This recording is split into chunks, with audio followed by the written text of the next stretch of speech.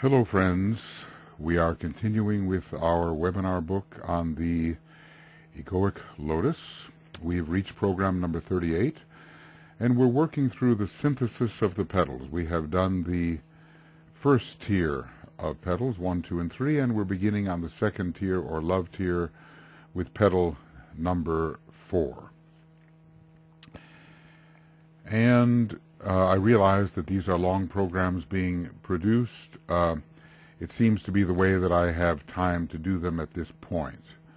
So I hope you will be patient with the process. This tier of petals preserves the fundamental orange, but adds the color rose in every petal, so that 4 colors now are seen. The number 4, relating to conflict and to harmony and to beauty and art. These petals are organized and vitalized in the hall of learning, but remain unopened. The outer tier of petals simultaneously unfolds until it is open entirely, revealing the second circle. The third remains shielded, and I think we can say that when there is work in the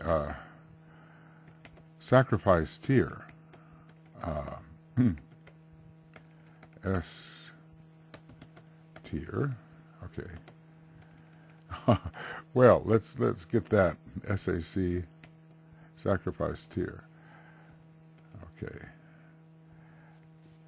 I think I'll just make that quite simple, and we'll call it sacrifice tier. Okay. I see what the problem is. Yes. We have to go into British English, and then we'll be in better shape, no? Okay. So when there is work in the sacrifice tier, then for sure there is opening of the love tier. But I am wondering whether one must be working in the sacrifice tier for the 4th petal to show signs of opening or to be open. We will try to arrive at this as we go along. In order for there to be a full opening of the 5th petal, there must be definite work in the sacrifice tier. But looking at this idea of working 3, having 3 petals under one's eye at the same time, perhaps sufficient work within the 6th petal would be enough to begin opening the 4th petal. And then it would go, sufficient work in the 7th petal would correspond with opening in the 5th, and sufficient work in the 8th, opening in the 6th. And then when there is work of a sufficient caliber in the 9th petal, all the sacrifice tiers will be open, especially with the application of the rod of initiation by the Lord of the World in the 9th petal. The quotation from the important part of Cosmic Fire on the petals, there are 2 really important parts. So starting at 539, the petal of knowledge for the astral plane. Unfoldment is brought about by the conscious balancing of the pairs of opposites. In other words, the material claims and the claims of the higher self or spiritual self, whatever it may be called at that point. The conscious balancing of the pairs of opposites and the gradual utilization of the law of attraction and repulsion. The man passes out of the hall of ignorance, where from the egoic point of view he works blindly and begins to appreciate the effects of his physical plane life. By a realization of his essential duality, he begins to comprehend causes. There is the realization of this dual attraction, attraction towards and repulsion from, attraction towards and repulsion from. In these stages, one is both attracted and repelled to either one of the poles. It's not that all attraction is for the soul, because there is some attraction still for the elemental life. Nor is it true that there is necessarily only attraction for the soul, because in some ways there is repulsion for that new order of living. But when does the man pass out of the hall of ignorance? When? So this is the idea here. We have to look at this. When does the man pass out of the hall of ignorance? If it is during work in Petal 4, then he need not be working in Petal 6, Petal 5 and Petal 6 to pass out of the hall of ignorance and into the hall of learning. And so this means that as he moves on from Petal 3, where he has made the necessary sacrifice and is working sufficiently in Petal 4, he is out of the hall of ignorance. So, working in the second tier, SCT, working in the second tier means you are out of the hall of ignorance. This has important implications. So, organizational work is the kind of work men do. Organizational and vitalizing is the kind of work relative to the petals which man can do. And simply moving forward with work in Petal 4 means you have exited the hall of ignorance. So it is the work which changes the emphasis, and not necessarily only the unfolding.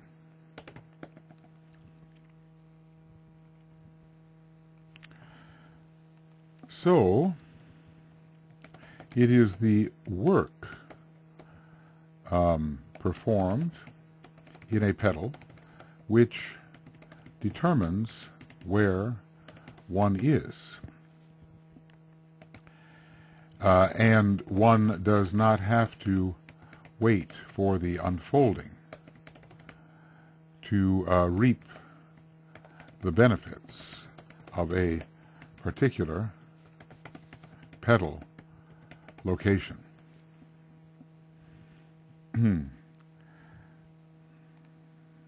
Okay. Well, in any case, if, in other words, where you work is where you are, in a certain sense. So, in a certain sense, where you work is where you are. So it is perfectly natural for one who has done a lot of work in Petal 3 to the point of its unfolding, at least somewhat, to be working in Petal 4. But if we imagine that a lotus of Brahman, or let's see, a Brahmic lotus, were working in Petal 4, then in a way the individual would no longer be a pure representation of the Brahmic lotus stage. but he is. So I doubt that the work in Petal 4 for Brahmic lotuses could be very extensive. Well, I'll just leave it at that. Could be very extensive. I also doubt that the work in Petal 4 or Petal 5 could be very significant for lotuses of Brahman. Okay, I'm going to make that L-O-B, Lotuses of Brahman. Okay, L-O-B-S. We'll put it that way. And Lotuses of Brahman. Right. Because, okay, no, L-O-B-S, that's it.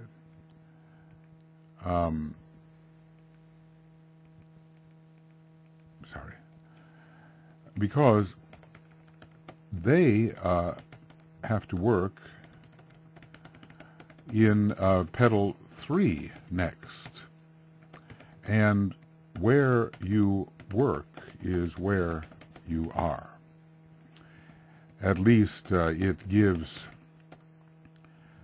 certain qualities which should be noticeable. But in Lotuses of Brahman, no Petal 4 qualities are especially noticeable. And this is even more so for Brahmic lotuses. Okay, Brahmic lotuses, and that's how I'll do it. BLS, and we'll call these Brahmic lotuses. So I think, I'm trying to confirm that the area where one is working definitely means that skills along those lines are being developed. The area in which one is working should demonstrate as noticeable characteristics.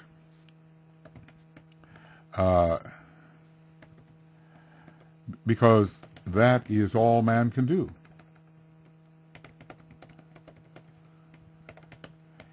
He can organize. Well, in other words, he can work, which means organize, vitalize, and something of this work should be visible. But very little, if anything, which pertains to the second tier is visible in the character of the lotuses of the first circle. So I keep on trying to tighten my case here. I may be missing something, and we will see. Here in this petal, we can say that psychology begins, the possibility of being objective about oneself rather than objective just about the world, or only about the world. The pairs of opposites in one respect are soul and personality, or the higher power and the familiar self. Let's call it by these interesting names, or the higher power and the familiar self. I just will keep it in lower case. Familiar self. And by Petal 4, we start to get the sense that there is definitely something higher within us, God within. Most people do not believe in God within, in God immanent. Maybe if we study mystical Christianity, we would. The mystical tradition really focuses on God within. But most do believe in God transcendent, even from the time of the second petal, I would guess. So most do believe in God transcendent. But Christ said, the kingdom of heaven is within. And in this great change, let's just say, in this great change from an orientation without to an orientation within, lies the difference between ignorance of the soul and recognition of the soul. So we start to try to know ourselves and how what we do and are inwardly has an effect in the outer world. The man passes out of the hall of ignorance where, from the egoic point of view, he works blindly, at least without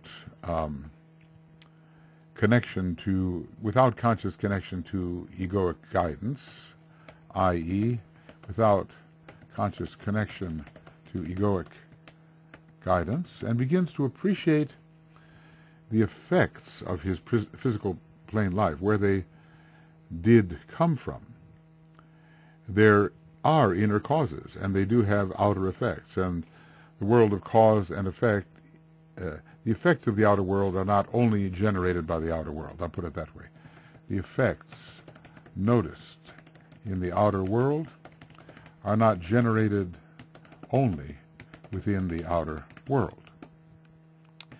And he begins to add to this an appreciation of its essential duality.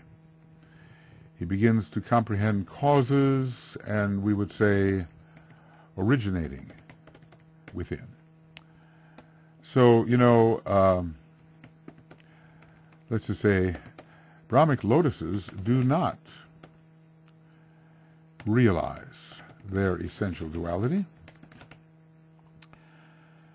and thus it seems to me, at least, unlikely that they can be doing much organizational work,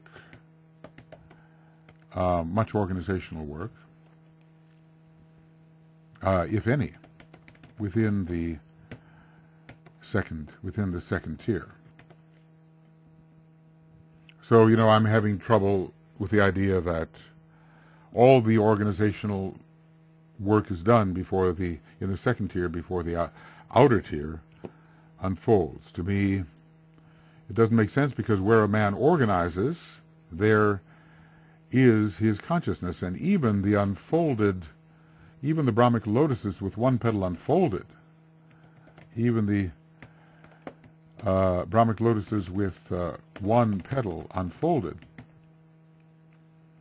are described in ways which show no conscious work in petal in the second tier. Second tier. So I keep on trying to sort of tighten the case for some degree of unfoldment to occur before one moves very far ahead. Of course, this will all be confirmed or denied when vision of these things is accurate. Question came up, does Cancer have anything to do with rounding out? Well, I think it has a lot, inasmuch as Jupiter is the planet exalted. And there is the sphericity associated with Cancer and the causal vehicle. All vehicles are, in a sense, Cancerian vehicles. They are all houses, and the rounding out of the causal body, we know, is a real thing, as well as later on the rounding out of the personality. So we all look for that desirable state of rounding out. and then there will be fulfillment. All those words are Jupiterian words. So the rounding out of the personality sphere does occur in Cancer later on. The light comes within the form, and the lighted houses can be personalities or egoic bodies, or even, and we don't really know, or even monadic vehicles. The temple of Ezekiel. So inner causes will be considered here at this point. Do we think that the pairs of opposites mean here soul and personality? I do. Increasingly I do. I used to look at pairs of opposites more in horizontal terms, where they also exist in a certain sense, like hot and cold, long and short and all of that. I used to think that pairs of opposites were more horizontal. But something about reading the type of light that comes in Libra and how it is a vertical light and eventually comes to rest, moving up and down. If we were to look at this, let's see, why don't I have yet another open one, and we'll go to Esoteric astrology right around page 330. And Libra, the light that moves to rest. This is the light which oscillates until the point of balance is achieved. It is a light which is distinguished by moving up and down, see, and not sideways, back and forth, across the horizontal spectrum. And when I began to realize something about this vertical Libran movement, I realized that the pairs of opposites most often, in the way DK describes them, are related to the soul and to the personality. The personality ray is behind the integrative process, even though that which is integrated is still lunar. Well, this is the first phase of the integrative process. This is not the goal of the techniques of integration. There, personality and soul are to be integrated.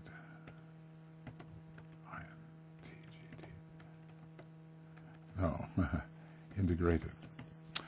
Christ within the womb of matter may unconsciously draw to itself those experiences which bring it into the light of day. We have to give all aspects of the personality their due. There are things that fight each other within the personality, but they must be harmonized and integrated. So this is what DK calls internecine warfare.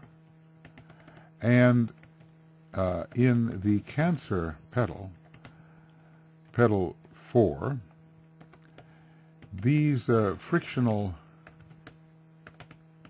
elements are reconciled.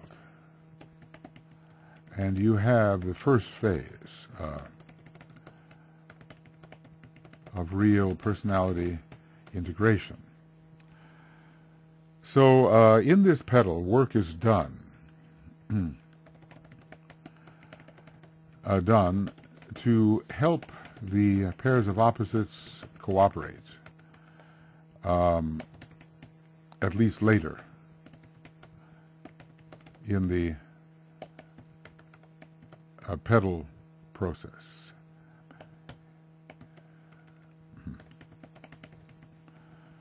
So there is the attempt here to avoid the lopsided effort in the rounding out.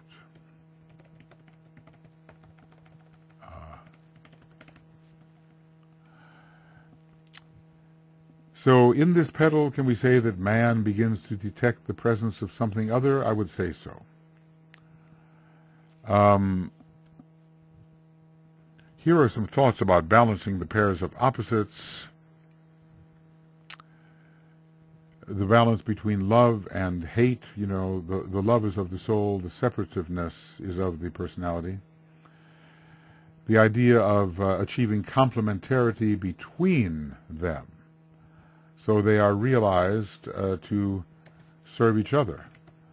They realize they serve each other, serve and complement each other. Soul and personality. The Aquarian server can stand at the center and wield the pairs of opposites, working effectively in the personality as inspired by the soul. In this petal, we clarify the pairs of opposites, positive, negative, heart and mind, heart more with the soul, mind with the personality, light more with the soul, dark more with the personality. We should almost call it female-male. You know, it's the female more with the soul, male with the personality. We have to be careful there. The personality can be subservient, or must be eventually, and the soul dominant. But simply because the soul is dominant does not mean it has to be associated with the male factor. We are treading the middle path of using, of consulting both of the pairs of opposites. We can find ourselves more and more in the observer role. In our behavior, we don't necessarily swing so much and now our only personality, and now our only soul without any way to express it. So we contemplate, that's Libra, the value of both sides. And we can also eventually measure what one values against something. There's a third point that contemplates the two polarities. So often with Libra we have the triangle. There is the fulcrum in the center and the two pans are weighed. The fulcrum, in a sense, is the disciple's consciousness.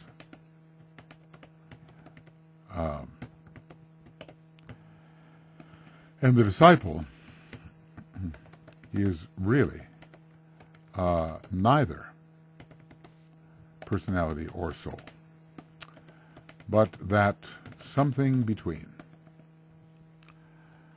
So this third something is present, it is independent. You know, it really, from a certain point of view, the disciple is the monad in extension. It is neither the solar angel, nor is it the elemental being below. It is the self-conscious jiva.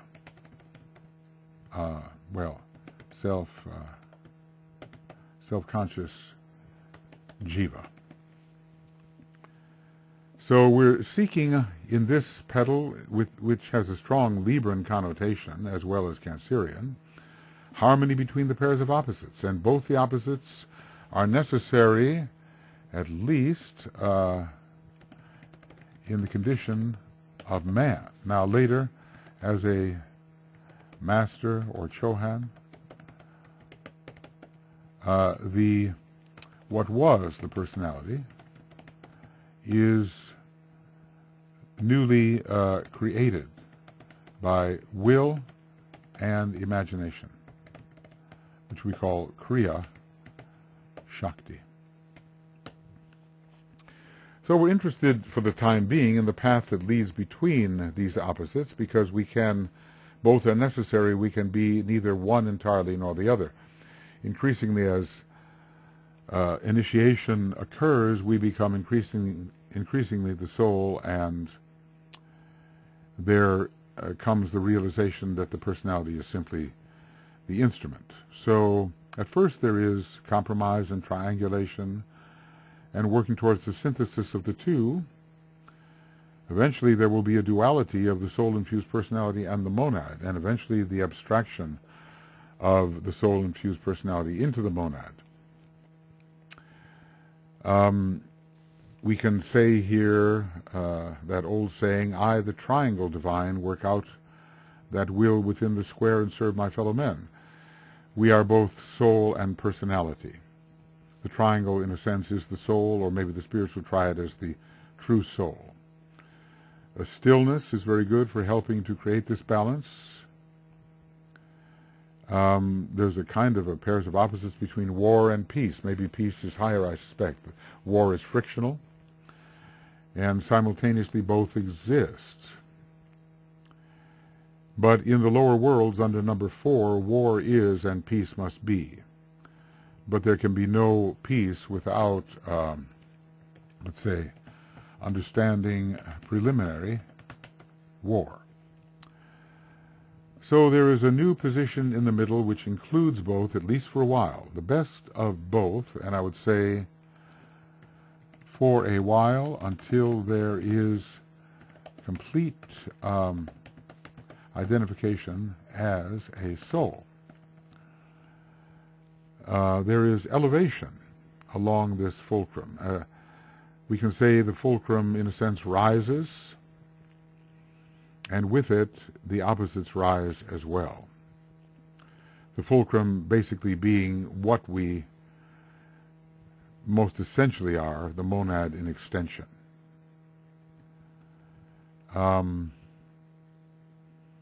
We have something here about Hercules and chopping off the hydra heads. Well, he's attempting to lift himself to another plane and move from the emotional to the mental plane. There is more and more control from the mental plane as we work in the second tier. More and more control from the mental plane as we work in the second tier. So to balance the pairs of opposites is also to be inclusive of two worlds. It looks like there was a lot of discussion here. To be inclusive of two worlds. Okay.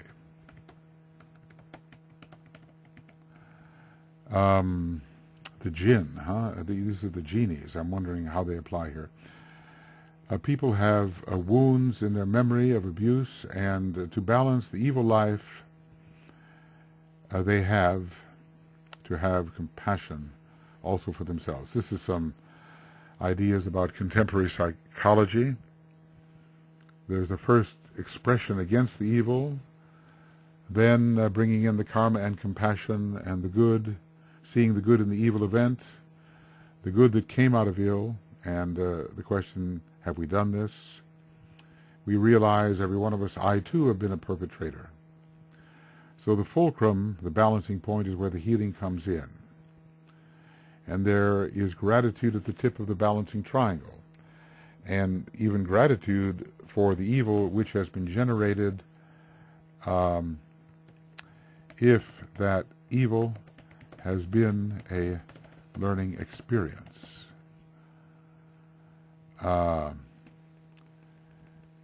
Well, different ideas are coming in here about reconciling the male and female within oneself.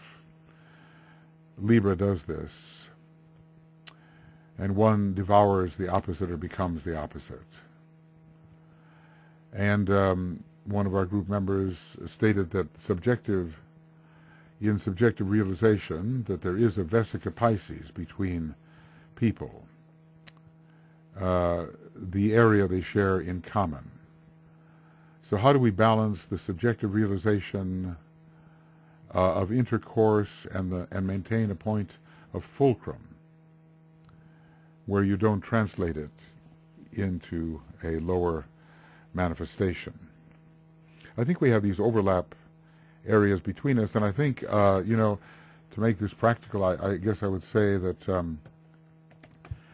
the soul and personality have a Vesica Pisces between them, an area of overlap in which both are fused. Maybe below the Vesica, there is personality behavior, which is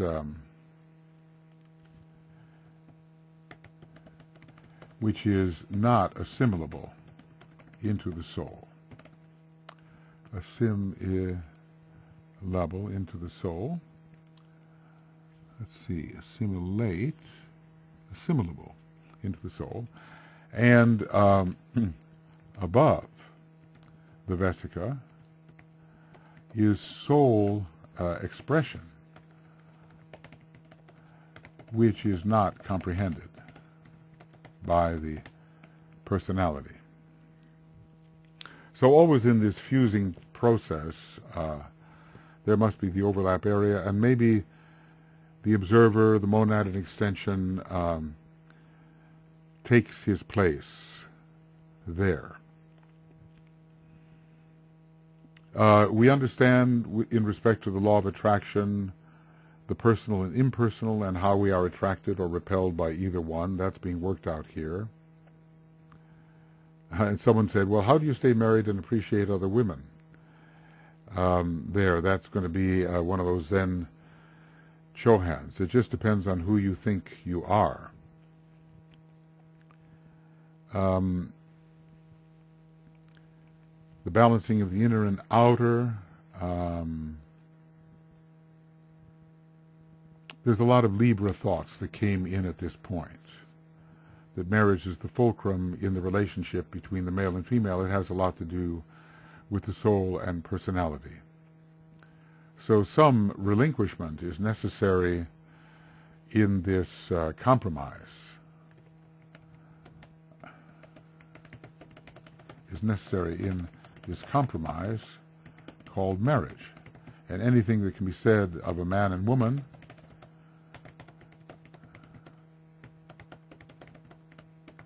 can be said symbolically of personality and soul. Well, there were some, things being talked about of a more personal nature, and how one can find that point of poise even in tragedy. Anyway, the opposites need to be acknowledged and valued. And then there is I would call it a harmonizing release.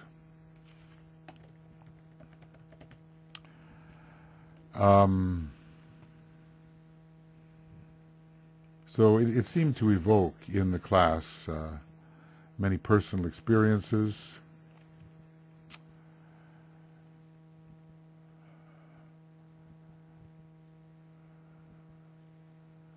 So, people were describing how do they stand at this fulcrum point between their higher spiritual possibilities and their more customary self.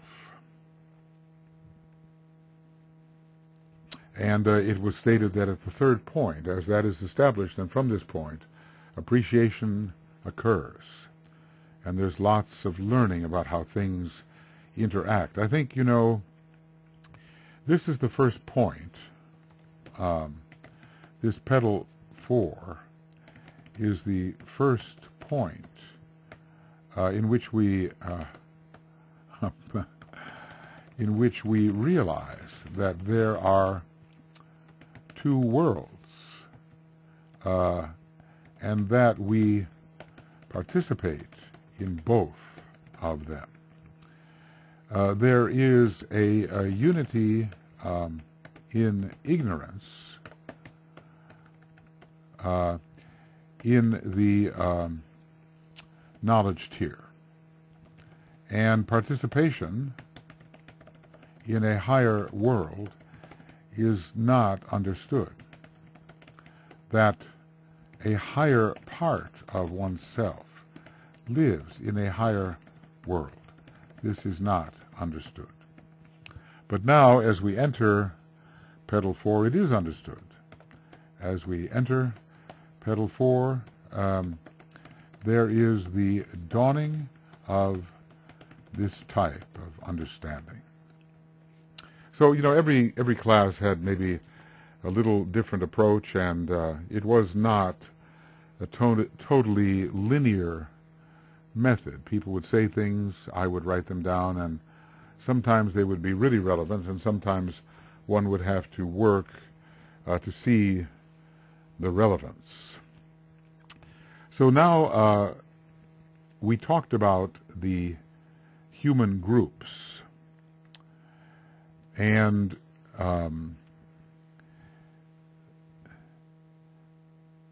let's see, yeah, particularly human group number, well, it's, again, it's somewhere between human group 5 and human group 6. It's into human group 6, I guess I would say. And that's where creativity is beginning. So we are entering human group 6, but not by any means fully. And stage of adaptation number 4, all the way from the nth degree of selfishness to the recognition of the rights of others and trying to preserve your rights while allowing that they must have similar rights. This is called higher knowledge applied through love on the physical and astral planes. At least I think that is the objective. It is not yet achieved when work simply begins here. The color are rose and the original 3, and there's the rose, and the original 3 are the orange, the green, and the violet. This higher knowledge, I began to talk about that a little earlier. This is knowledge of the higher self, not necessarily the abstract mind at all. So it is the kind of psychological knowledge which comes when you begin to take seriously and examine, observe the higher of the pairs of opposites. So we have to be very careful about all words. It is certainly a kind of knowledge higher than anything possible in the Hall of Ignorance, and while working or even seeing unfolded the knowledge tier. So it is not the highest form of knowledge by any means, and it is not triadal knowledge, but it is knowledge somewhat of an inner world, somewhat of subjectivity, and true subjectivity, is not of the subtle bodies, but is of the soul. So, sometimes people say, well, I have astral experiences, so I'm subjective. I have mental experiences, so I'm subjective. No, that is subjectivity defined as human beings usually define it. In occultism, subjectivity has to do with that level of perceived unity of light and of love and of spiritual will that we find within the dimension of soul. So it's higher knowledge applied through the growing love of this tier. Even love was growing in the second tier. There's a lot of Venus in this love tier. Venus is of our neighboring planets, it's the overall ruling planet. Maybe Neptune of the synthesizing planets rules these particularly. So there's some standing back from the astral and physical and focusing in the mind in such a way that you can see and operate upon the astral body and the physical body, because you're in touch with something still higher. What is the big question always is, what is your vantage point? the point from which you see.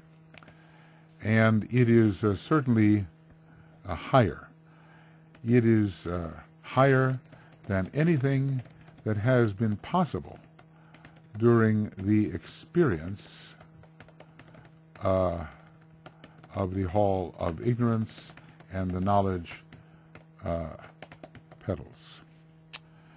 So the first position of the observer is not yet the observer of the mind.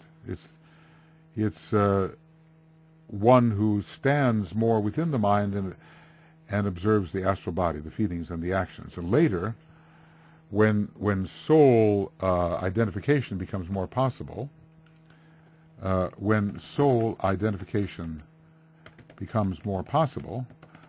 can become the observer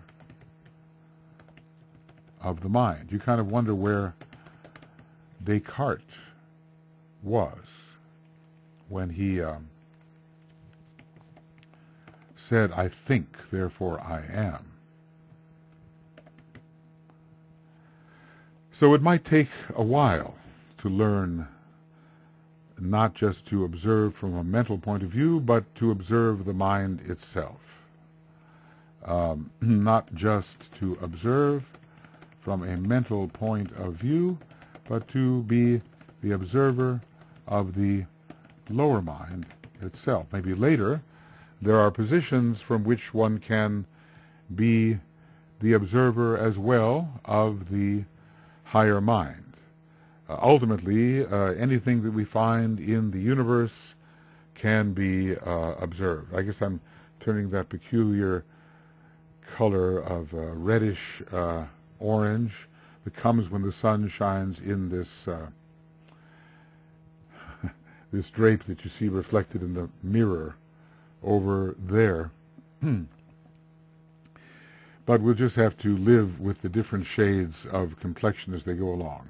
Well, now with these kind of preambles, looking at what was said on around page 540 or so, looking at what is said around page 822, those two sections, thinking of the human groups and the stages of adaptation, I think we're ready for our more systematic listing of that which pertains to Petal 4. If you really think about it, there's not so many people that really are yet integrated personalities and have unfolded Petal 4 and have some kind of a working relationship between the higher of the pairs of opposites and their customary self. Really, the fact is that of human beings on this planet at this time, most are in the Hall of Ignorance. And of course, that's not a very sanguine assessment of humanity, but the good thing is that the experience in the Hall of Ignorance is by far the longest, and when the right steps are taken, one can learn a lot and become more spiritual in fairly rapid order, at least when compared with the time that has been spent working through the Hall of Ignorance. So it's just I've sometimes had trouble with this fourth petal. You know, to me, Petal 5 seems quite clear in many ways, and Petal 3, but to me, in a way, the first petal is transitional, the first petal of any tier. In a way, the very first petal of the Lotus is transitional between the animal kingdom and the human. And now there is a petal here, Petal 4, which is transitional from the customary human attitudes towards the fifth kingdom, which the solar angel from the fifth creative hierarchy, when in us, represents. It represents the possibility that we shall become members of the kingdom of souls. So we are, it's transitional into a stage of duality, the fourth petal is. And then the seventh petal, in a way, is transitional into a reunification within the kingdom of God. We start to move out of this trap in duality, you know, unable to resolve the duality which we are. Even in the preliminary initiations we cannot resolve it, but by the time we take the third initiation we are really coming into the resolution, and the monas, we might say, the idea of one is again taking place. So in the hall of ignorance, a primitive oneness, which is a naive oneness, unaware of the higher point, and then in the hall of learning, subservience to a constant duality, in a sense that one is, the human being is two things. And as we move into the sacrifice petals, more and more the return to that one. I do believe that oneness and duality alternate all the way up the scale of evolution, but on increasingly higher turns of the spiral. So we'll get into this other tier in just a moment here. Okay, then our next work is with the sort of tabulation, the numbered categories, and this should, clarify the mind in case we need that, need something more concrete to clarify our thinking.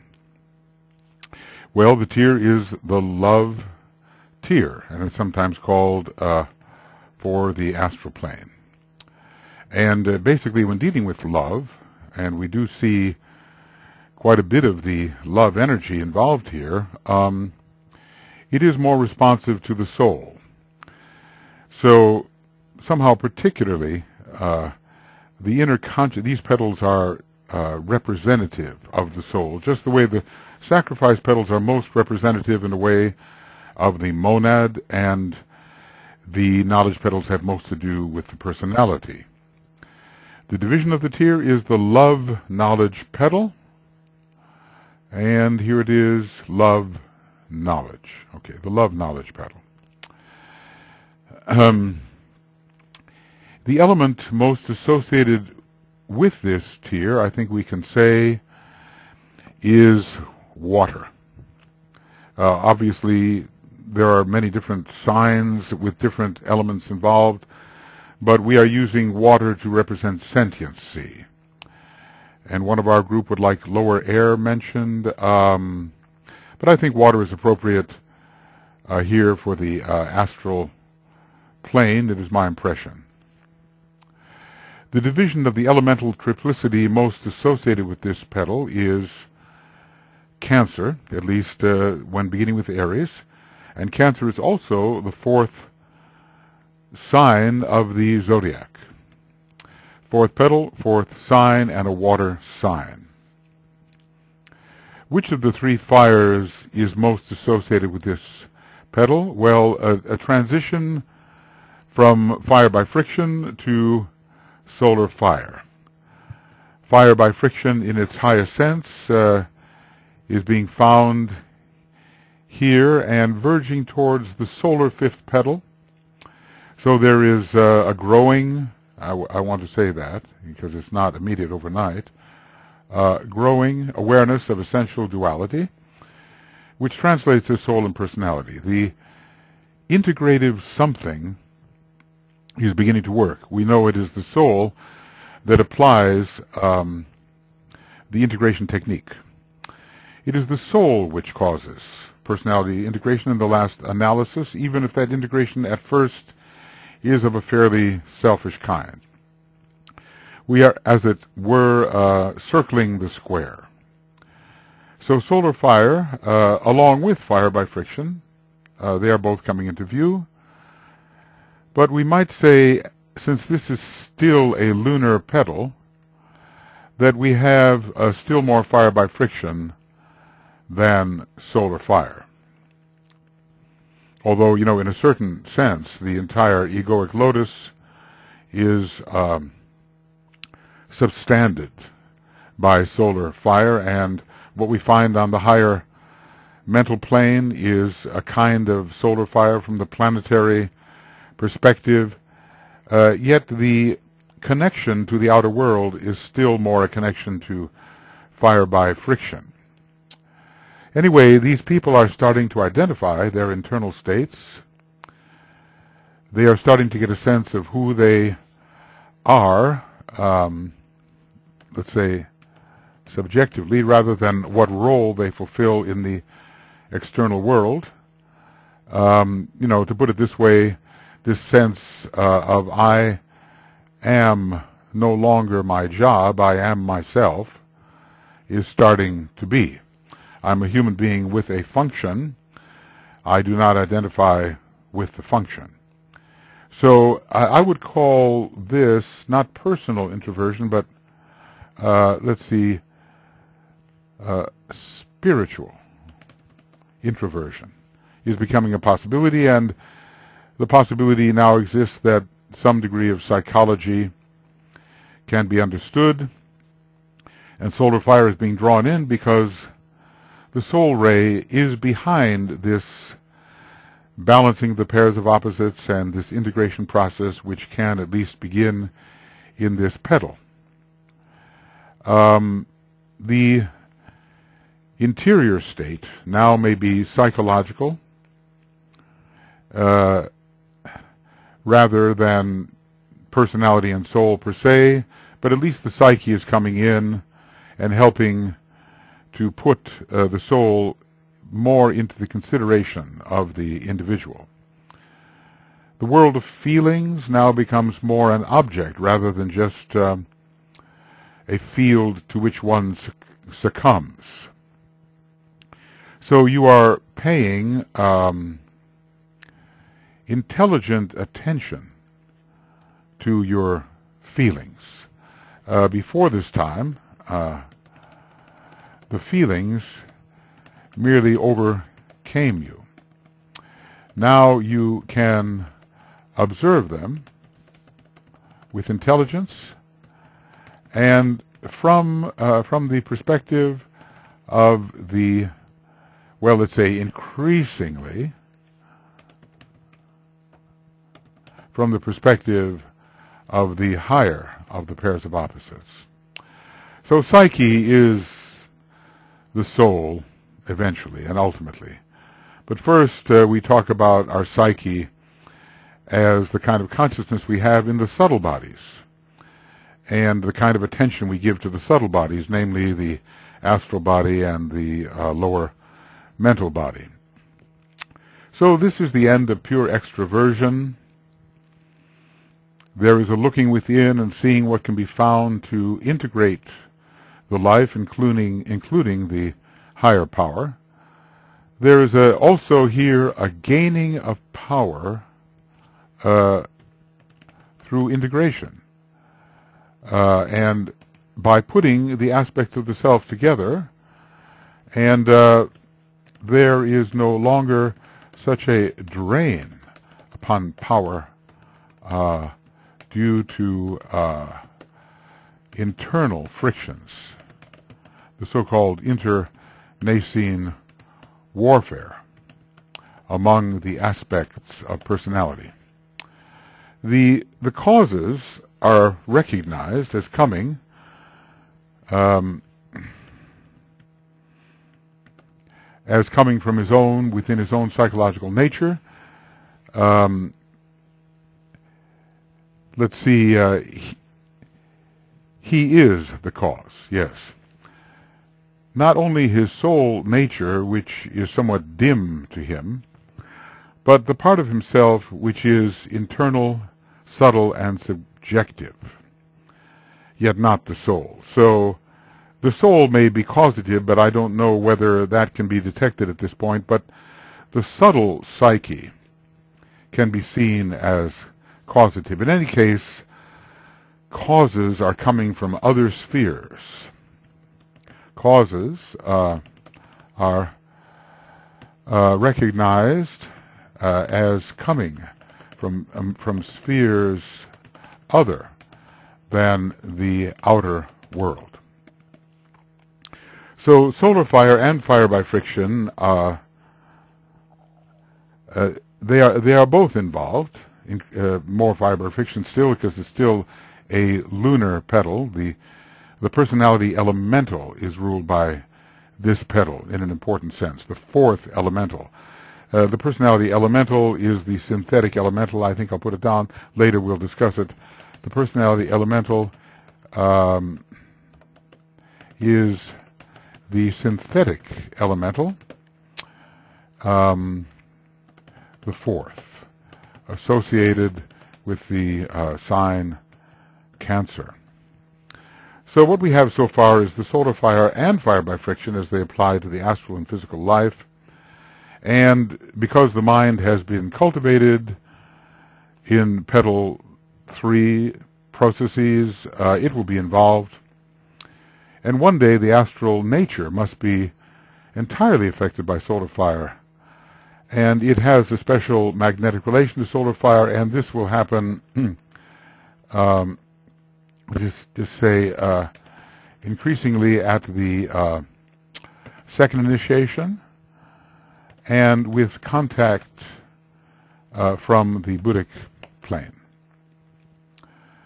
So there is the implication of solar fire. One can begin to feel it here. We remember that Neptune is very strong in this petal. It's strong in Cancer anyway, and Neptune is the repository of the solar flames. And one of our group members is wondering about the scientific correlation and the consideration of spirille. Well, all of that level of understanding is happening parallel with the changes in consciousness. So solar fire does imply buddhi. Buddhi is related to solar fire, to the astral nature, and so forth. We might say that what we have here is the real beginning of self-observation. We might say that such a person, if such a person went to a psychologist, they would be, or this person would be in a better position to cooperate with the psychologist, because the inner life is beginning to mean something. When moving to these astral petals, they are also love petals, we are learning more about right social relations, we might say. Learning more about right social relations, we are participating intelligently in world affairs, and are not simply the product of mass consciousness. Leo is the most self-aware of the signs, and we are emerging out of the mass consciousness. Maybe we're in the higher and more respectable parts of it, and we are on our way to the Leo experience. So the first 3 petals of the knowledge tier are petals, extroverted petals, or maybe better put, petals of extroverted consciousness. And now comes the beginning of real introversion and the ability to see within ourselves. Modern psychology is not yet soul psychology, but it's on its way. I think we begin to sense the qualitative difference here, which is existing in this love tier, this second tier. What is the planar focus most associated with this petal? Well, we still have physical, astral, and mental. The mental plane is focused upon, is a point of focus, and also a point from which one can work as the personality begins to integrate. The fourth petal can be related to the mental unit. It's on the fourth subplane of the mental plane. And the personality seems to have a center also located on subplane number 4. So the integrative work proceeds mentally. The mental unit has even 4 parts to it, and the number 4 is an integrative number. Number 4 integrates. Let's call it call it an integrative number. Let's just say the astral plane, though, because we are related to Cancer, is still very important here.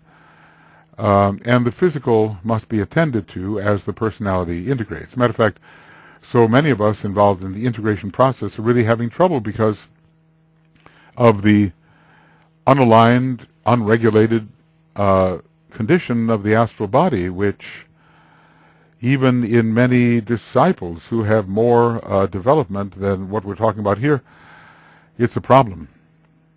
Anyway, from the mind, there is more ability to understand the astral rather than to simply identify it, let's just say to understand the astral. So we also have to remember that the hardline rays, 3 and 7, are transmitted through Cancer. So in this petal, as we move towards integration, as we move towards integration, and I'm not sure why this is coming out blue instead of whatever color I'm using here. I think it's kind of reddish.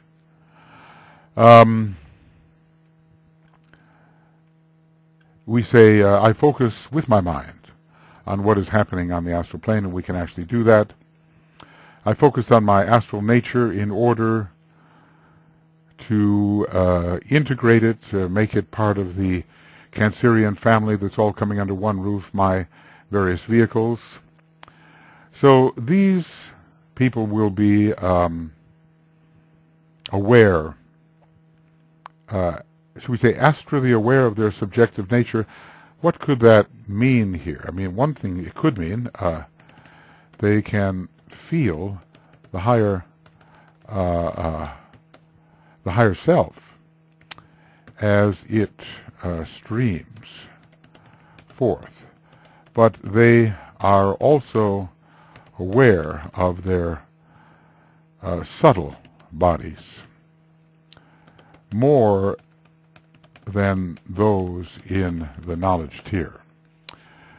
It was suggested that a lot of people in this integration process visit therapists here, working on integration. Maybe it wasn't always the case, but now that therapy has been more in vogue and an acceptable way of dealing with one's psychological issues, I would say a lot of these people will have that inward-oriented perspective that will make it seem profitable to visit the therapist. They're saying to themselves, and I'll put it here, they are saying to themselves, I'm tired of suffering from being split. It's Cancer, and the number 4. Okay, Cancer and the number 4 works on ending splits and cleavages. So many effects in the outer world, they start out with our desires, and we can begin to understand these instead of just being driven by them, instead of being simply driven by our desires, we begin to understand them. And maybe, we don't want to be caught in Kamamanus here, but the astral body is strong. We already, in petal number 3, we're beginning to differentiate mind from the astral body, but let's just say this differentiation continues, but maybe in the process of personality integration, the astral body makes a comeback. We have sometimes heard of people who go through the mystical stage and then they completely suppress that and go through some mental, intellectual, scientific stage, and then the mystical phase makes a comeback. Well, we sometimes have to withdraw our attention from certain areas to which we gave much attention before in order to cultivate new areas. So under this Cancerian petal, which I suppose is can be strongly ruled by the moon in a sense and by Neptune, it is an even number petal, and the astral body maybe has a stronger opportunity to express itself. I would say, in general, the astral body has a stronger opportunity to express itself during the development of the love petals, for the astral plane. So there are some petals which are probably associated with types of work and activity that are more mental, more hard line, and others where there is again the tendency to involve oneself on the emotional plane. So the standard pairs of opposites, rather than the high and low, some of these can be considered like this: love and hate. There's a place, law of attraction and repulsion, mother, father. Is there one better than the other? No. High and low, good and bad, it depends on taste. Black and white, is black better than white? Well, black can be supreme light, so not necessarily. Attraction and aversion, what I like and do not like, but attraction to the wrong thing and aversion to that which should be averted can be a very good thing. So we're not really making value judgments here. We can ask how these pairs of opposites are working in our lives, and when we integrate our personality, we have to do this. We have to achieve a balance. But of course, there's also the higher of the pairs of opposites. So in this, and those are the real ones, the ones that are oscillating vertically, and which are soul and personality to begin with, and later become the spirit and soul-infused personality. Maybe there's even a time when the monad has retracted all of its extensions, and the pairs of opposites becomes the monad and the larger collective field in which it's working, maybe the planetary logos, or an aspect of the planetary logos. We will always be able to find pairs of opposites, even after a particular pair of opposites has been resolved, like, for instance, creating the soul-infused personality. That sort of resolves the opposition between soul and personality. Then the next factor is the spirit, and then there is a attraction and repulsion operating between the soul-infused personality and the spirit. Anyway, at this point, memory is coming in, the recollection of how we reacted so we can improve. Self-examination is coming in, reminds me of the evening review and the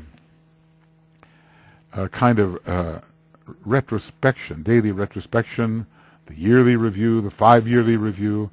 The Lord of Memory on the third ray is associated much with Cancer. So there's a gathering together, in relation to this petal. There is a gathering together of many energy streams which have to be related. Cause and effect, it involves time, so you have to have memory. We can look at cause and effect in the moment, but usually we have to reflect and remember how things occurred, and then see if we can replicate them. The fifth ray is involved here in terms of recognizing causes and effects and the sources of causes and the effects that those streams from various sources produce. Anyway, all planes seem to be included here because we're talking about integrating the three aspects of our nature, mental, astral, and physical. So there's a kind of balance between all the planes and all the vehicles representing them, but the mind is certainly growing. We need the mind for integration, even of the selfish type. And, you know, the most selfish type of integration lies on ahead of this petal. Okay. Well, we ask ourselves what permanent atom or unit or antichironic phase may be most associated with this petal. Well, I think the mental unit and the astral permanent atom. It's, I think, less strictly physical astral mental unit and astral permanent atom. There will be, make sure that I have the bracket correct, less strictly physical orientation. Less strictly physical orientation. The mental unit's fourfold. It's important, and is cultivated as a focus of integration for the personality. And maybe that is a kind of selfish integration. But the astral permanent atom we know is developing more, and by the time all three of the love petals are unfolded, the astral permanent atom will be displaying 5 spirulae and will be quite bright in its radiance. What about astral responsiveness in the second tier? I think it's getting quite sensitive, not crude, and reduction in crudeness, becoming more sensitive, and the opportunity for real aspiration exists. Why real aspiration? Because we can envision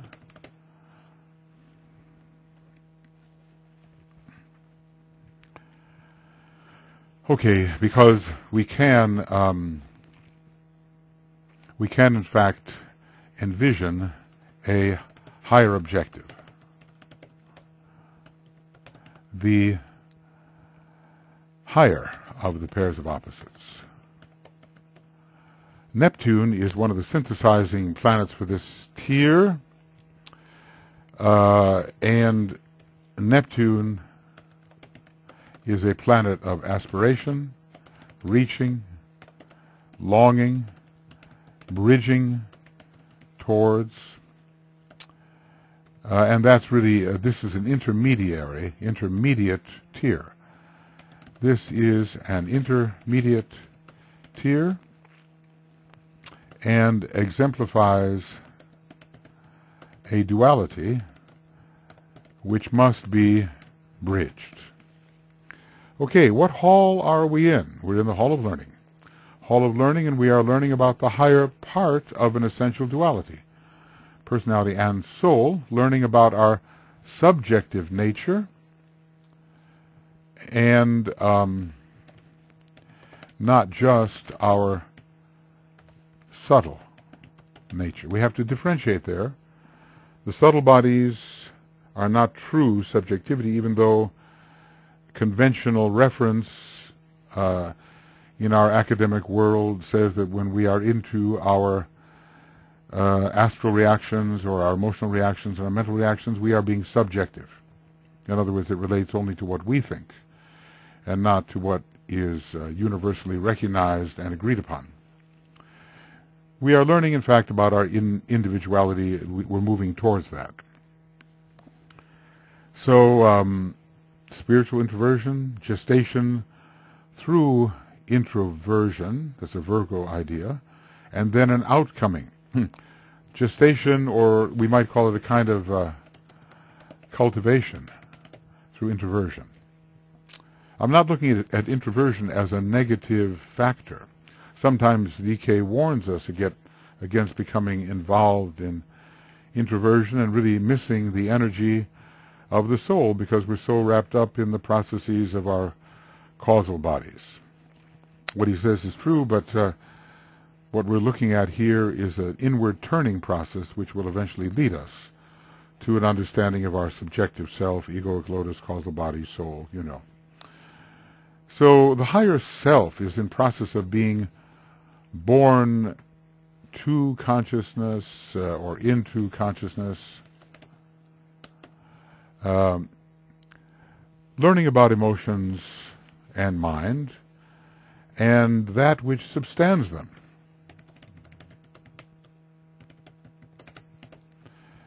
And we're learning about astrality, physicality. In other words, our eye is upon the personality. We can say our eye, our inner observation is upon the personality, and we are also turning an eye towards a higher source within ourselves, our higher self. Kind of wonder what but means. Okay.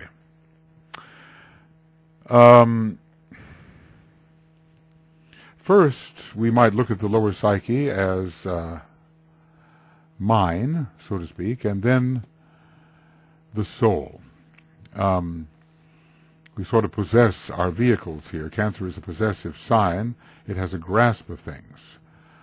Leo is considered the light of the soul, and this higher nature stands forth with greater clarity in that light. Cancer is more a diffused light, and the process, the process of fusion is occurring, but there is less radiance than in Leo. The harmonizing effect overcomes the conflict between the vehicles. And, let's just say, harmonize the personality elementals, and then you can fight with the soul. It's inevitable that whenever opposites exist, or things quite contrasting with each other, the first interaction will be frictional, and it will lead to harmony. So every one of us has cleavages, and we suffer because of them, and the integration that we might achieve ends that phase of suffering. Ends that phase of suffering. So, in fact, the higher part of our nature in this petal is coming into sight, but in the Hall of Ignorance it was not in sight. Maybe God as other was in sight. Transcendent God, inscrutable, incapable of being understood, was in sight, but not that which we essentially are as non-other. What worlds are we dealing with here? Senses, emotions, mind, meaning?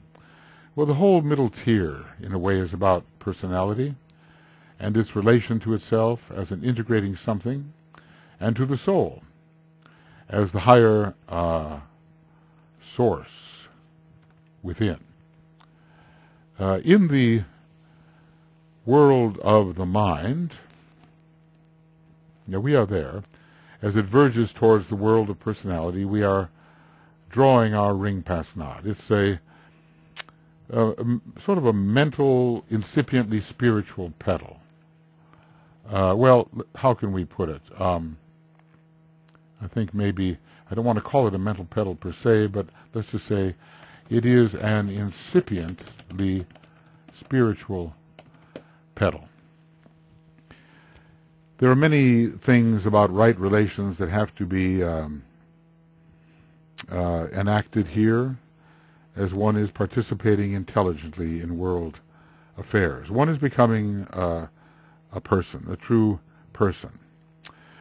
But in all of this, we are verging towards the world of meaning, understanding causes and effects. And when the first initiation occurs, we have entered the world of meaning. The world of meaning is of the soul, and the first initiation is really the first step into the kingdom of the soul. But in this petal, the four elementals, each one ruled by a different element, each one of them related to the personality, and the fourth elemental, which is the sum of all of them, they're all coming together. Coming together is a key idea here for the fourth petal. And we are starting to be distinct still in a degree of mass consciousness, but starting to move towards distinctness. Okay, what deva groups can be most associated with this petal, and as far as well, you know, I'm not sure that the Agnishvatas, yeah, in a way the Agnishvatas, we are verging on the higher Agnishvatas. We still have a lunar base, but the Agnishvatas are swinging into the range of perception. Higher knowledge implies the growing position of the observer, someone who can see the effects. I want to say, though, that Agnisurians are still important because the astral body is the most powerful vehicle. So this is a transitional petal, you know. In this petal of transition, we are moving symbolically from the realm of the moon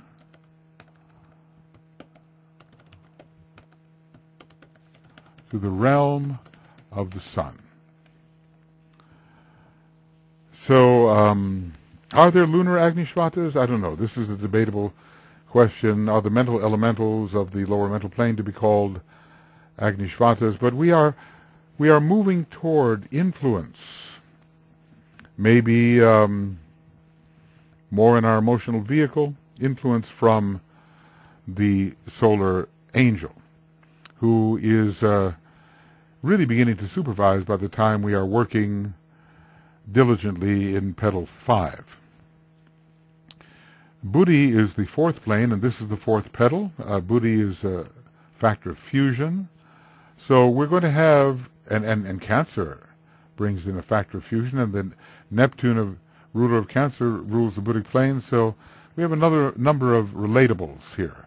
Neptune, Cancer, fourth plane, fusion.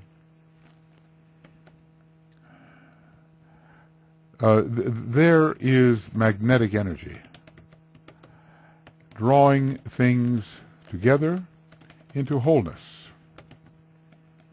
And via Neptune as the ruler of Cancer, the Buddhic plane will come in and, let's just say, improvements in the emotional condition can be expected.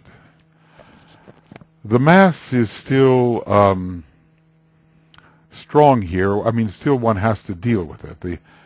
The idea of family, even if it's an expanded idea, is very big.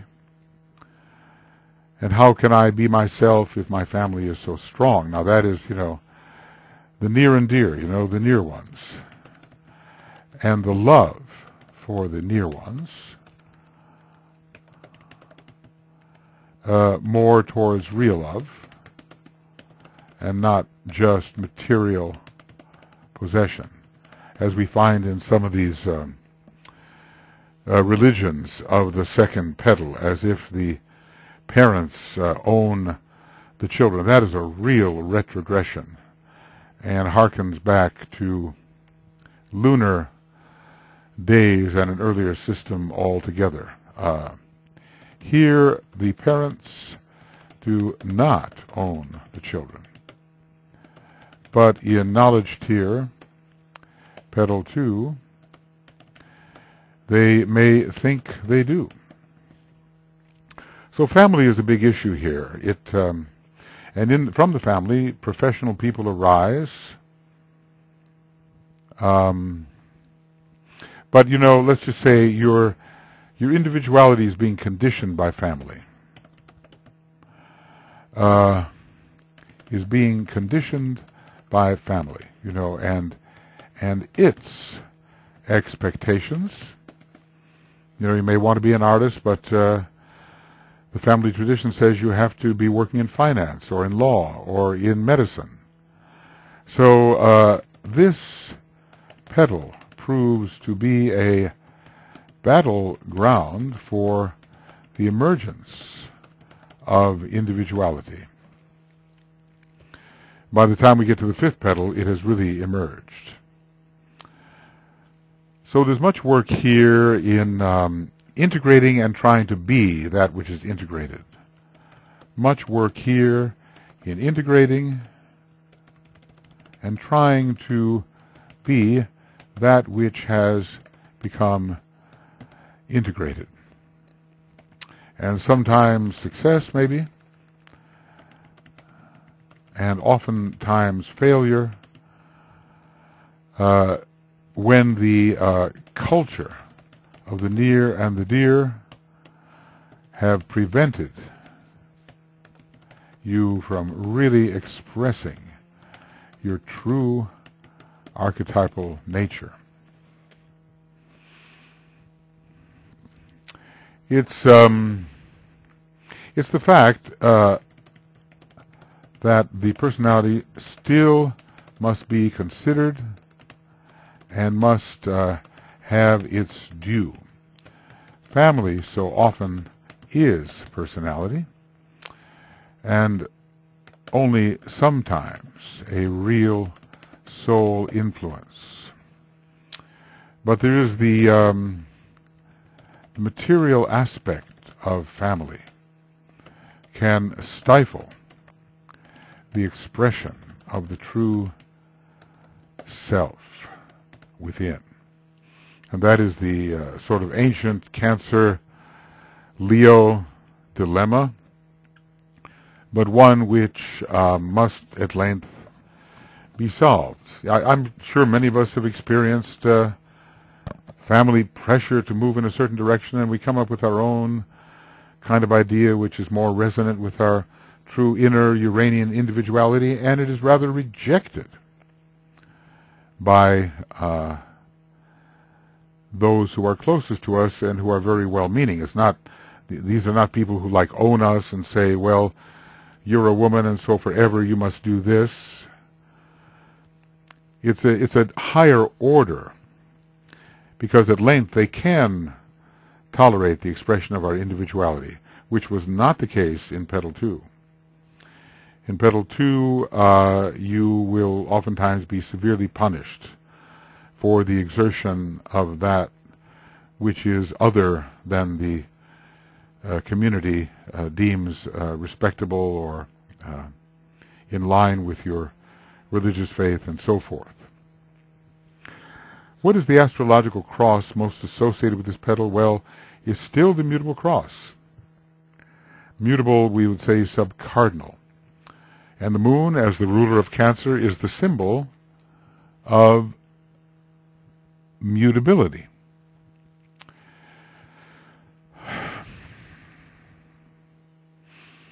It'll be a while before we're transiting off the mutable cross, and it probably will happen in the work of Petal 6, which can be ruled by Pisces, which is a sign that has a lot to do with the transfer from the mutable to the fixed cross.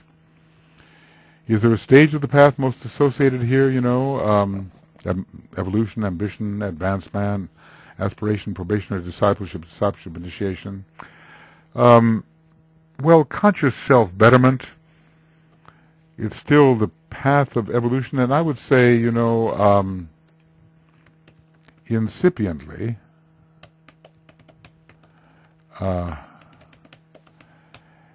ambition becomes a possibility with the integrating personality, but not anywhere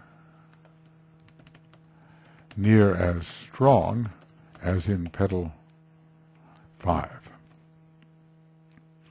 What a great science lies ahead of us here as we examine people's lives with great care, and then with higher psychism examine exactly the condition of their egoic lotus and its effect upon the chakra system within the personality. So path of evolution generally, but the vision can begin to encompass that form of self-elevation we call ambition. Cancer visions life in Leo, from Esoteric Astrology, page 332. So the path of ambition is beginning, the path of conscious self-betterment. Then it's at that time we might be taking our first steps on that path. When people say, "Oh, I would like to be a Leo," as maybe a number of Cancerian types do, just as the way Pisces types might say, "I would like to be an Aquarius." These are the popular signs, you know. It means that maybe ambition is beginning and the vision of fuller self-expression has come.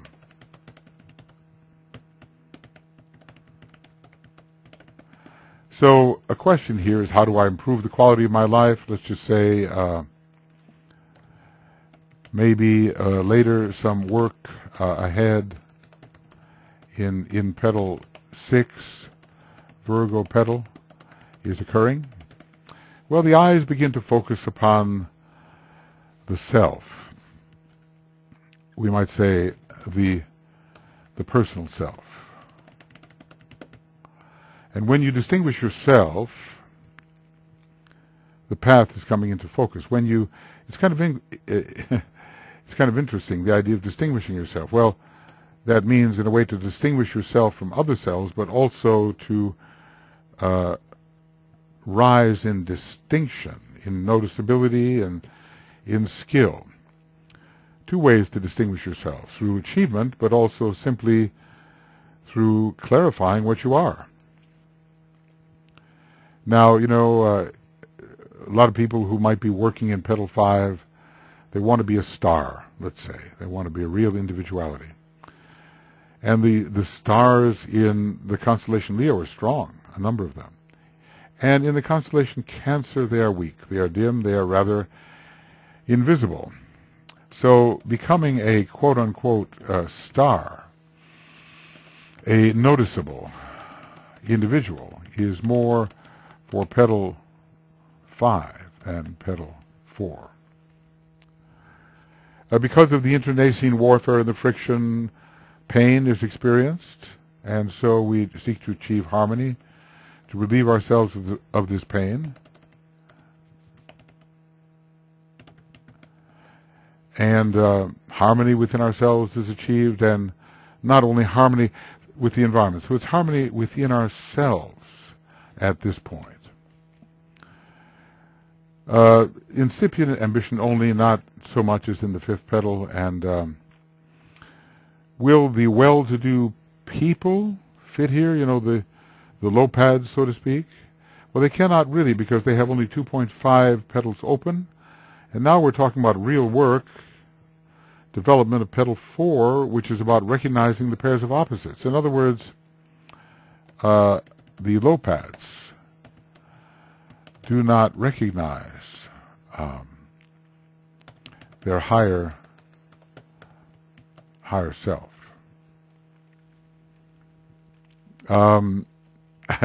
Someone is suggesting here that some people are looking at Dynasty, at soap operas, wishing they had dramatic or more dramatic lives.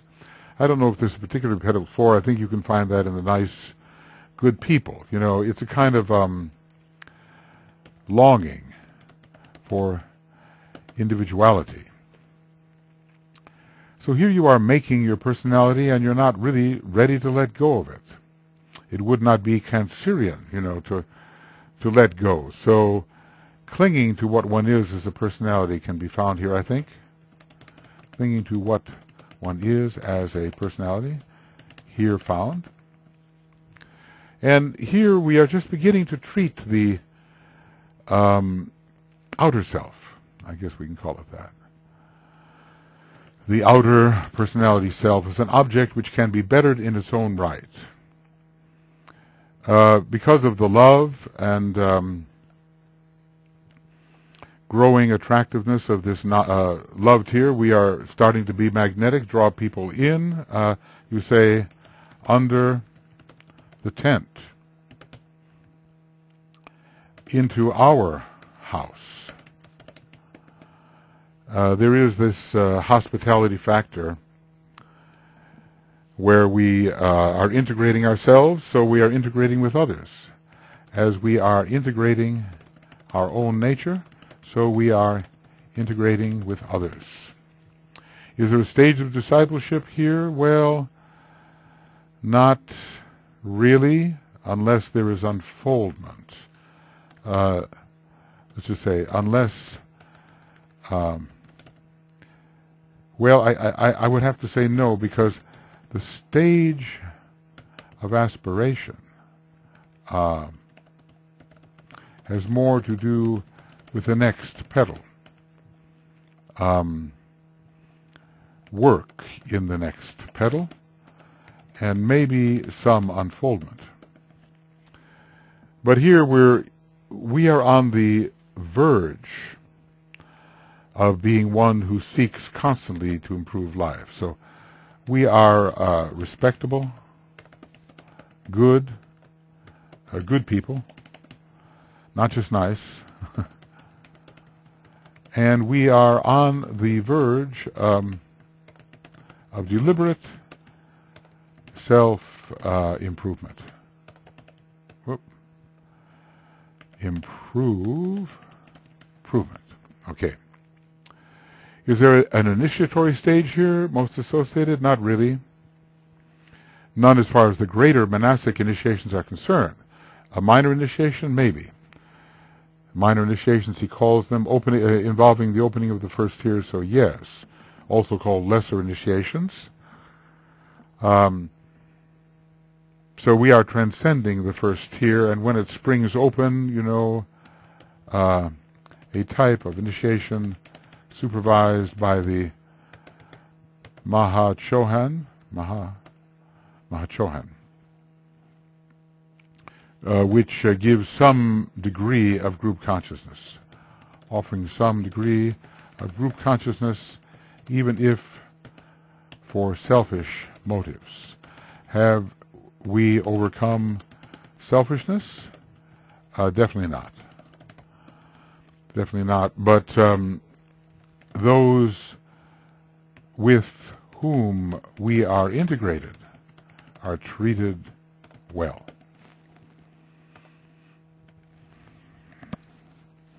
You know, so many, to try to disentangle the webs, the threads of life which have made the obvious fabric of our experience is very difficult. It's difficult to know what all has come together to weave the presentation. The color of the 5 human stages, well, it's still green, I suppose. You know, we have red and we have green, we have orange. A little bit of orange, perhaps, but definitely green at first. Cancer is related to ray 3, which is green. And you're becoming more a successful person in the game. But we have to differentiate here between integrating personalities and really and expressive integrated personalities coming in the next petal. Unconscious people are on the playground of the Lord, but when you begin to realize something about yourself, you take yourself seriously and start to get off the playground. At least you want to lead the games, and that's the transition between green and orange. Color orange then is a kind of a rising subtone, because the well, its lower ego is growing, but so is the possibility of higher ego. Possibility of higher ego. In petal 3, orange, the mind, is becoming important, and it stays so. We don't relinquish that when we move into the 4th petal. The note fa, it's the ba-ba-bum, ba-ba-ba-bum, that's it. Oh, that was E. Ba-ba-ba-bum, that's it. That's the F. The lower one was me note, but Ba ba ba bum. That's the green note. And it's related to the fourth sign and to personality and to Cancer. It really represents the personality as a whole. If we look at the note Fa, it represents the personality as a whole. I sometimes think that the previous solar system was very important not only for the development of mind, but for the development of the integrated personality of a lower kind, not the soul integrated personality. And that here in this second major solar system of our solar logos, or fifth solar system, that we're dealing much more with a system in which the initiations can emerge. So Cancer, green, third ray, playground. Okay, are we getting ready to say reaching for, let's see, my star? Is it the orange star? Let's see. Reaching for, I just want to find that because I think it's very important. My star. There's only two places where it comes in, so we can see. Okay, the field of green. Maybe it's not the orange ball, or maybe it's the star. I may have been incorrect about the ball. The field of green, and the field is green. And on its broad expanse the many forms of the one moving life disport themselves. They weave the dance of life, and the many patterned forms God takes. The soul enters the playground of the Lord, and plays thereon until he sees a star with 5 bright points, and says, my star. No, there is the orange ball. So this is about, the movement towards individuality, the star of initiation, the rendering of oneself distinct and emergent from the mass consciousness. The way of red desire fails, it loses its allure. The playground of the sons of God no longer holds appeal. I mean, why run around and do all those things that lead nowhere? The voices which have sounded twice from out the world of form, the voice which has twice sounded from out the world of form sounds now within the heart. The challenge comes. Prove thine own worth. Take to thyself the orange ball of thy one-pointed purpose. Prove thine own worth. Well, that's such a Leonian type of command. I love this. These stanzas.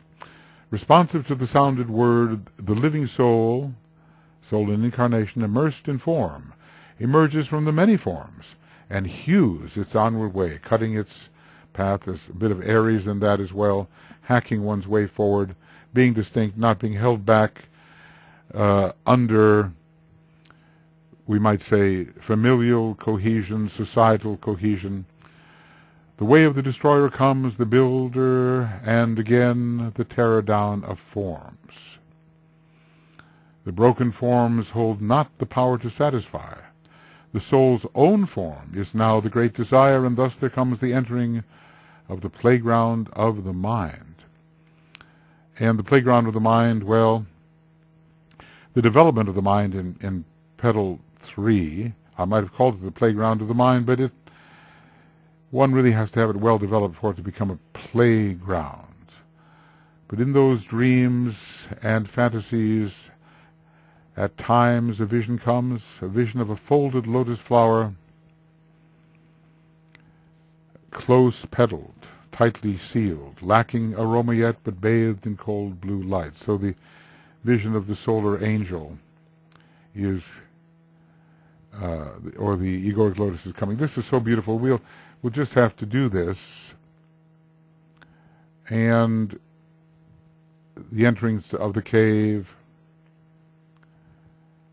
and it's full of fog and the sound of rushing wind, running water, meet, roll of thunder, but it's far off, and most dimly seen appears an oval opening. Its color blue, stretched athwart this space of blue, a rosy cross is seen. Yeah, it's magnificent. The symbolism is magnificent, and we need to develop this, but just enough to have in mind that individuality demands to be expressed. My star. So anyway, are we getting ready to say my star? Well, it's probably a little early, but seeing the possibility, maybe. Are we early for orange? But we're tending in that direction, the orange ball of ambition. So Cancer visions life in Leo, and the thought comes to such an individual I could emerge. So the fourth petal unfolding, let's just say if there is some being on the point of unfolding, it will mean that work is being done in the Leo petal. There's an reciprocity between these petals, and they stimulate each other. Sometimes you think about a family, you know, the so-called stage mother. She could not be the star, but she will produce a child who will be the star. My child is special, more so than I can be. This is interesting. So this is like a symbol for the movement. For the movement from the fourth petal, FRPTL, to the fifth petal, fifth PTL, FPTL. Oh, that's first. All right, FFP. Yeah, no TL. But I think I'll do that anyway, just in case, so I don't get hung up on it. FFPTL. And we will call it the fifth petal. The fifth vortex, the fifth swirl of energy, which we don't see, but which our work on Earth and in our daily round inevitably cultivates. So personality is in a way the symbol of family, or family is the symbol of personality. Lots of different children under one roof. And in this petal we help them to be harmonious. It's often difficult to integrate one's personality with so many conflicts, and that's what Ray 4 is for. That is the reason for Ray 4 here. It's a very important ray given the task of integration. Integration is kind of coming to a point, and Cancer draws things to the center, maybe not as much as Leo, or of which the sun is the symbol, true centrality.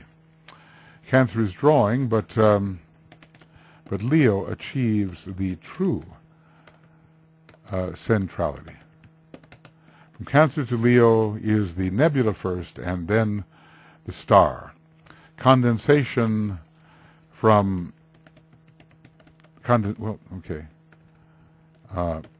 condensation from Cancer produces the concrete star in Leo. Interestingly, Leo has Ray 5, but Cancer does not. Oh, come on. Yeah, Cancer does not have Ray 5. And Cancer has the third and seventh ray, but Ray 5 is there for the producing of the concrete object. Ray 5 is present for the producing of the concrete object, the central star. Is there a racial stage most closely associated here? Well, early Middle Aryan, perhaps. Early Middle Aryan as opposed to early Aryan at the third petal. Let's just say there is more mental awareness, not just of things, but of oneself. So in the early Aryan, you can think and tend to focus in the mind rather than the astral body, and maybe we could say that that early Aryan tendency begins in petal 3.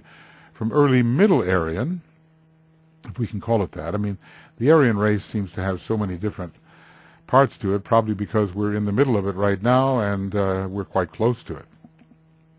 If we were farther back, it might look different.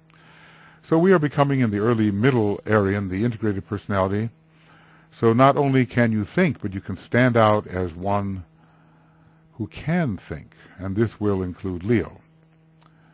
A middle Aryan can be selfishly integrated personality. The middle Aryan, especially in Leo. Later Aryan, we can understand meaning because we are becoming the thinker, who is the soul, first by relating to the soul and then through soul infusion. And later Aryan is an integrated personality, which is increasingly soul infused. You know, one is realizing that these petals,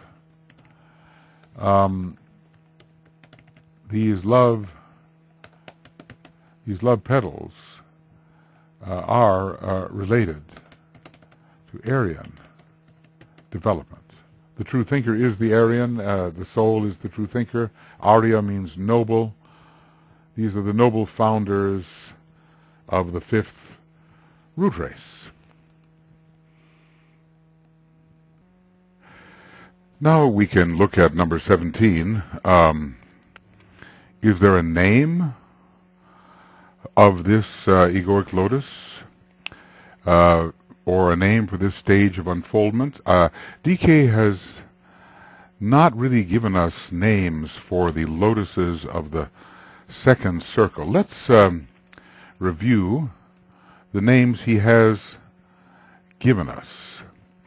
Let's see if I can make any of this possible. Okay, let's see if I can. Right. Restart at number 1, and then we will look for the numbering, which will be with numbers. Okay, so he has bud lotuses, colorless lotuses. Let's see, how did he do that? Bud lotuses, colorless lotuses, and there's one that I'm missing, I think. Anyway, there's lotuses wherein or wherein or wherein the flower is on the point of opening. Let's see if I can go back here and maybe find in volume 2 this. We'll see. Okay. Operating differently. Colorless, colorless.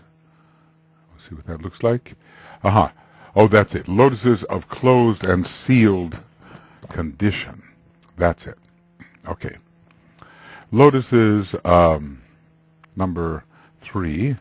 And maybe I'll just write this in differently. Lotuses of closed and sealed condition. Okay. Maybe I'll write this in the color we've been using here. Then we have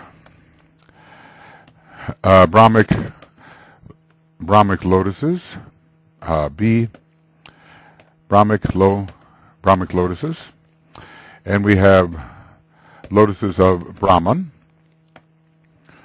and we have, well, should they really be put here, primary lotuses, and we have the lotuses of passion and desire. Then we had, let's see, lotuses of lower mind, and this is our own invention, right? And now proposing like this, Lois, no. So let's put that in. Lotuses of Integration.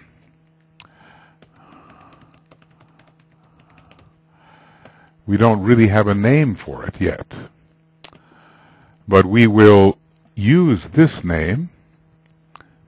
Okay, but let's Lotuses, there we go, of Integration. So it would be LOI, Lotuses of Integration. Following that,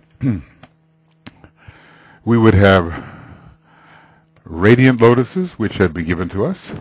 So I'll keep them in double quotes when they have been given to us, and single quotes when they have not. And when we're making them up, so to speak, we call them radiant lotuses.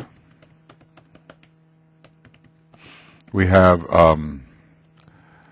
lotuses with perfume and lotuses of revelation.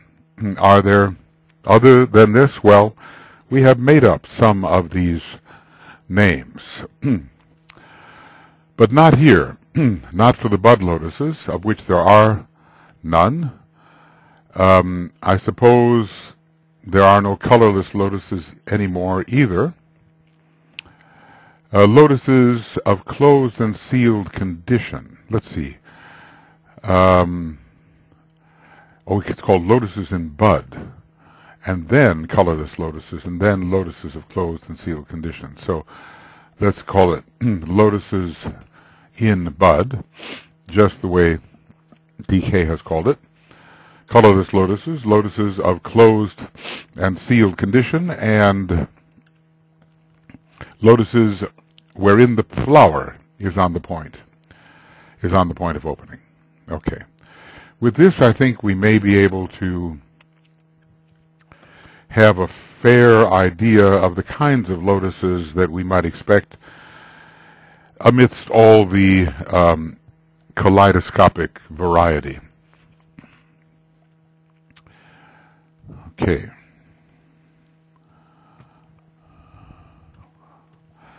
Now,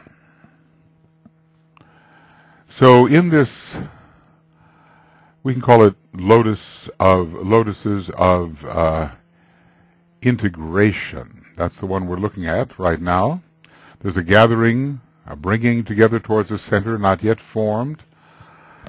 There is appreciation, acquisition, appreciating quality and quantity. Lotuses of integration. So the final stage of the lunar lotus, the four petals associated with the moon rather than the sun. It's a lotus of ingathering. I mean, all these different names I'm proposing. Lotus of progressive centralization. And as far as that goes, see, this would be a lotus with the four petals unfolded, the lotus of integration, but not yet the fifth petal unfolded. Lotus of integrative fusion. This is all of these following names are for lotuses which have the fourth petal opening or perhaps open. And we could, differentiate further if we needed to, but, since it's quite speculative, we can leave out some of the complexity that might otherwise be suggested. Lotuses of integration. So, some ideas for a name. Still more. Lotus of progression, lotus of ingathering, lotus of integration, lotus of harmonization, lotus of elemental fusion. I think these are all kind of interesting. What role does discrimination play here? We remember instinct and its progression to intellect. So personality is made into a hole in this petal. And it's the summation of lunar life. There is the balancing of the integration process, a lotus of ingathering. All these names which I'm looking for to tell us something about what might be accomplished. Here is a couple of quotes which may be shedding a little light. In the hall of learning, the disciple becomes aware of and uses the energy of the second aspect in form building, in social relations, in family and other group affiliations. He comes to the true recognition of sex and its relations, but as yet views this force as something to be controlled and not something to be consciously and constructively utilized. All this in the hall of learning. So, there are these pages. I suppose we could really, enter into them and discuss. Actually, a lot of this is done. My commentary exists on these pages in the written commentary. If I find a few other areas that need attention, more verbal attention, then I will give that to them. Here's something from 543. Then the second series of petals are opened during a period of time covering his participation intelligently in world affairs. During a period of time covering his participation intelligently in world affairs until he enters the spiritual kingdom at the first initiation. And a final and briefer period wherein the three higher or inner ring of petals are developed and open. And certainly we see that before the man has entered the spiritual kingdom, let's see, SPK. I think that's one we could use as well. We'll call it SPKG. Okay, there it is. I knew it would have to be somewhere. Before a man has entered the spiritual kingdom, the last three petals are not going to unfold completely. Maybe there is some unfoldment due to the rod of initiation and so forth. So this man is intelligent and responsible, the man of the fourth of the Lotus of Integration. Perhaps owning could become important as the expression of the ego or self. I am what I have. Well, it could. It takes us also back to a lower type of similar tendency in the second or Taurus petal, which is much more primitive, of course. So as I emerge from the Mass, I notice myself as different, and this is especially so. Well, we say of Cancer, the man awakens to that which is around, the house. And it is a time when his personality begins to be valued. The integrated personality is the house, in a way. Integrated personality is the house. And the collection, the individual with estates and lands and so forth, all this is a reflection of his integrated personality. INTGP, maybe that. INT, integ. Well, the unit awakens to that which is around, right? The importance of family, of possessions, of outer reflections. Of course, this does continue in the fifth petal until the crash comes, but this does continue in the fifth petal until there is a day of reckoning due to growing dissatisfaction. So the sense of personality comes with family relationships and identification with family, and it's a good sense of who we are, we might say, based upon what we are in society as we begin to rise through acquisition, the gathering of substance. And this we know can relate much to the acquisitive side of the sign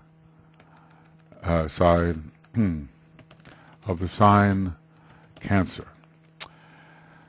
So, but there must be some achievement more than simply being the nice, well-to-do people. You know, the lotuses of passion and desire. There must be, we must be in this petal 4 moving towards distinction.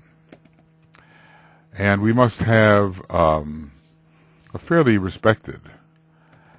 more respected place in society and among men. Leo is interesting. It's often identified with the family, and the Leo type very proud of the children and the inheritance and so forth. I am defined, we could say, by my place and relationship in family. So there's genealogy comes in here, maybe with the 7th ray strong, a unique and specific type of family. So earlier I was simply a non-distinct part of my culture. I was simply a non-distinct part of my culture, and now I am defined, or I am defined by myself in Leo. But in between this comes this Cancerian phase of integrating power. There is a gradual growth of power in this petal, and the ability to hold on to it. The grip of the Cancerian is strong. So even if I am not really a unique, powerful, and expressive individual, I am an integrated person of substance, and what I have managed to integrate around myself makes up for any deficiencies I have in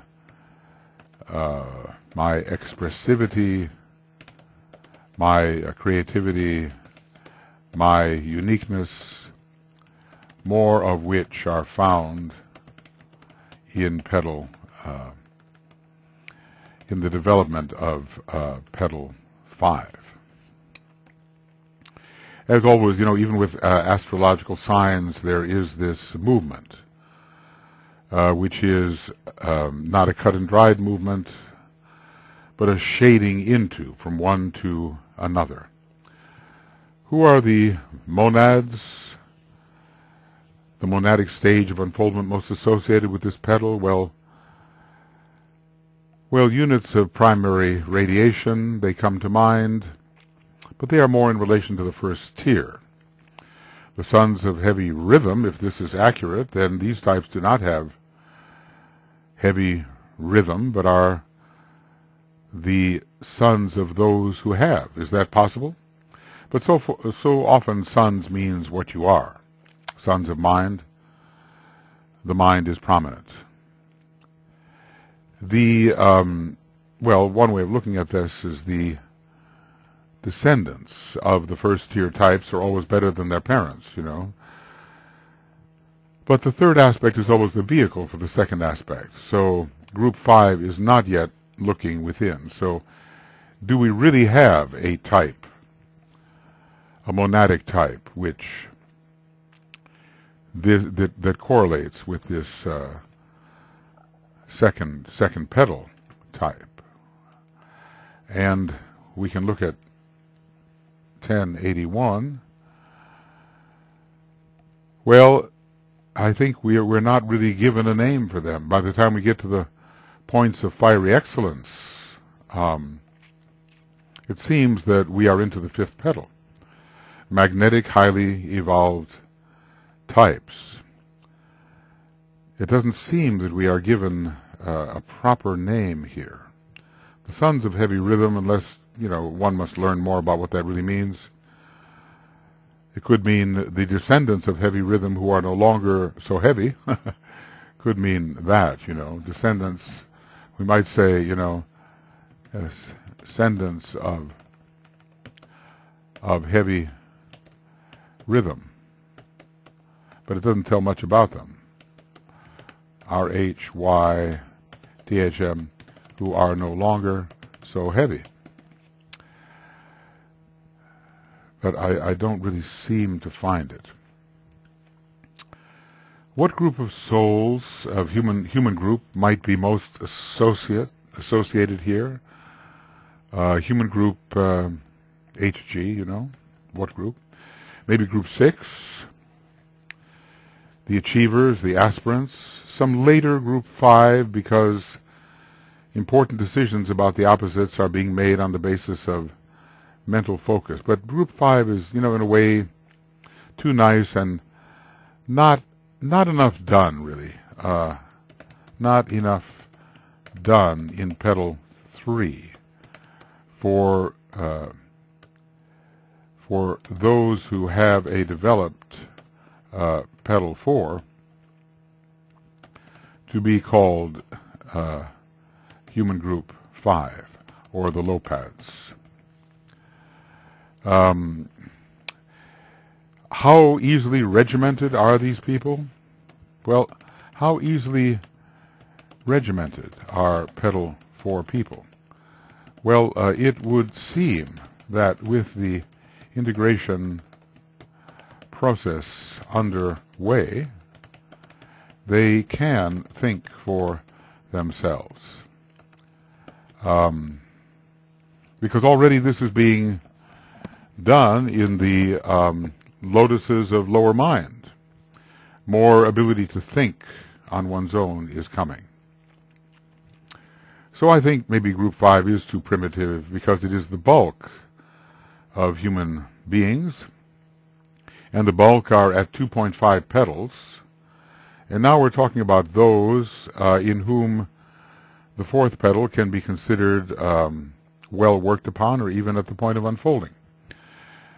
We are considering those for whom petal 4 can be thought of as well worked upon, or even at the point of unfolding, or even unfolding. We have actually entered thinkers. How creative are they? Let's just say they are thinkers. They are integrators.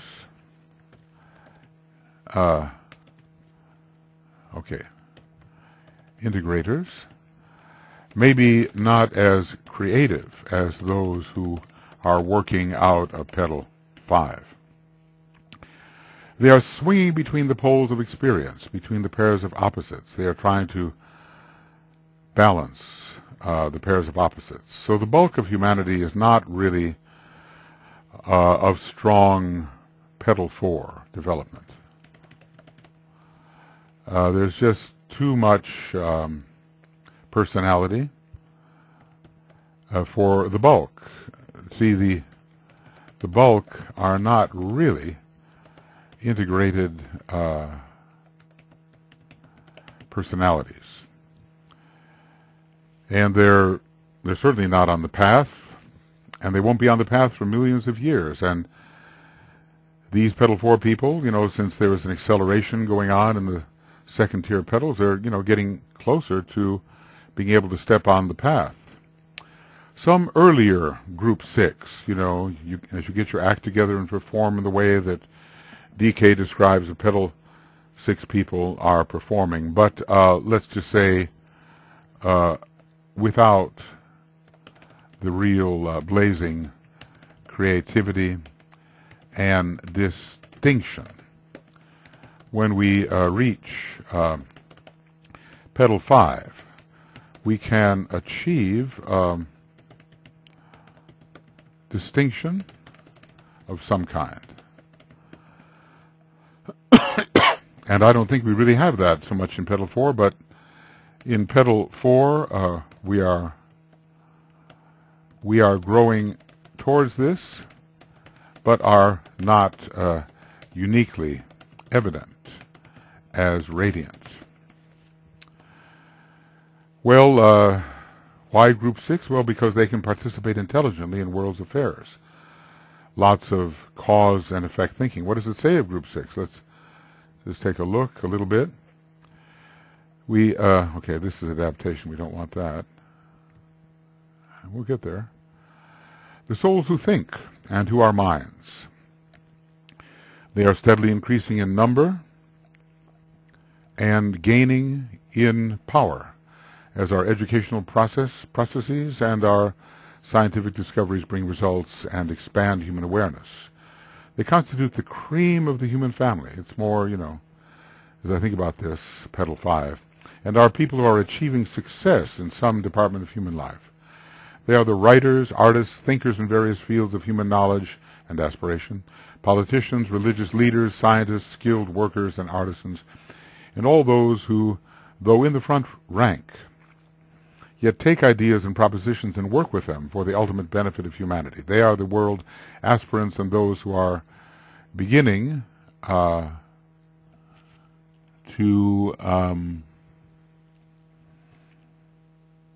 let's see. They are the world aspirants and those who are beginning to get the ideal of service into their consciousness. I think, there's too much in petal 6, in petal 4. In petal 4, there is too much of acquisition for the integrating self to consider that these are really the aspirants of the world. And that happens more, I think, in petal 5 towards the end and after the reversal of the wheel. And in this lunar petal, the wheel has not yet been reversed. It is a turmoil which relates to petal 5. Lives of turmoil as man attempts to turn the love of the self towards the real, or the consciousness towards the real self. So comprehending causes does point to the thinker, and not just an external thinker. Yes, a thinker, let's just say early petal 6, but not the really creative part of petal 6. Let's just say early petal, not petal 6, but early human group 6, but not the truly original and creative part of human group 6.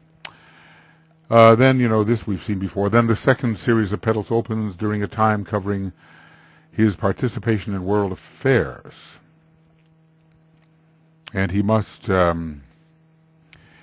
be a thinker because he is participating intelligently in world affairs. He understands effects, and he's understanding different areas of cause. Until he enters the spiritual kingdom at the first initiation. We've talked about this before. How far do they unfold? I would say the fifth petal completely unfolds by the time we enter the spiritual kingdom at the first initiation. How far ahead are we working That is the point. I've wondered whether, under the sort of three-petal theory, whether we are working ahead in petal 6 somewhat as there is unfoldment of petal 4. And definitely working ahead in petal 7 as there is any kind of climactic unfoldment in petal 5, which yields the first degree initiate.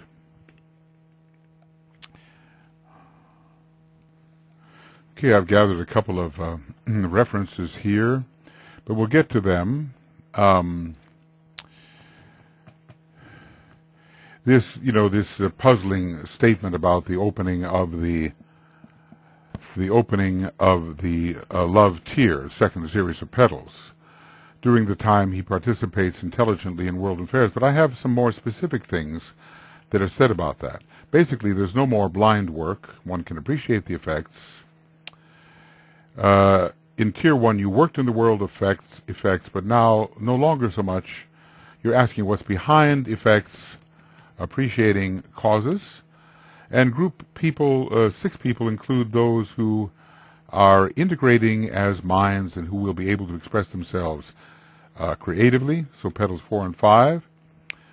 There's some achieving of success, human knowledge, and aspiration for the shining forth. So visioning life in Leo. Now, what I'm going to do is take these 2 statements, and I'm going to put them right under this and see what we think.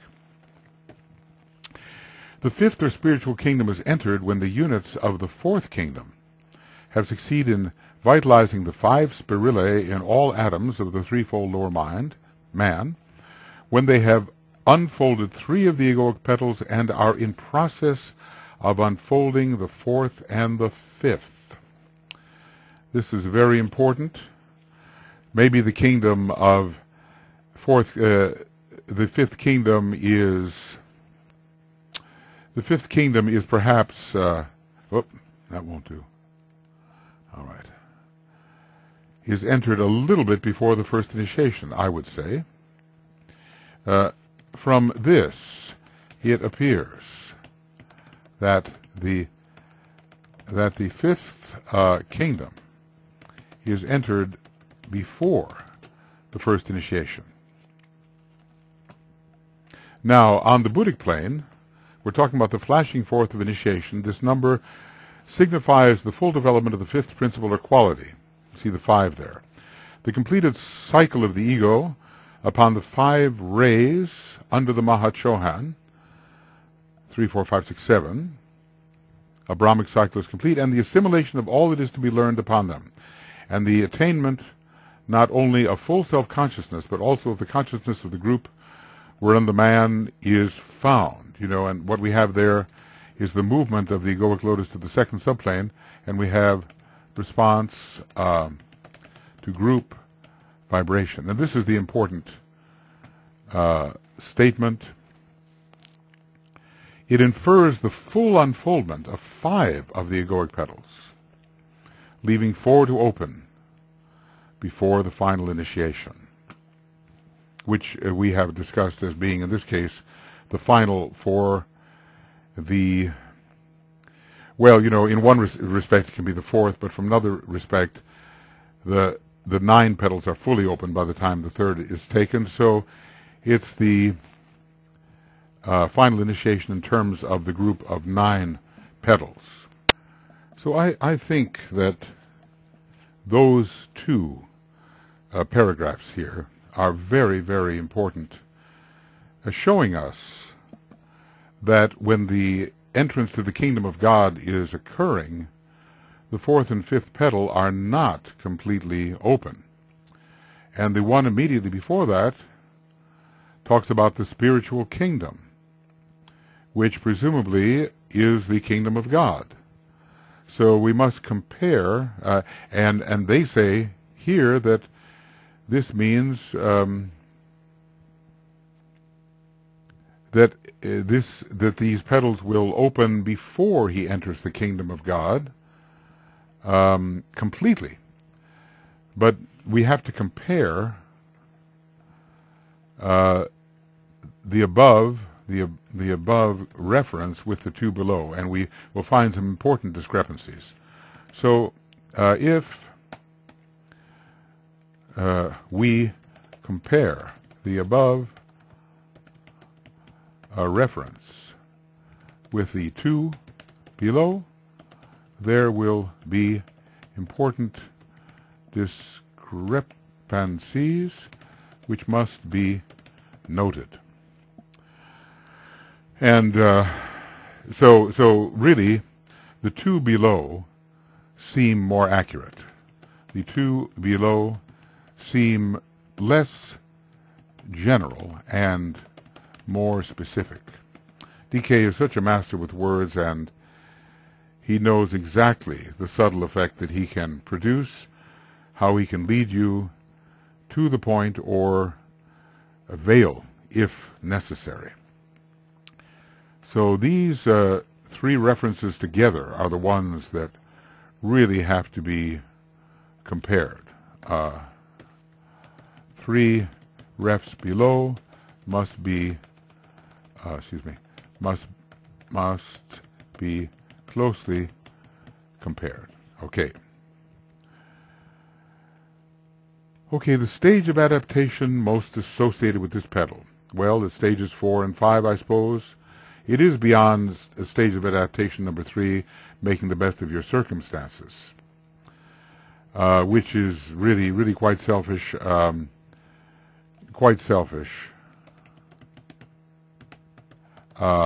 and non-aspiring towards the higher of the pairs of opposites.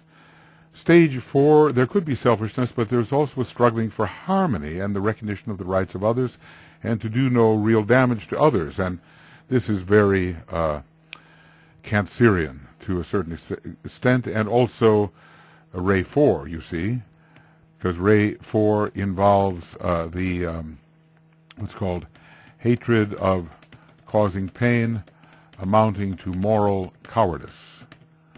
And maybe we will find that there. Of course, it's a Ray 4 problem, but this is the 4th petal. Cancer is the 4th sign. And we're not really into the self-declarative Leo, self-declaring no matter what. There's a strong security consciousness here, I think, in petal 4, as Cancer is the most security-seeking sign, and the number 4 represents the square. The square as the secure foundation. The builder of the square. The personality is the square, and it is the foundation for soul expression. So squares have to do with security. We are beginning to recognize others as people also. And that is, in the Hall of Ignorance, well, maybe if we are nice, good people, we also recognize RCZ. We also recognize the rights of others, but maybe more so here, because we want to preserve our own rights while at the same time recognizing their rights. Stage 5 refers to petal 4 to some degree and suggests the organization, at least, or let's just say work within, significant work within petal 5. Within petal 5. Okay, well, I don't know, this was a long time ago, but I say this goes way beyond honor killings, you know. Letting your children be more who they are, and this shows love and not false tribal ownership of the members of your family. So it's, which is not love at all, but blood attachment. So that's there is no. Let's just say some of these religions are restrictive. Religions are not working within the area where individuality is developed. When DK uses the word instinctual, you are in the first tier of petals. Instinct respects no individual. Instinct is the moon, and the individual is the sun. So this petal 4 is a dividing line between the moon, because it is the climactic moon petal, and the sun. The we-ness of the mass is instinctual, and not the we-ness of the individuals who choose to be we, which means group consciousness. So, when we're dealing with instinctual identity, we have no choice but to belong to our blood identity. When dealing with instinctual identity, we have no choice but to belong to, well, I'll put it like this, belong to our blood identity. And let's just say, for the lunar petals, blood is thicker than water. But water is Aquarian and comes in with soul group consciousness. So, do I mean stage 5 or petal 5 here is growing? Maybe stage 5, perhaps. Maybe one of the best methods of integration is love and appreciation, where as we value the integrity of another, our own integrity grows, our own integration. So, as we value the integrity of another, our own integrity grows. Integrity. Let's get that correct. So this is the place where family dynamics emerge to be solved in the spirit of love, and not according to tribal laws, vaguely disguised. So we strive to appreciate here those who are in the family, and some love is emerging in these love petals. In these love petals, there may be some resistance to the complete expression of the individual members of the family, but love usually solves the problem.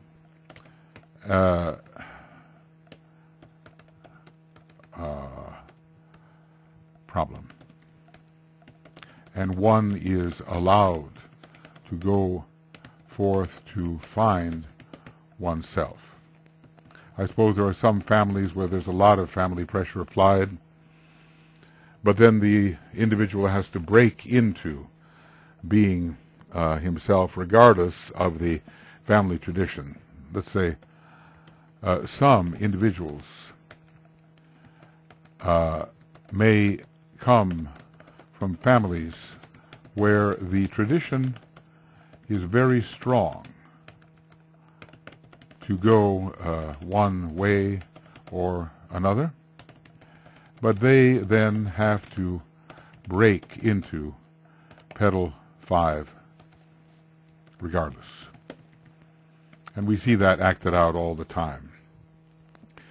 I am remembering, a very sad example of this once. Maybe you saw the Dead Poets Society, and there was a man who represented a very well-to-do family, and he wouldn't let his son be an actor. He would pull him out of school rather than see him deviate from the family expectation. So the son, in a way, broke into the fifth petal by killing himself, the declaration of independence. And I think, in a way, this is a, petal 5 is a good place to declare independence from family and social expectation. And usually, of course, because of the kinds of people there are of the petal 4 type out of which the individual is emerging, it can be done without catastrophic results. Tenacity, tenaciousness is the Cancer words. So the people here, they hold on tenaciously to their rights while encouraging others in the expression of their rights. So this is stage of adaptation 4. And let's see, stage of adaptation 5. I've got so many of these open that they're not functioning correctly. That's my problem. The average really good man who is struggling to adapt himself to his surroundings, to his group relations and responsibilities in such a way that some measure of love can be seen. I think so.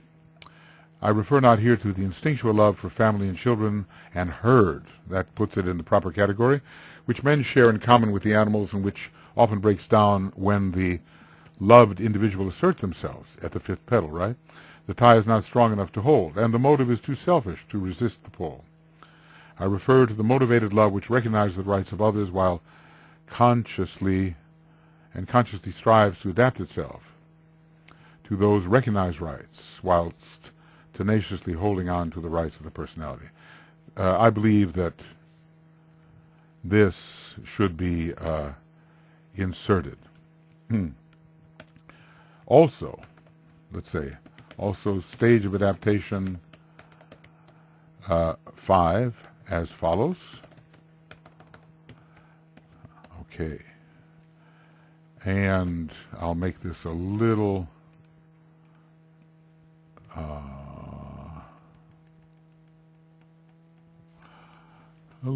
smaller and put it in another color, I think, so as to distinguish one thing from another. Okay. But maybe not quite stage of adaptation number 6, which really seems to be the developing true aspirant, maybe even, the aspirant. Maybe not quite that. Okay. But not quite stage 6, which is the true aspirant. Okay. Which is the true aspirant. All right. We're getting there. Slowly moving forward in this synthesis.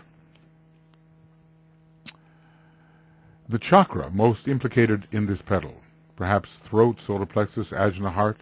The throat is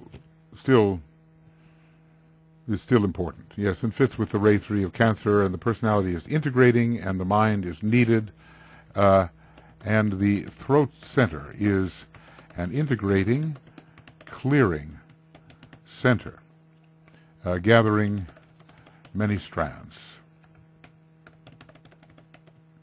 I would say strands. When ray 4 and ray 3 are together, then strong integrative potentials exist. Integrative. All right. What of the integrating, let's see, what the integrating chakras? Solar plexus center, what are the integrating chakras is really what we're talking about. The solar plexus center, the throat center. And yes, the heart center and the head center. So throat center is the clearinghouse and an integrating center for the personality. Also, the solar plexus is a clearinghouse and closely associated with water signs. We do not have victory over the solar plexus until the very end of the unfoldment of petal 6, and even, it's a victory, because that's the second initiation. Could there be some initial ajna activity? Well, yes, because of the integration aspect of ajna, right? I would say yes, because of the integration aspect of the ajna center. How many divisions in the petals of the ajna center? 4, interestingly enough, a number of integration. The cross comes together at the point. So the ajna indicates personality integration, so it applies to petal 4 and petal 5. Not necessarily the brightest ajna, as bright as in petal 5, but coming to a focus in petal 4. And, self-guiding, self-directing, and naturally, at petal 9, we expect a very strong ajna. Ray 5, third initiation, and the opening of the inner eye. So there we expect a real blaze, revelation, even revelation through the ajna center, but not here. There will always be the growing heart center, especially in the petals of love, right? We have the similarity between the fourfold ajna center and the fourfold personality. So as the fourfold personality is integrating in this petal, the fourfold ajna is implicated. Love is reflected through harmonization here. And the ajna, and we can call it like this, center of observation or self-observation, helps with self-reflection. The solar plexus center is necessarily still present, and it remains, of course, but its major transference is occurring in the second initiation, and in the 8th petal processes, we will have some consummation there. But in Cancer, the feelings are strong, and the emotions are still strong in these. These love petals are very much love petals. Love are very much 6-2 petals. Some 4 for conflict. And the first part of integrating the personality is integrating the emotions. The physical nature has come somewhat under the mind, at least coordinatively. Maybe not in terms of the control of the sacral center, but it has. There's definitely physical coordination. I was wondering whether petal 3 might not give us quite a bit of athletics. Of course, it's one way that people prove their prowess. It could be an early petal 5 thing. But often the emotions are out of line. Mars is of the 6th ray, and in relation to Cancer, Mars of the 6th ray, and you have a sort of a touchy or very sensitive solar plexus. So personality is a self-directing unit, and really with the ajna you begin to self-direct. So, with the integration at petal 4, you are building towards increasing self-directedness. So in the stage of adaptation number 6, you are training your personality, but here you are just building. your personality. So this is the difference between work in Petal 4, building, and work in Petal 6, training and perfecting, and eliminating. So we are more than the man who is only mental. There is an enriching of the emotional life returning here after Petal 3. And when you are integrating, what role do the emotions play? Well, aspiration is there, isn't it? Because you are aspiring towards a higher center. We have to realize that according to the odd or even number of the petals, the petal may be either favorable for emotion, let us say, or less so. There is high aspiration, however, we are told that's preserved in Petal 3 from the whole general Martian ruling of the knowledge petals. It's pretty well, there is control of the emotions, but also laying one's life upon the altar, one's body upon the altar of desire and aspiration, but still desire. Well, the desire is still here. The feeling nature will tell you if you're in a state of harmony, and this feeling nature is very related to Cancer. There can be warmth of emotion here, helping things fuse.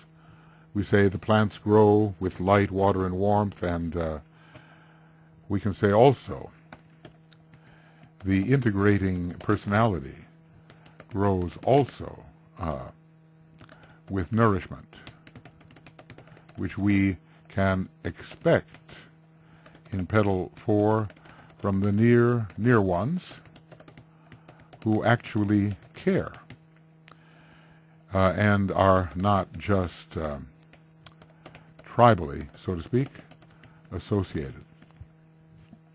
They actually care is for the individual and not just the member of a uniform group. It's much different than in Petal 2.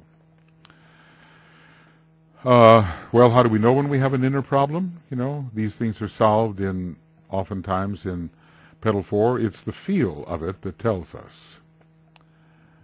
So there's a kind of a knowledge of self through feeling before the mind really gets into the act. Well, all that started, I think, looking at the throat center being active for intelligence, the solar plexus still strong, the heart continually growing, the ajna center for integration. I think that is tells us some of the chakras still there. Are there any, number 22 here, are there any chakric triangles that are implicated most in this petal? Well, some suggested the ajna, throat, and heart, or ajna, throat, and solar plexus. We're on our way here to becoming advanced man. Yes, we are almost there. It's more than man controlled from the mental plane, because a point of view which is personal is being developed. It is one's own and belongs to one. The heart center, the throat center, the base of the spine is still in use. That's man controlled from the mental plane. But there is another vantage point, and it is a higher type of mind which we might associate with the personality perspective. Yes, the ajna is the observer, and it connects with the integrating personality. Ajna, the observer, throat, intelligence, heart, ever growing in unity. Ajna, throat, and solar plexus. Intelligence is there, and increasing control, I suppose, of the solar plexus. There's so many of these triangle possibilities, and we'd have to actually look within the man, within the human being, to see what was not exclusively illuminated, but more illuminated. Someone is talking about the Japanese system of the Haragiri control. Solar plexus has to be involved. Well, think of their relationship to Scorpio and to Mars. You know, that's their soul ray.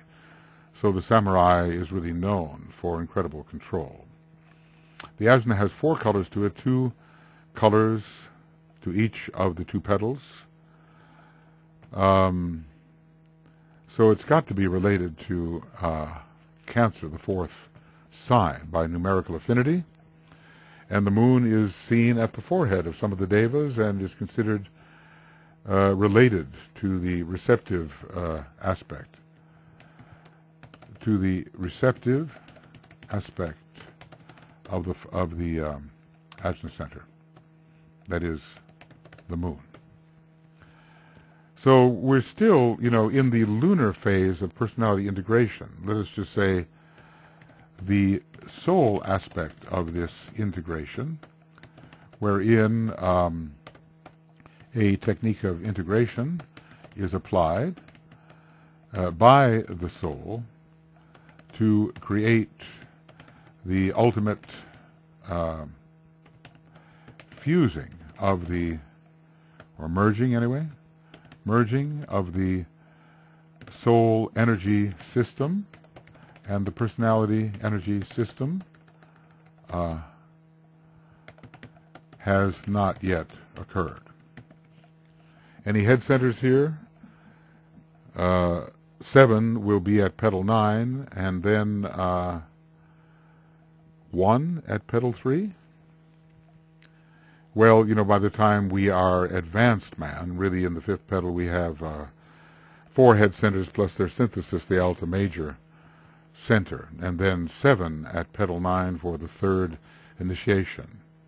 You see how all of these little bits of information can come together to render for us a more completed picture, with less spaces of ignorance in the overall contents of consciousness. Are there other chakras implicated, and the reasons for the implication? Well, the solar plexus, we've been discussing it. The solar plexus center still remains active, as there are still lunar petals, and we're still dealing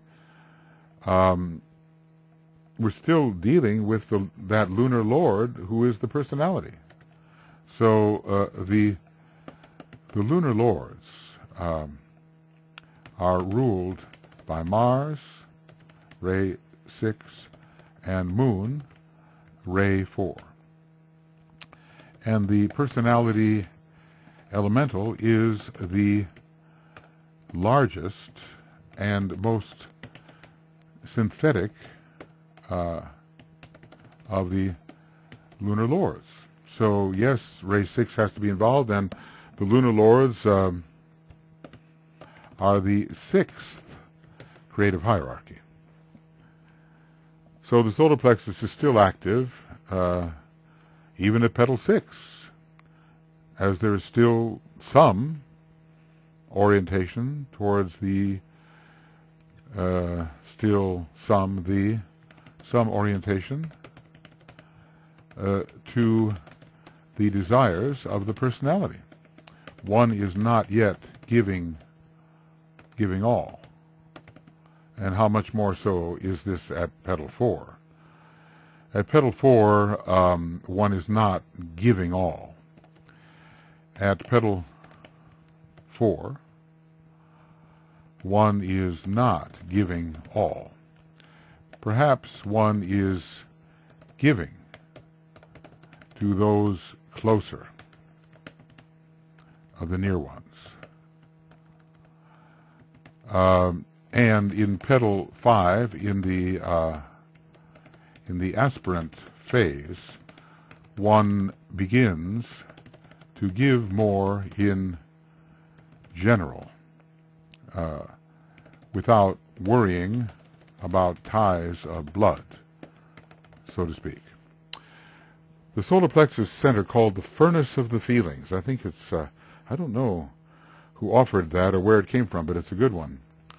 Is the solar plexus center the seat of the personality in some respects? It is. The personality is still pretty much focused on desires. So a lot of integration depends on the sensitive solar plexus center. And you think about the seed group number 8 of psychologists, it does have working through a strong solar plexus center, the head center, throat center, heart center, solar plexus. So it is a center that also can produce one-pointedness related to Sagittarius and thus promote integration. There is a one-pointedness with Ray 6 and Sagittarius, which promotes the alignment necessary for integration. The water tier, it's a water tier in Cancer, is ruled by Neptune, Ray 6, and it means the solar plexus, of course, is still very active. It's active in every one of those signs, Cancer, Leo, and Virgo. And you know how. In Cancer, it's the esoteric ruler and the hierarchical ruler. In Leo, it's the veiled esoteric ruler, sun veiling it. In Virgo, it's the veiled esoteric ruler, the moon veiling Neptune along with Vulcan.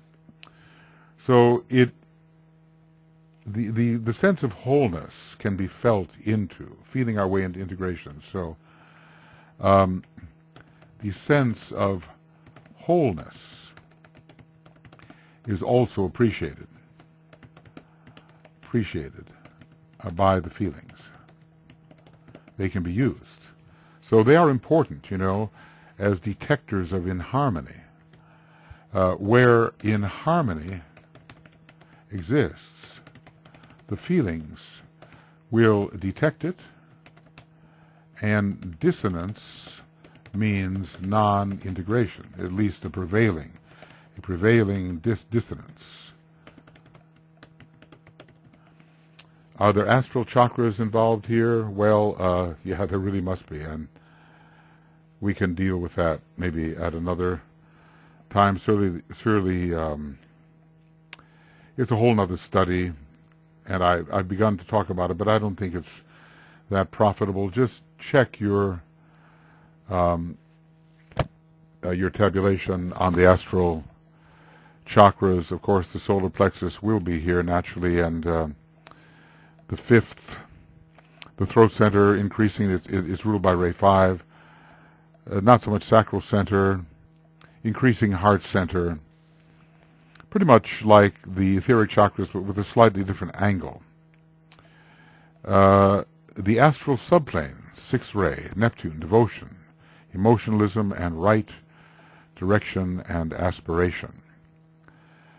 There is still a lot of emotion here, but we can say that due to the integration process, the emotions and feelings are more and more under control. So integration means Ray 1. And Ray 1, you know, creating oneness, the oneness of the personality. And Ray 1 does control the emotions. Okay, is there a ray that has the greatest presence in relation to this petal? So, Ray 4, important here. 4th petal, Cancer 4th sign, Ray 4 for balancing and for integration and for bringing the opposites of soul and personality together, for intelligent appreciation of cause and effect, and generally balancing the opposites. Naturally, the planets for the 4th ray will be present. Mercury will be important, and of course the moon, which is the ruler of Cancer. There is numerical resonance here, a lot of it with Ray 4. Number 4 is the number of the integrating personality with 4 elementals. I think it's very important ray here. Ray 4, Venus ruling the whole of that tier. Neptune, ray 4, Venus, Neptune, but also intelligence rays. Other rays implicated, ray 5, 2, 3, 7, 1, 6. What's missing? Nothing. So, ray 5 for objectivity, for observation, for analysis, and for understanding causes, for standing back. And Venus for appreciating the effects. And for ray 5. Appreciate, to look on and value what is seen and gather it in and understand it. We are appreciating the effects. How is it described? Let's see. Petal of love for the astral plane. This has the dual effect of working through on the physical plane in many. No, that's petal of love. Petal of knowledge is brought about by the conscious balancing of the pairs of opposites, the gradual utilization of the law of attraction and repulsion. The man passes out of the hall of ignorance, and from the egoic point of view, he works blindly, and begins to appreciate the effects of the physical plane in terms of, and to comprehend causes. The realization, appreciate the effects of his physical plane life by realization of his essential duality. He begins to comprehend causes. Okay.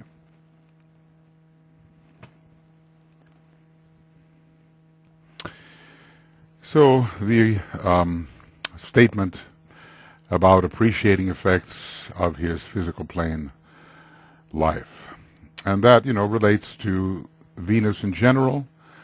It relates to observation. Venus rules the ajna center for all, both for average man and for the disciple. And through Venus, appreciation comes. The gathering in of information, we might say. Gathering in of information and recognition of what is actually happening. Okay, so ray 5 is related to vision, and to appreciate what a thing is in itself is to look on without bias, to take it in. Objectivity began to be developed in the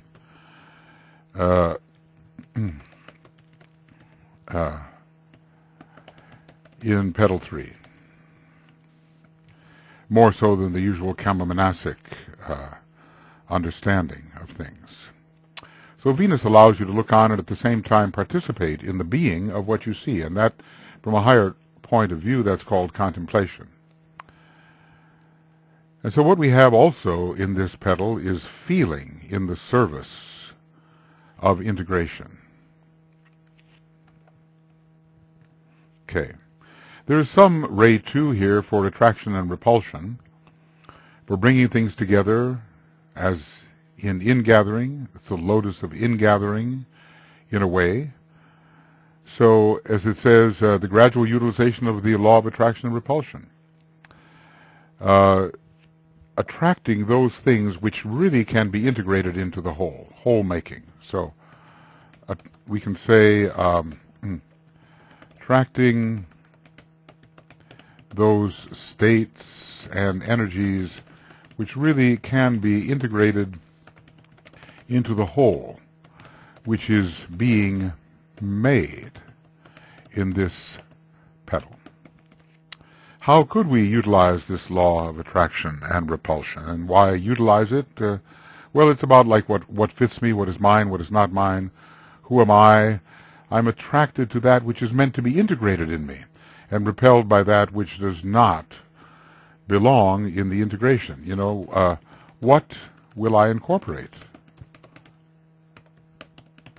That is a big question regarding in relation to integration. So, as in the taking in of food or spitting it out, it's not part of me. And that, of course, has a lot to do with all these lunar. It has to do with Virgo and with Cancer. although Virgo is even more discriminating and is building more carefully later, really correcting the form, correcting what has been built. So here the law of attraction and repulsion is really working as there is the decision of what will be incorporated. The Lotus of on and off. I don't know. A little peculiar. Sometimes you just have to relieve the concentration with a little frivolity. So there's a lot of personal preference leading to factors which are to be integrated. What do I like? What do I hate? It's a question of taste. Attraction and repulsion is involved. Acceptance, bringing in and release. It is a petal, I think we've said, under the fourth ray of internecine warfare. This is, let's just say, ray 4 here. Parts of me are fighting and I must bring peace to this. So there's struggles within the realm of personality. And how do I bring peace? Well, first see, observe, appreciate what's happening, and then choose what you will emphasize. Value, perhaps, the contending opposites. Some time sharing goes on here. Honoring the needs of the conflicted parties within yourself, valuing both. People here do have troubles in the integration process. Who doesn't in the integration process? But they also have a higher perspective than they had before. They begin to see from a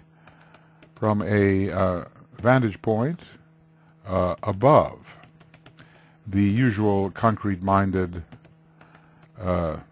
vantage point. So it is really the beginning of subjective living.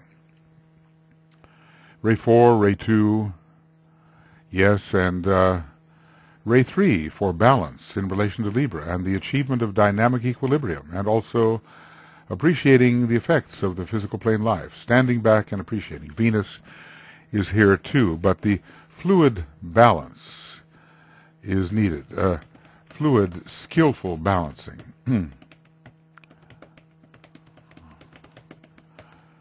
Ray 3 is related to Libra. These energies are useful in creating the dynamic equilibrium. Ray 3 is useful in the conscious balancing. Ray 3 is a ray of fluidity in many respects. 3, a ray of fluidity. Cancer, a fluid sign. Libra is also involved here. So intelligence comes in here in the service of interaction. Ego is what you think you are. Yeah, well, of course, then maybe when you observe, you will find out that it's a different story, that what you think you are is not really what you are. Ray 3 is also implicated because of higher knowledge. Higher knowledge, at least applied through love on the physical and astral plane. Some knowledge from experience, knowledge within myself, not just concrete-minded knowledge. So since we are, well, are we contacting the soul? Are we really contacting the soul? Well, beginning. Not yet fully contacting the soul, because some kind of higher self or higher of the pairs of opposites is involved here. What is meant by higher knowledge? Well, it is less concrete knowledge than in the first tier. There is a little objectivity and distance from the senses, whereas in the first tier, our knowledge, let's see, in tier 1, first tier, okay, STR, in the first tier, one is immersed in the senses. Even the mind, the concrete mind, is immersed in the senses. So some learning is taking place, learning the direction of the soul, and the word comprehension can fit quite well with Ray 3.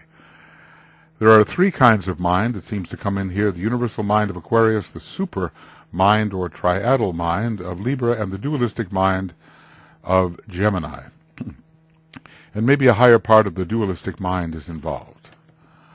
The higher part of the dualistic mind is involved. With Ray 3, you begin to abstract through higher knowledge. So we're calling upon that part of the self which is wiser. And of course, Ray 2 again, because this knowledge is applied through love. But this love is still mostly personal, I suppose, mostly personal. So it's the first petal of 3, okay. The feeling function is strong in Cancer, so Ray 6 is there, getting the feel of integration. Ray 6 is there. Ray 7, it's kind of secondary, but you begin to establish personality rhythms in the integration process, and you stabilize and integrate the self through rhythm.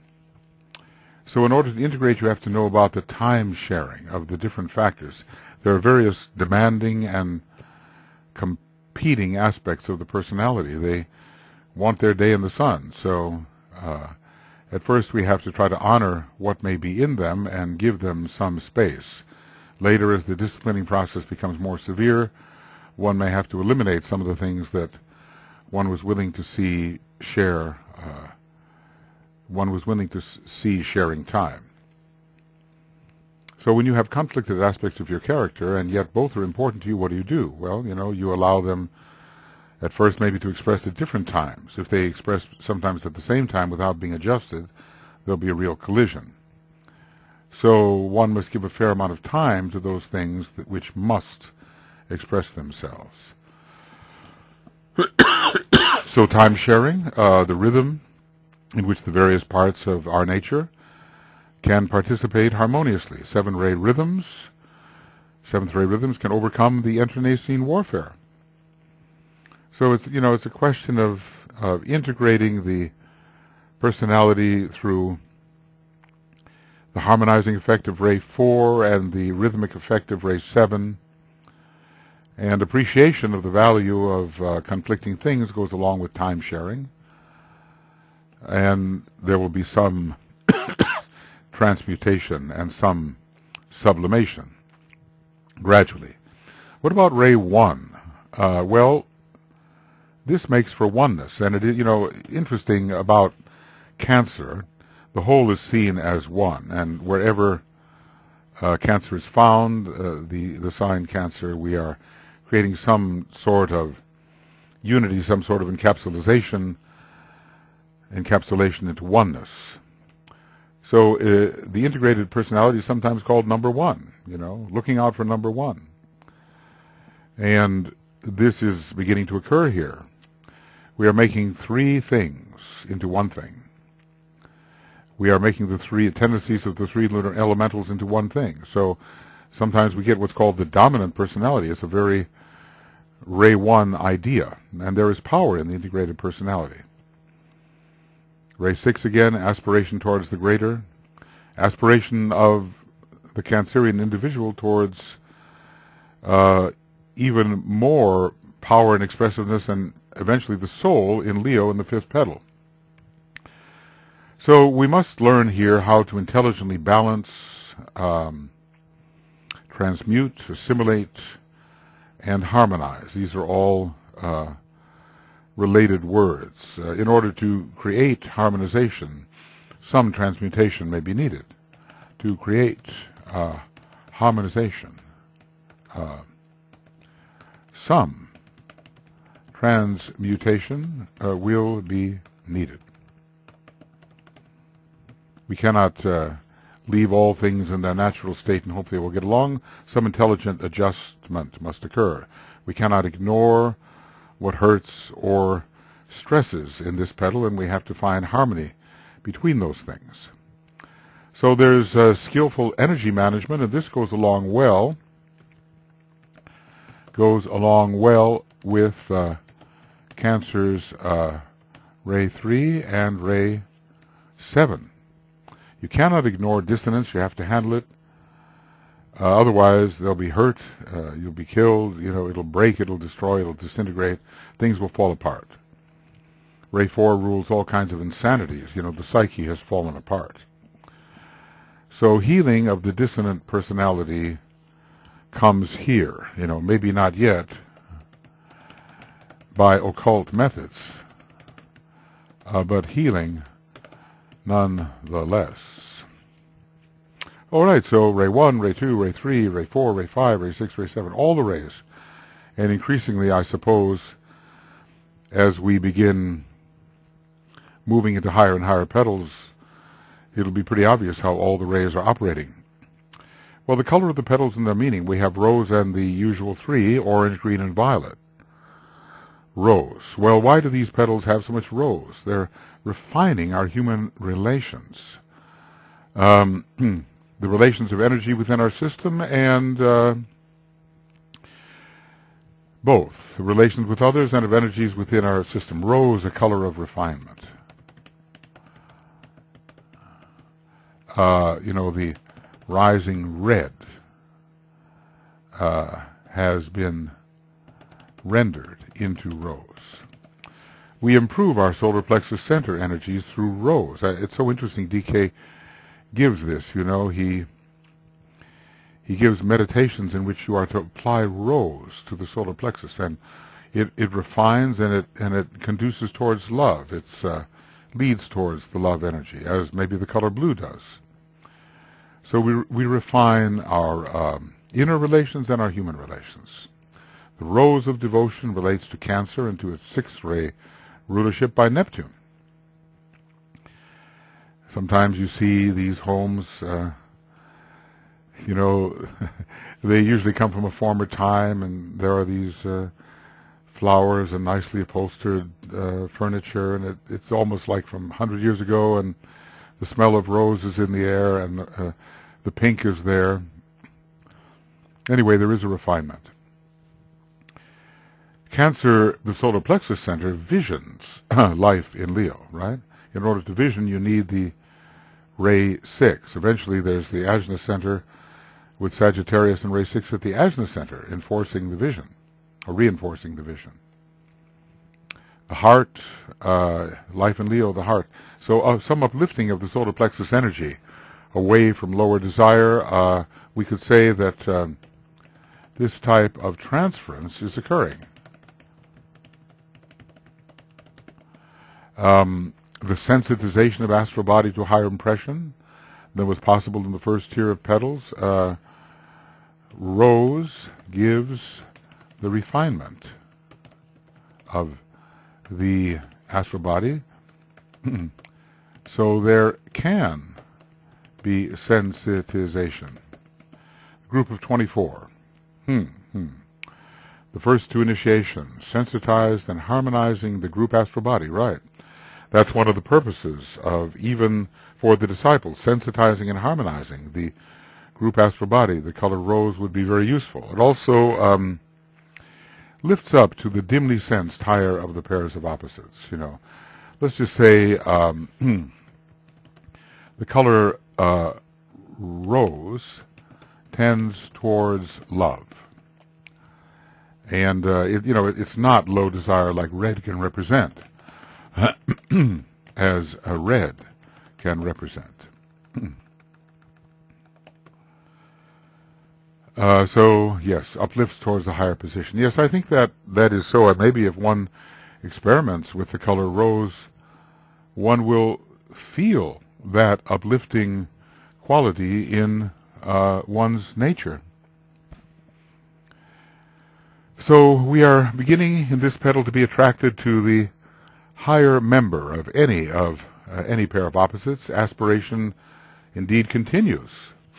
Aspiration certainly towards Leo, and there's it's of the astral plane, and not the low astral plane. This petal relates to the astral plane and not the low astral plane. Low. Just low astral plane. Integration through feeling and the sense of harmony. 6 and 4. The full power of the mind is not yet brought to the integration process as when the techniques of integration are applied by the soul. More in Petal 5, I would say. So Rose is helping to achieve a more unified and unitive feeling nature and ending the dissonances, sensitizing the astral body to help with the ending of dissonances.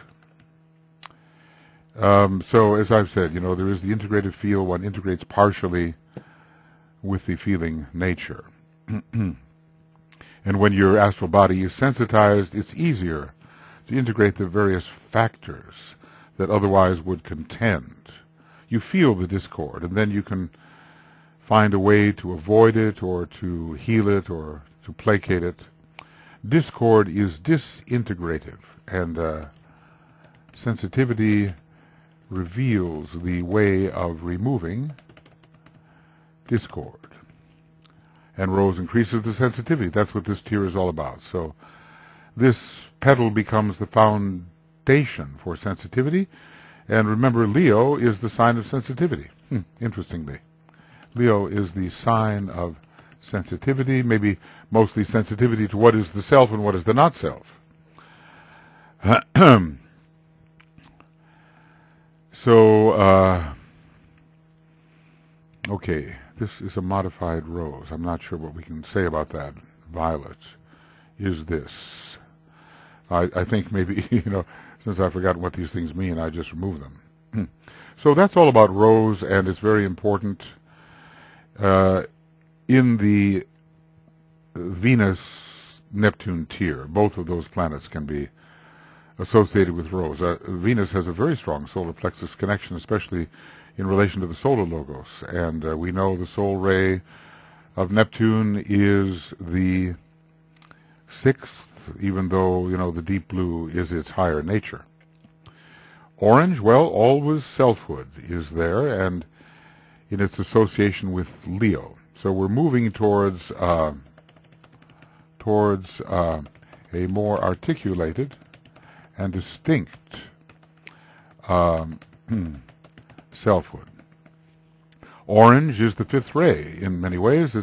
And it contributes to the analysis of causes, standing back and seeing the effects in the outer world and determining the sources of those effects, where they came from, and whether some of them are subjective causes and so forth. Orange is the fundamental color of the solar angel, which gives to us this sense of selfhood. It's not the capacious, all-expansive sense of selfhood of the monad. It's a more individualized sense of selfhood. So this is the tier in which that sense of our individuality as a soul is really beginning to blossom. With orange, the self is becoming ever clearer, and this is moving to quite a bright orange in the Leo petal, but I wouldn't be surprised if in the sacrifice petals, especially in petal number 9, where the third initiation is ruled by the 5th ray, if it's not quite blazingly orange. There's also the question of orange and separation, and the law of cleavages and orange and the 5th ray are closely associated. And this is all about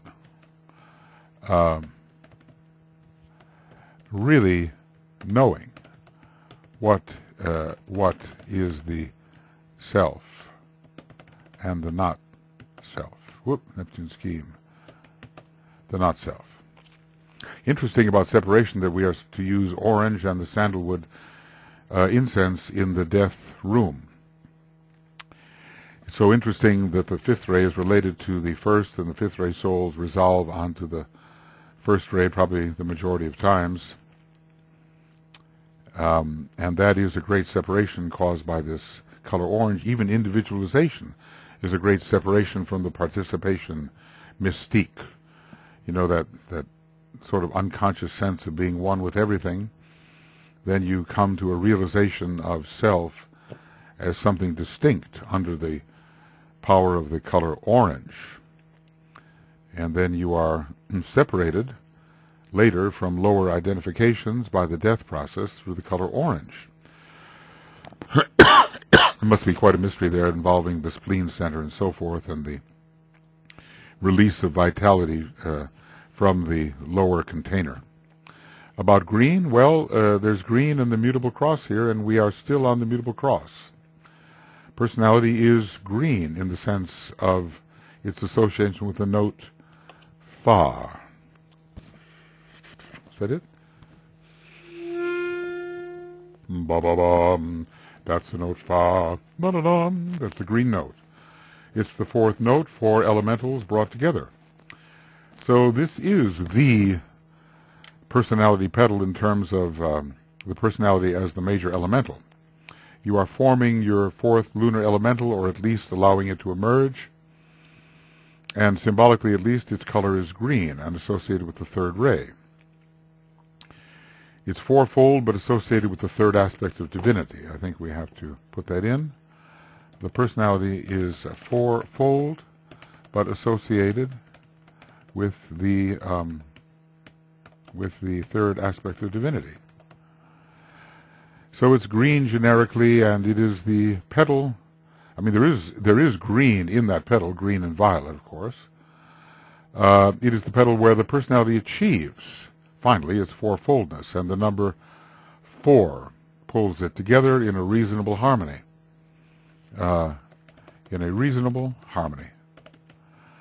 Green is interesting because it's at the beginning of each tier, and the beginning is related to the primordial ray, which is green.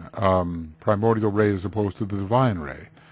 Green is the foundation of work in this second ray system. So there's always a ray 3 feeling for the first petal, because the first petal is a foundational petal. First petal is a foundational petal. And green fuses the elemental life together. Maybe that's why it's so good in the healing process.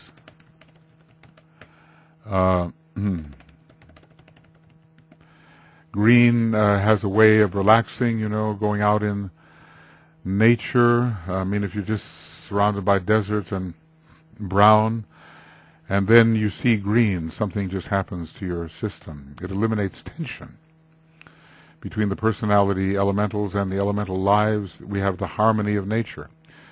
Green is interestingly also in the center of the spectrum, in the harmony position, so to speak, in the fourth position. That is interesting, even though ray 4 is usually associated with yellow. But who knows? There is that centrality of green. So green helps to reduce tension. We go to nature to be harmonized, healed, restored, blended in. We disappear into the forest. So the lower nature just breathes a sigh of relief. And green is in the physical plane life. It's the integration of the personality without spiritual content is the green. With spiritual content, the blue must be added. Green represents rapid growth. Things are coming together quickly. Personality growth here. And interestingly enough, from Cosmic Fire 168, the solar plexus center is rosy color with the admixture of green. So, we have the 6th ray, but we have the 3rd ray at the same time. The 6th ray of rose and the 3rd ray of green. I think, the colors are pretty clear here. Maybe later when we get into some of the higher petals and we find anomalies, then we find in a kind of anomaly in petal 5 with the double rose, in petal 8 with violet being substituted for a double rose, and then in petal 9 with blue being substituted for what otherwise could have been a double yellow. Violet. Well, violet and integration. Violet, the color of the sign Cancer as DK gives it, wherever he got it, it may be part of the Golden Dawn series, whatever, but he used it. Violet is associated with Cancer and also with the moon. We saw that in the table of creative hierarchies. Violet in the four ethers, which correspond to the fourfold personality, the violet devas. The four ethers are the square, and they are integrating us into solar expression of our solar system. You know, because really we have to get out of the density. We're very much in the lower 21 subplanes of our solar logos, which is this dense physical body. We need to enter the higher four in that sense, which are the cosmic ethers. Violet maybe is a method of moving from the moon to the sun, using the etheric level as a bridge to the higher second ray potentialities of our present solar system, or our present chain as opposed to the moon chain, our present solar system as opposed to the previous green solar system. Maybe what we do is move from the green through the violet to the blue, from the green of density in relation to the earlier third ray system, through the violet of the ethers, and then are transferred via the ethers into the higher ethers, which bring in the true quality of our solar logos, which is blue. Violet fits with the orderly integration process, you know, stabilizing the structure of personality through harmonization, and I must say, through rhythm. If we really want to see something well integrated, all the rhythms are calibrated to each other. In the well integrated system, all the rhythms are calibrated to each other. So that is, not all systems are well integrated. You even see some people, you know, that just in the way they walk and the ungainly coordination of the walking, moving, gestures of the arms, you know that they are not integrated individuals. You can just see it. Ray 7 is the alchemist, but also the ray of relationship and of structure, and related to sacred geometry, which holds all things in their right places and right relationship. We do not want some ungainly integration. We want an increasingly beautiful integration, and one which is intended, i.e. archetypal. So, you know, it's possible to be forcefully integrated in a way. It's not real integration. It's just force applied to hold things in place so they don't break out. But that's not real harmonious rhythmic integration. So Cancer is violet in color, and it is the structured house. When you build a house, it has to have a good structure, right? Form, coherence in form. Okay. So when we integrate the personality, we are dealing with alchemical fusion, and the violet is the seventh ray, the alchemical color. We are taking that which is crude, we are refining it, we're taking many, making one. We are finding the proper place, the proper rhythm for all constituents. Finding the proper place and the proper rhythm for all constituents, and also the proper is a good seventh ray word, quality.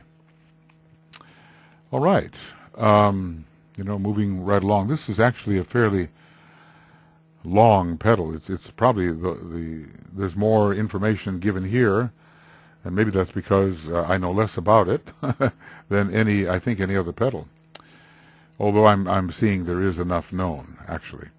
Are there additional colors to relate to this petal's process? Well, yellow, pale blue.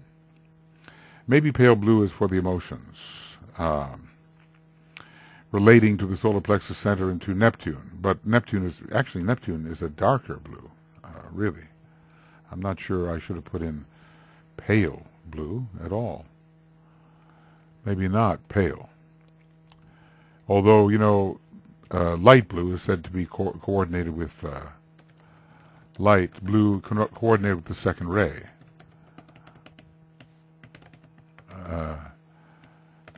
with the second ray, especially as that ray related to previous solar system. Yellow, well, it is the color of ray 4. We're not finding it actually in this petal per se. It's related to the intellect and to the knowledge petal, yes, and yellow is the color of harmony, and there's so much harmonizing that has to go on because of the integration process, harmonizing the personality and the pairs of opposites. Is there any kind of consummation here? Well, I think so. It is the same in the spiritual world.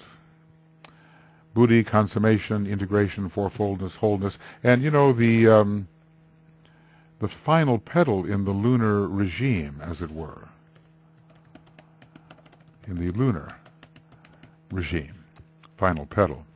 That just as there is a consummation at petal 9 and also at petal 12, with the bursting fourth. Oh, let's get that. Fourth of the jewel. Does yellow or Mercury bring harmony to the pairs of opposites? Yes, I think so. DK talks about yellow as the harmonizing color, and he refers to the way that in autumn all things seem to seek the yellow. Of course, that's not rigidly the case, but it's generally the case.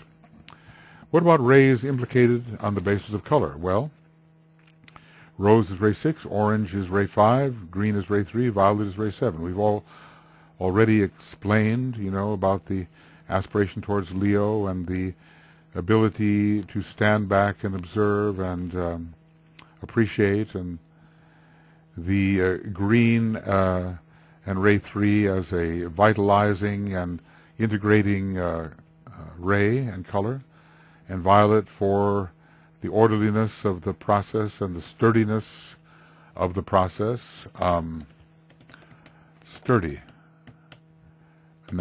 of the integration process. Must be rhythmically beautiful and not a bunch of energies thrown together. That will never do. Sometimes he accuses the third ray of not having too much sensitivity and throwing people together, you know, not being a very good hostess with the seventh ray and fourth ray and knowing who suited whom and where they should sit accordingly. I mean, I can see that just in the seating of guests, one could mess up an entire potential interaction or really facilitate that if one had a deeper understanding of place and purpose and harmony and so forth. What about, okay, so now we're into another important and major area.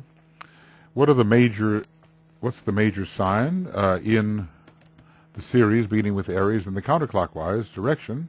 We recognize the counterclockwise relates to the normal order of the zodiac, and it is Cancer. The integrating effect of family and group upon the personality, and considering the personality as a family of energies which has to be integrated. Never easy. I mean, some of the worst frictions that occur within families where this cannot be mastered. Pretty much Mars in Cancer, if you will. Now, but Cancer has been much emphasized as a majorly integrative sign along with the fourth ray, and its third ray and seventh ray also assist. What is the proportion of the energy from, let's say, the moon, fourth ray, and from the third ray, seventh ray, which is working through the constellation? You know, that is not given, and nor is it really easy to figure out, you know. If I have a planet that rules the sign, I get the ray of that planet. But what about the sign itself, the ray coming through the planet? How much of that do I get? And what is the proportion? Okay, major sign in the series, beginning at the first petal, with Aries, but in the clockwise order, and then we would come around to Capricorn. So it would go backwards: Aries, Pisces, Aquarius, Capricorn, number 4. And always the opposite sign is important anyway, so the major sign is Cancer and the opposite sign, Capricorn, would be important. It is an integrative sign. It's the sign of structure. Bringing in the 7th ray that we discussed is so necessary to build solid integrated structures. It's all part of getting it together, structuring the personality. It's also interesting, it is said of Capricorn and the advanced man, and we're moving more towards that now. Once we got out of the Hall of Ignorance, it's the one who crosses the water.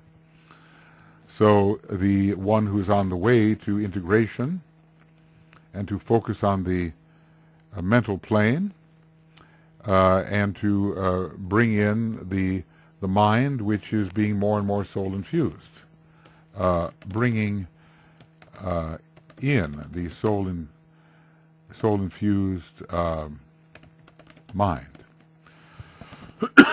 And of course, lower matter is water, and one crosses the waters on the way to the soul. That's another way of looking at it.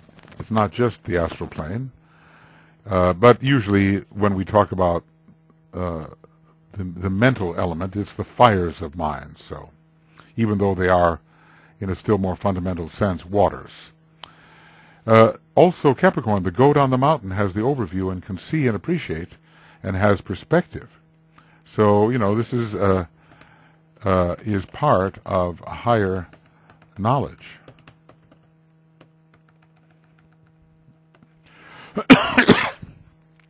And with Capricorn and its ability to control such a Saturnian sign, and Saturn working as a check upon the usual astral impulses, the astral plane will no longer inhibit the integrative process, and we see things more as they are. Capricorn, the ultimate realist here. And Saturn, ruler of Capricorn in the 4th petal, contributing to the structuring and integrating of the personality, and also enforcing balance as the major ruler of Libra, double ruler of Libra really, exaltation and hierarchical ruler, and also a third-rate planet. And Capricorn, like Cancer, brings in a lot of the family aspects. Family becomes very important. So Capricorn is important for giving structure to the integrating personality and integrating through rhythm. Lots of Ray 7. We didn't really discuss... the next one would be Pisces, right? In clockwise order. We begin with Pisces at the first. Capricorn, how's it go? Pisces at the first, going clockwise order, Aquarius. Capricorn, and number 4 would be Sagittarius. So this serves to bring about, Sagittarius is the sign of personality alignment. It lines the personality up all into, so to speak, one thing. The alignment of the vehicles, which we can call personality integration. In order to integrate, we need to align. So it helps with integration and alignment, and it produces the vision of higher possibilities in Leo. The vision of higher possibilities in Leo. So you vision your substance. How do you say? You envision the substance of the personality coming together. Your substances, I suppose, of the personality coming together. I was writing fast at these various times. The thoughts were flying, and not much time to pause and to correct. So as always, one envisions the 5th petal from the perspective of the 4th, and there's so much about directing yourself towards integration. Sagittarius and the directing of the self towards greater integration. With Roberto Assagioli, the psychologist who did so much with Master D.K. and who was a student of Master K.H., he used the ideal model method to integrate the personality. How would you envision yourself as an integrated personality, Sagittarius at the Adson Center producing that vision, the vision of the let's call it the vision of the ideal self. Okay. So Sagittarius is related to the Aryan center, most definitely later, as is Neptune, as is the sixth ray. But at first, of course, it's a lot of solar plexus. Solar plexus and Aryan center, I would say, particularly. And there is sacral center in the early days with man as the centaur. Sagittarius may be that higher knowledge applied through love. We're talking about higher knowledge. Higher knowledge is all about higher perspective in this case. Higher knowledge is all about higher perspective in this case. So, as I said, envisioning yourself as you will be in Leo, a completed and really creatively expressive personality. The power to stand back is here more achieved. Sagittarius is like the general. Maybe Aries is like the soldier. Sagittarius gets the overview, the distant vision, or distance vision, seeing from a lofty perspective. Capricorn also gives that, maybe even from a more lofty perspective. But we do need the overview, the overview of Sagittarius when integrating the personality. Overview of Sagittarius when integrating. And I think, what all this is amounting to is that when you figure out that you're working within a certain petal, or it's within your range of work, and you are equipped in a certain way with certain astrological signs and planets, you just figure out how you can use them. This is proactive astrology. It's not the astrology of waiting for things to happen. It's the astrology of tuning in with an energy and going with it and actually applying with it. So when you are really one-pointed, not yet the one-pointed disciple, but when you are really one-pointed, you are integrated, at least in the personality sense. Later comes the one-pointed disciple, and we cannot be taken off the path. And when it's just applied to personality, you cannot, in a way, stop being yourself. You're already together, and you already have an objective. So we hold ourselves together, and we pursue the goal, visioning life in Leo. Excuse me. So those are three ways to assign signs to a particular petal, and they are using the 12-fold series, beginning with Aries moving in both directions, clockwise and counterclockwise, and using Pisces moving clockwise. And the reason I do that, it's been legitimized by DK, who has done it when describing what different signs and houses mean, and obviously when working with one of those three series. Other signs implicated in the meaning of this implication? Well, I've included some others: Libra, Gemini, Cancer, and Capricorn again, Scorpio, and Virgo. Libra for the conscious balancing of the pairs of opposites, harmony. So you work with pairs of opposites in this petal, and you kind of appreciate their role in your life. And Gemini registers many of the pairs of opposites, including soul and personality.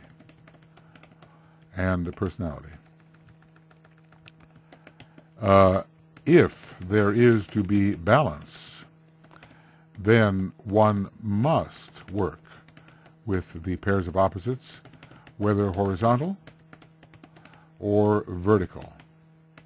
More important, really. But still, to be the cross in a way, the horizontal and vertical pairs of opposites both must be understood. Neither too hot nor too cold, too high or too low, all of those kinds of things. The golden mean,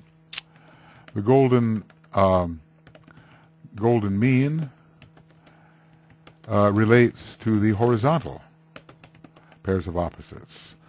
The other vertical pairs of opposites are more esoteric in a way and have to do with the degree to which we lean towards soul or personality. Eventually, we must lean entirely towards the soul, and Scorpio will enter and sort of win the battle and end the balance.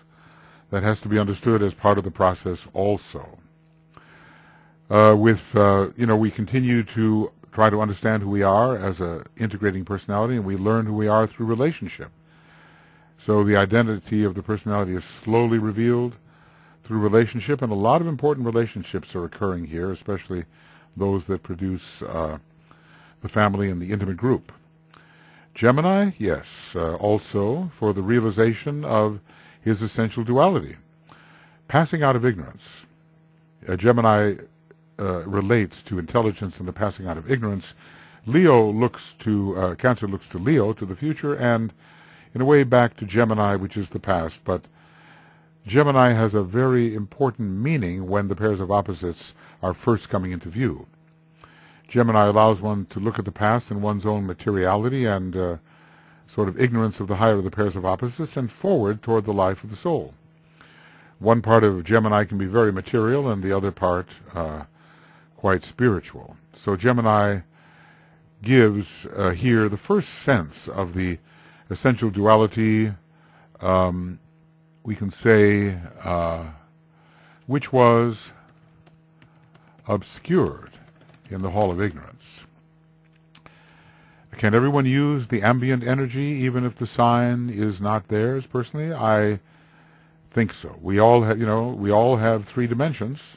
We have all the signs, we have all the planets. We can learn to attune, right, to whatever is present. We can learn to attune to whatever is present. Now, maybe people who are equipped with a certain sign to which they want to attune can attune with greater facility. But if I want to tune in on a particular energy, I should be able to do it. And at the time of the full moon, this is, after all, what we do. Well, Cancer, we've talked a lot about it, but the intuition of the higher self is beginning to come in here. The deer in the labor of Hercules, the golden hind, who is the intuition. This is something which eventually will be seen as the higher self is touched. So there, number 4 attunes with the Buddhic plane, Cancer number 4, Neptune and the Buddhic plane of intuition. So there's something coming through here which is revealing the nature of the higher of the pairs of opposites. The intuition is revealing even slightly the higher of the pairs of opposites. Capricorn, as mentioned earlier, rules the initiation of entering one tier after leaving another.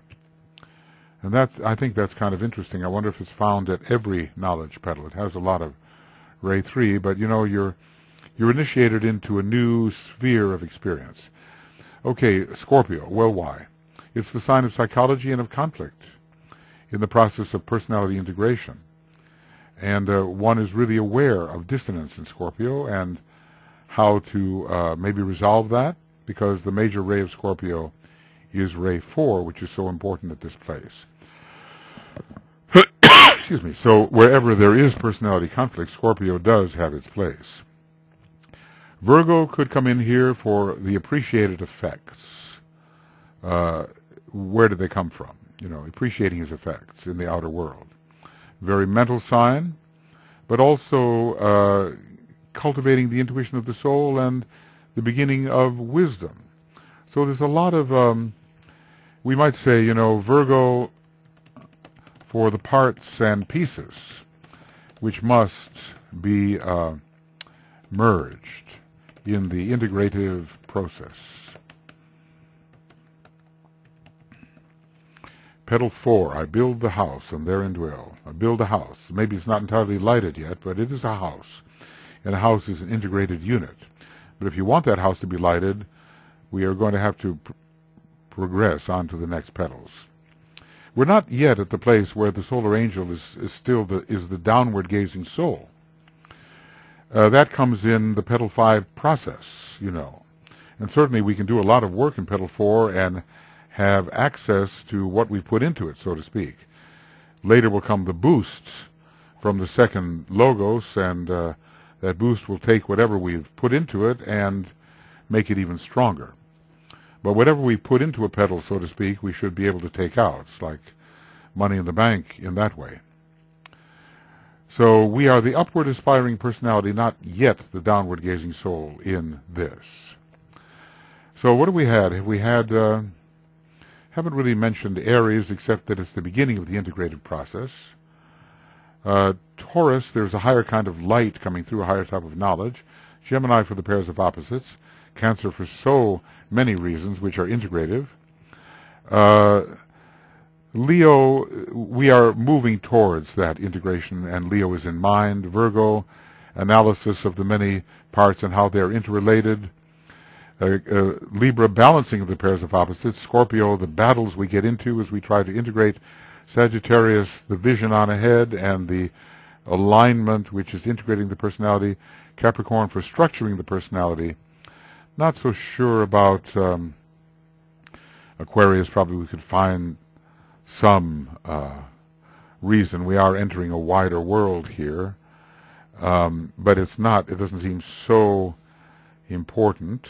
And Pisces, well, there is the increasing sensitivity to the Buddhic nature, the higher self, the higher of the pairs of opposites, a feeling rapport with that.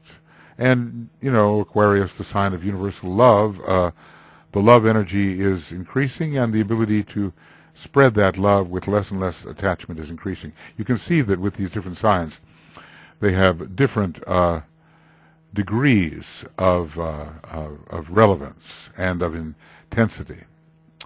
Now, on the basis of color, we could say that are there any signs implicated on the basis of color? Well, Libra, indigo, perhaps implicated only, because that's the color he gives us. Gemini, yellow.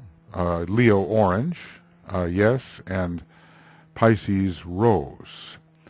Really what we should have here, the violet, I think I have not really put this as clearly as I could. We don't really have yellow here. What we have is orange, rose, and let's see, violet. And of course Cancer comes in with the violet. See, the main colors are the colors which are given in the petals. That is quite clear. But these, when we look at the colors themselves and how they might relate to an astrological sign, we see that the color themselves will bring in the sign.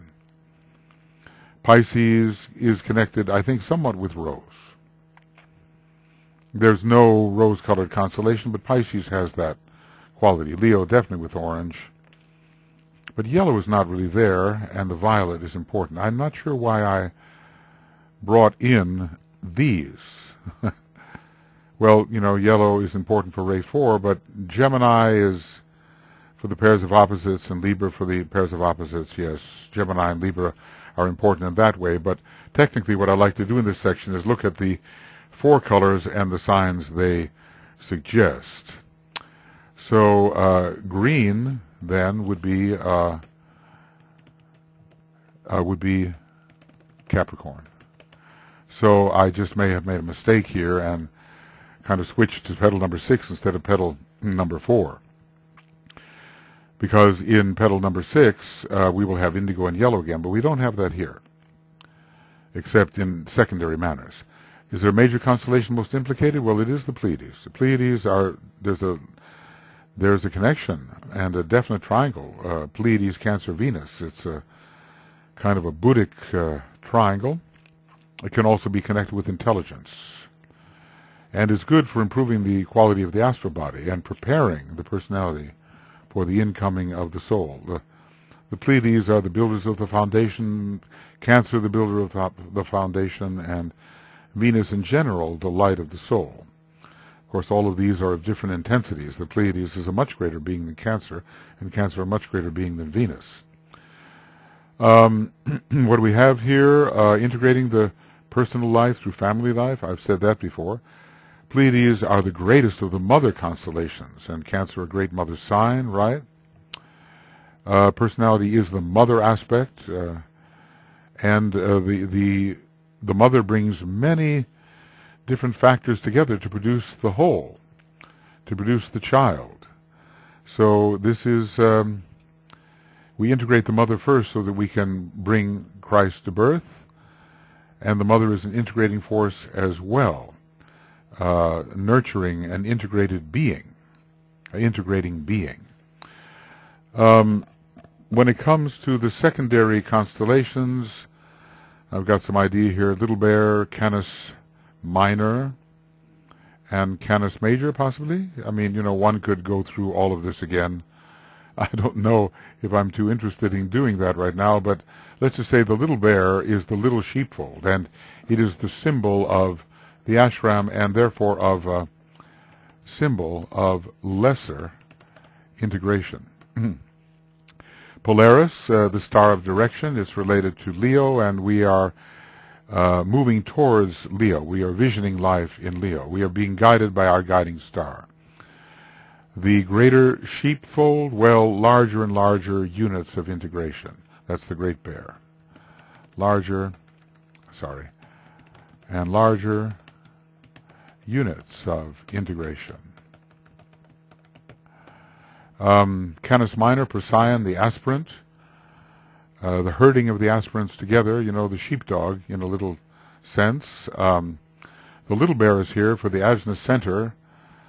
Little Bear has kind of an ajna center meaning, whereas the Great Bear has head center meaning. Ajna is important as the individual is emerging, you know, integrating, able to envision the future. Canis Major, well, we are looking towards the soul. Canis Major is contains Sirius. And Sirius is the inspirer of the soul, and closely related to Leo, with Sirius, Leo, Jupiter. The sheepfold is keeping the sheep together, and all these aspects of our personality must be brought together. An integrated person keeps his integrity. So in Petal 4, we're really building integrity. It's still maybe a little bit loose compared to the very solid unitary integrity of Petal 5, when it's being, there can be integrity for good purposes or bad, you know, in Petal 5. I mean, you know, if as I say, if evil can show up in even the second degree initiate and beyond, then we can also find it in earlier petals that usually are not discussed in terms of any evil. So you cannot really have integrity unless all your energies are brought together and remain related. And I would say in Leo are strongly unified into a one which cannot be taken apart. Well, you know, one could try to think of other things. Here, Cetus the sea monster is not there. Cassiopeia, well, is integration going to be material? The enthroned queen, maybe. Perseus is not here, the warrior. The river of incarnation, souls coming into incarnation, it does have a connection with Cancer for sure.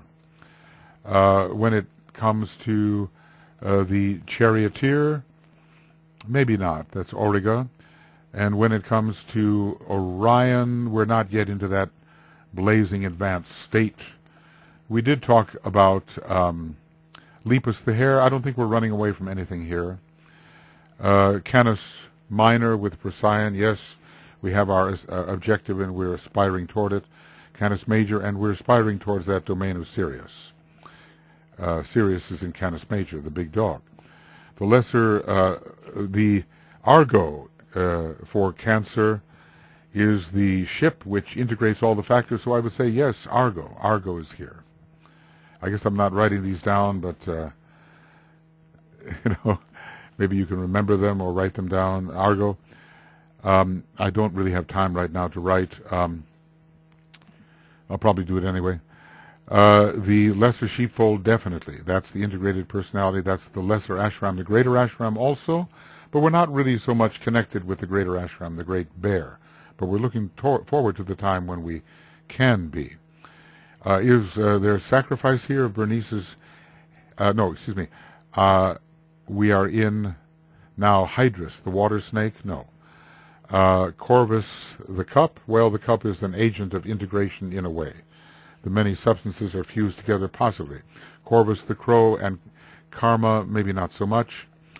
When it comes to Bernice's hair and that deliberate kind of sacrifice, not necessarily. Bootes, the bear driver, not necessarily. Maybe some connection. We are moving towards the Christ. Centaur, no. This is the lower nature has to be sacrificed, and the centaur helps with that, but no. Libra, the Southern Cross, I don't think so. Lupus, the wolf, where we are sacrificing our skin, so to speak, on the altar, I don't think so. No. And then, what is it? Corona Borealis, the northern crown, is it? That's Shambhala, and no. The snake in Scorpio, no. Ophiuchus, the healer. Well, there is a healing of the energies as they start to come together, a little, maybe. And then Hercules, no, there's not a tremendous battle here. The falling gripe or falcon, I don't think so. That's the solar angels, in a way, falling into incarnation, shot forth from the bow 21 million years ago. Although in Cancer, the first incarnation for the mass of humanity was taken. Let's see what, I'm always forgetting that. Aura the altar. Well, the sacrifice was really occurring in the previous petal. And the great dragon, I don't think so, no. Sagitta, the arrow in Capricorn on the path of Via Dolorosa, no. Delphinus, the playfulness of the soul, not yet, I think. And then the great eagle, Aquila, with astonishing success in initiation, no. Aquarius, well, I always get this, yes, it's the fish. The saving fish. Well, not particularly yet, although it is a water sign and Cancer is the ocean. A connection in that way. The Pegasus, the winged horse, and all of its exuberance and its ability to rise, no. We're really grounding things here and integrating. When it comes then to Hamsa, the bird out of time and space, and that's a very high state, and I'd say no. With Pisces, the band, and yes, we are still connecting here with the personality and its elementals. We are bound together. These factors are still bound together. And Andromeda, the chained woman. Well, we are still focusing in the personality. We are not yet liberated by Perseus and Cepheus, the king. No. So that was a little, faster than I can write it, and it's just my associations with these extra zodiacal constellations. We're working on number 37 now. The synthesizing planet most associated with this tier, and that is Neptune, the higher octave of Venus, and deeply associated with the love aspect of our solar system. Actually the bluest of all the blue planets, much bluer than Uranus, interestingly enough, which seems to have something of the third ray connected with it, the green. The division of the synthesizing planetary triplicity, most associated with this petal, it's Neptune sub Saturn, because Saturn relates to the knowledge petals, and any knowledge petal within another tier. Saturn for integration, for structure, for objectivity, for standing back, for looking at the cause and the effect. And, of course, the inevitable karma of becoming a personality. Interesting that Saturn is not so happily placed in the sign Cancer or in relation to Cancer. But there is this, it is a planet of balance, and that's what we are looking for in this petal. Objectivity about ourselves is a thing It begins here. It's the study of the self. And still carried further in Leo. So a thing, a process that begins here. So these neighboring planets, what are they? Again, they are Mars. Mars. I don't know why I can't get that. Mars, Venus, and Mercury. And, of course, the neighboring planet most associated with this petal is basically Venus for the entire triplicity, but the division of the neighboring planet triplicity would be Venus sub Mars. Mars is the solar plexus center. Mars is the representative of the entire personality and each one of its vehicles, and this is all about integrating the four elementals together. So Mars stands for every one of them and for the entire process and for the entire personality. So it does fit here, even though it is in detriment in the sign Cancer. Or should we say, I think it's in the fall, actually. Yeah. So Mars is all the four elementals brought together, and Venus is the soul to which the elementals must learn to relate. And this is the beginning in this petal of relating Mars to Venus and the personality to the soul. This is the bridging petal that makes that possible. And Mars is, let's say, versus Venus. You know, Venus is the female, Mars is the male. It's sort of the battle of the sexes on the vertical plane. So let's just say Mars represents some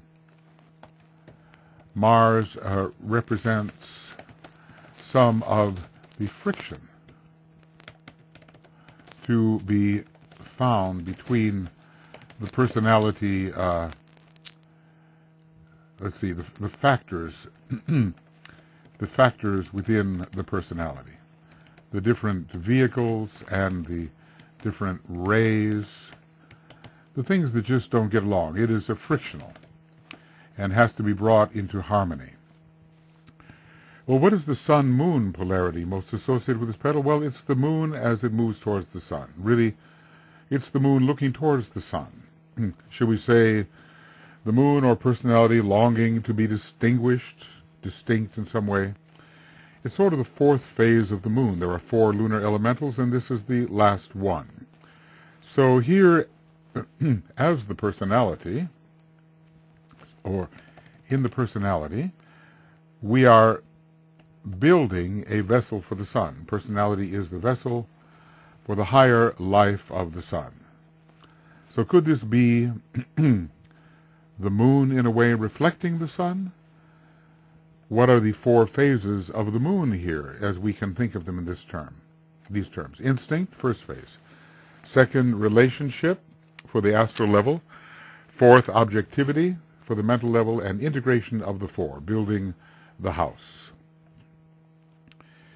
The planets implicated, and the reason for this implication. Well, I bet we could find almost every one, but Vulcan, Mercury, Venus, Mars, Jupiter, Saturn, Sun, Moon. And, you know, we'll have to see about Earth with its fourfold symbol. Uranus is not mentioned here, and what about Neptune, I would say? And is there anything about Pluto? We can see. Well, Vulcan is not maybe major. It has, in a way, a 4 in it, F-O-U-R, in terms of its monadic structure. And we would wonder if it is useful in the integrative process. It's certainly, if we could substitute Vulcan for the moon as ruling this petal, it certainly hammers things together and forges the bonds, forges the links between. The personality is directly expressed through Vulcan, which is representing the physical body, the moon veiling Vulcan. The moon is the dense physical body, and so is Vulcan in a certain sense. Vulcan has also, through the Agni Chaitans, some etheric connections. It's the pressure of integration. Vulcan puts on the pressure, and integration is a pressured process. Whenever you bring many factors together in a relatively small place, there's going to be pressure until harmonization is created. So the soul is behind the scenes, from behind the scenes is forcing something to happen. So this is soul will and spiritual will. I said Vulcan connects with the four, forges the ties. The ties are being forged between the disparate elements of the personality. I think that's a good way of putting it. The ties are being forged between the disparate elements of the personality, making the personality solid. It's not maybe the highest aspect of Vulcan, but it really does connect with the idea that the personality as one of the sort of triple vehicles, one of the three periodical vehicles, works most through the physical body, and that's sort of the Vulcan and Moon relationship. So, and it fits a lot with the sort of a solidification of all of these factors and making them into one.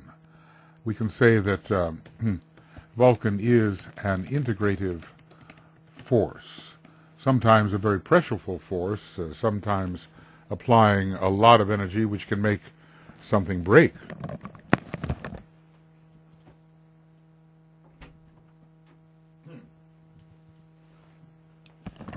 Then we have Mercury, okay? Because of the fourth ray and its integrative power, let's say. Fourth petal, fourth ray, fourth sign. So this harmonizing power of Mercury eventually is used to balance and relate the pairs of opposites. We discriminate between the opposites, and we have intelligence involved in this balancing. So, let's say you have to be intelligent to become integrated. You cannot integrate your personality without really thinking of doing it. You have to see and arrange and manipulate and change the emphasis. Change the emphasis. So, Mercury as well restores sight to the blind. We remember him saying this, and in the Hall of Ignorance, we are blind from the egoic point of view. When it comes to Venus, of course, it's fundamental to all. It promotes the harmonizing process. It brings in the fifth ray to analyze cause and effect in the world of form and on the physical plane from a high vantage point. If Ajna is becoming strong at this petal, let's say becoming strong, and later strong, what about Venus? Because it rules the Ajna center. And we remember that Ajna, the Ajna center, connects with integration.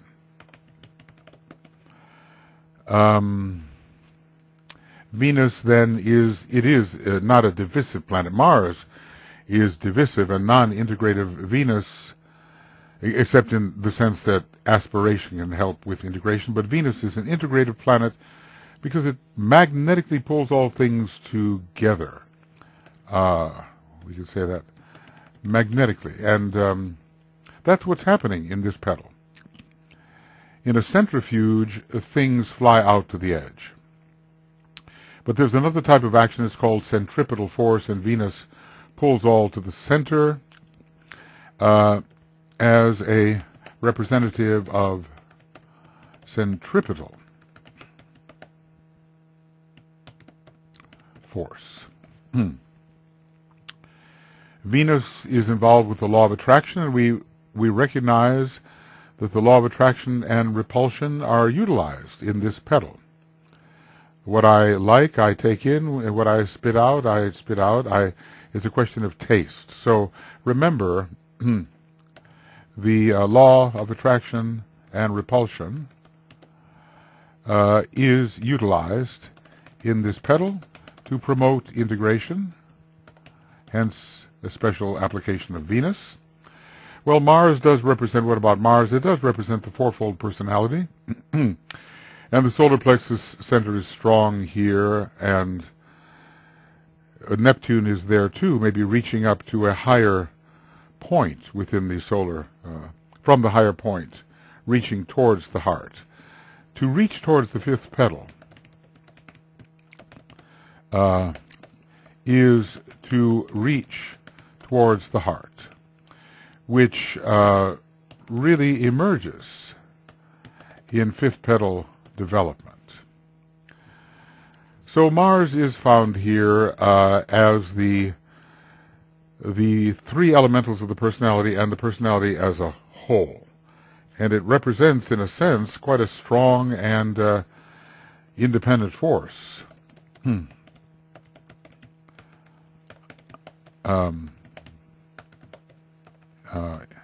Individual, independent. But it has to be, of course, subdued and regulated, and this is where maybe Vulcan comes into the act. But Mars can represent the assertive personality. I think it can become even more assertive in the fifth petal process. What about Jupiter? Well, for wholeness, perhaps. Jupiter is exalted in Cancer. And this is the Cancerian petal. So Jupiter is a whole-making planet. It's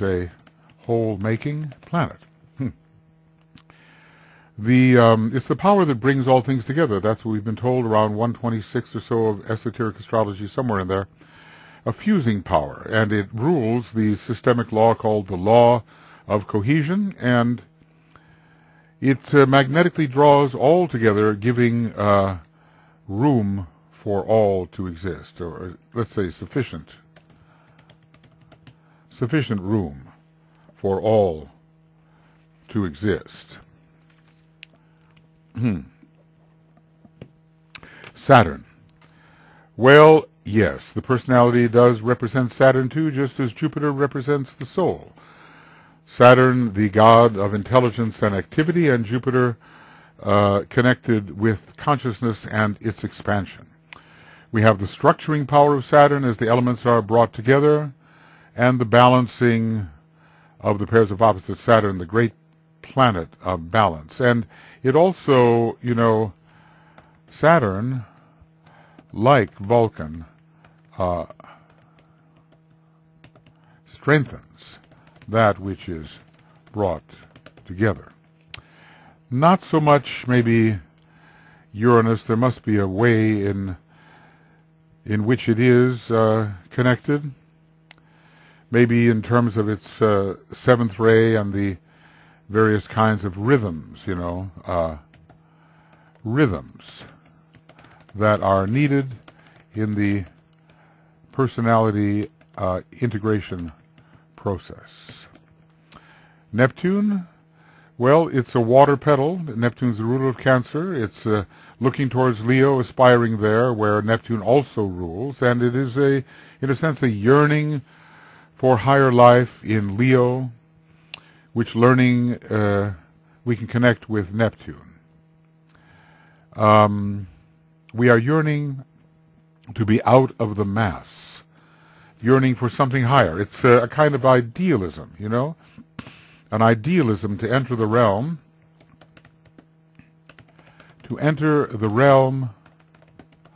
of true individuality. So yearning for the life of the expressive individual, yearning for the life of the heart.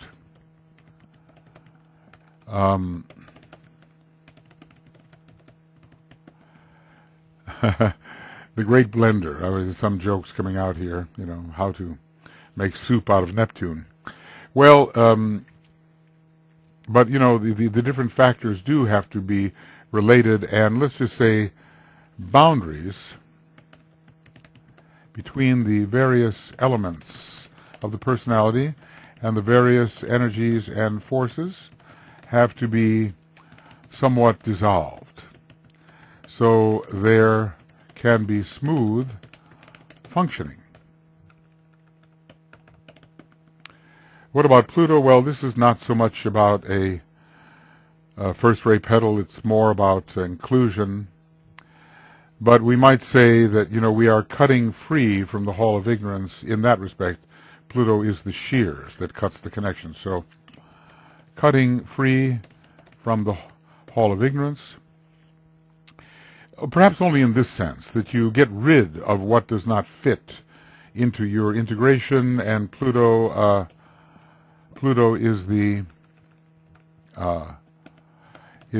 planet of ejection, and that which is not needed is ejected. Something you have to throw out, throw off, and you don't need it in order to integrate. In fact, it might even interfere. But maybe in therapy, Pluto is much used, and the friction of integration leads too often to the need for therapy or counsel, and Pluto is the healer.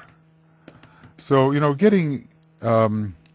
eliminating the toxins which prevent better integration.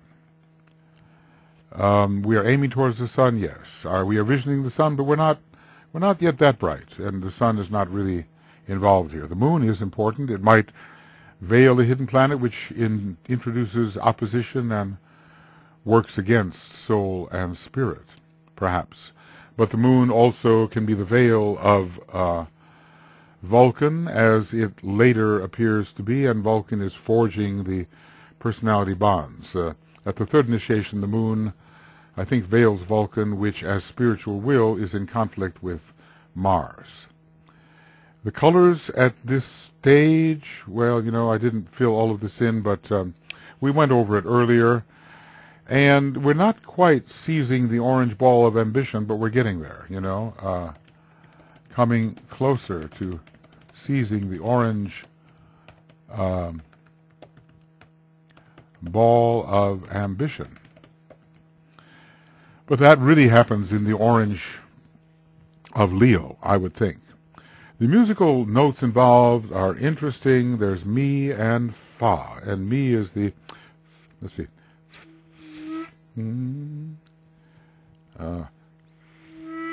di-da-da, di-da-da, it's mi, and fa is mi, fa, mi, fa, mi. So it's the E and the F. And me, the beginning of me, me is the beginning of me, according to DK. In other words, me is all about the personality. It is the major third or the minor third.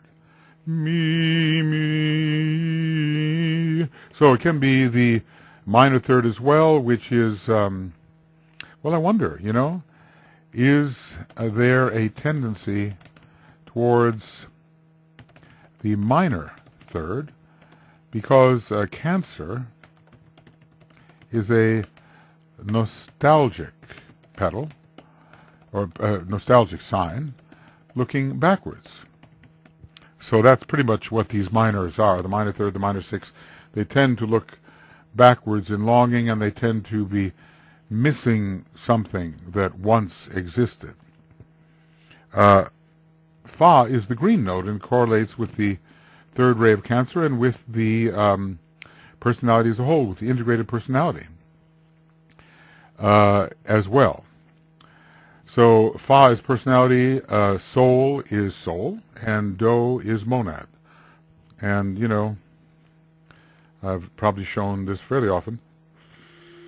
Fa, sol, do, fa, sol, do, da, dee, dum, dee, dee, dee. And that Do is the monad.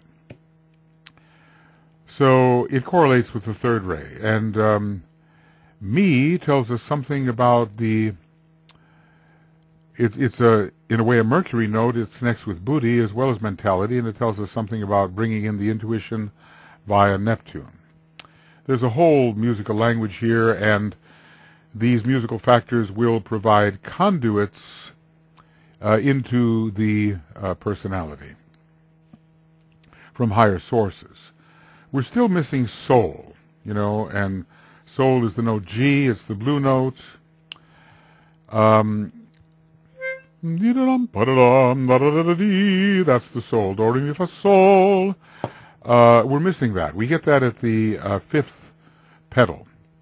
We're pretty much we're and the green fa, integrating the green fa. And then increasingly we will relate fa to soul. We'll rate fa, sol, fa, sol, fa, sol, fa, sol, fa. Are there intervals here? I think we're getting into intervals. Maybe the minor third. The minor third from the note do.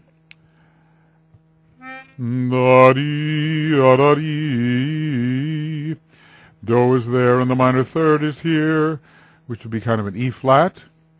The minor third, at least, is looking backwards towards the good old days. We tend maybe somehow to do that, and inasmuch as Cancer visions life in Leo, that's one thing, but Cancer is also afraid of the light, you know, kind of hides away from the light, and inasmuch as it hides from the light and looks at the good old days, back at the good old days in the Hall of Ignorance, then it's the minor third, and by the time we get to the fifth pedal, it's the major third.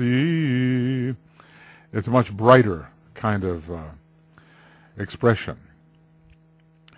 So, are there any crises here? Maybe almost the crisis of orientation, but not quite. The reversal of the wheel is occurring in the next pedal, or at least the first reversal of the wheel. Libra, it's the crisis of balance. It is consciousness of duality and the effort to balance the two. So this will continue through the fifth pedal and through the rulership of Libra by Uranus with the reversal of the wheel.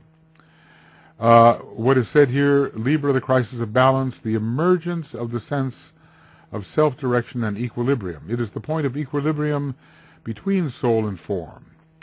I think this is more of the fifth pedal, probably. It signifies the emergence of free choice.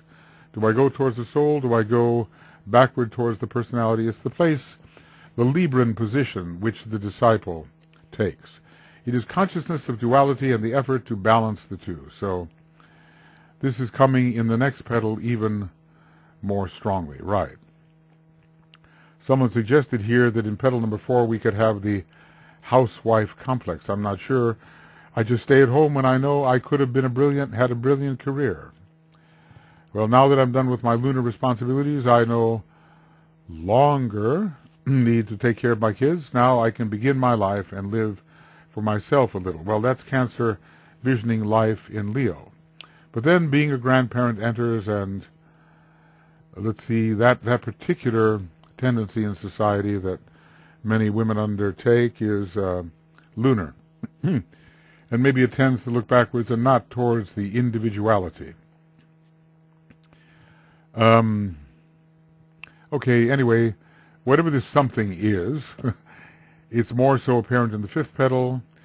There's much Libra in the fourth pedal adjudicating between the pairs of opposites, yes, but that's the fourth pedal, I mean to say, between the pairs of opposites, but there's also this greater choice made in the fifth pedal about reversing the wheel and maybe about giving up the centralization of the personality. And when Libra is just perfect sign for giving up the centralization of the personality. Now, here's another perspective that the conscious balancing of the pairs of opposites may also relate to a more horizontal balancing between opposites which are not necessarily better or worse than each other, not hierarchically arranged, maybe, and not a vertical taking in of the soul. But that too definitely exists. So it's possible to balance here on the astral plane about the kinds of things we are attracted to live a more balanced life, but at the same time, we really are cognizant of the higher pairs of opposites in an incipient way in this fourth petal.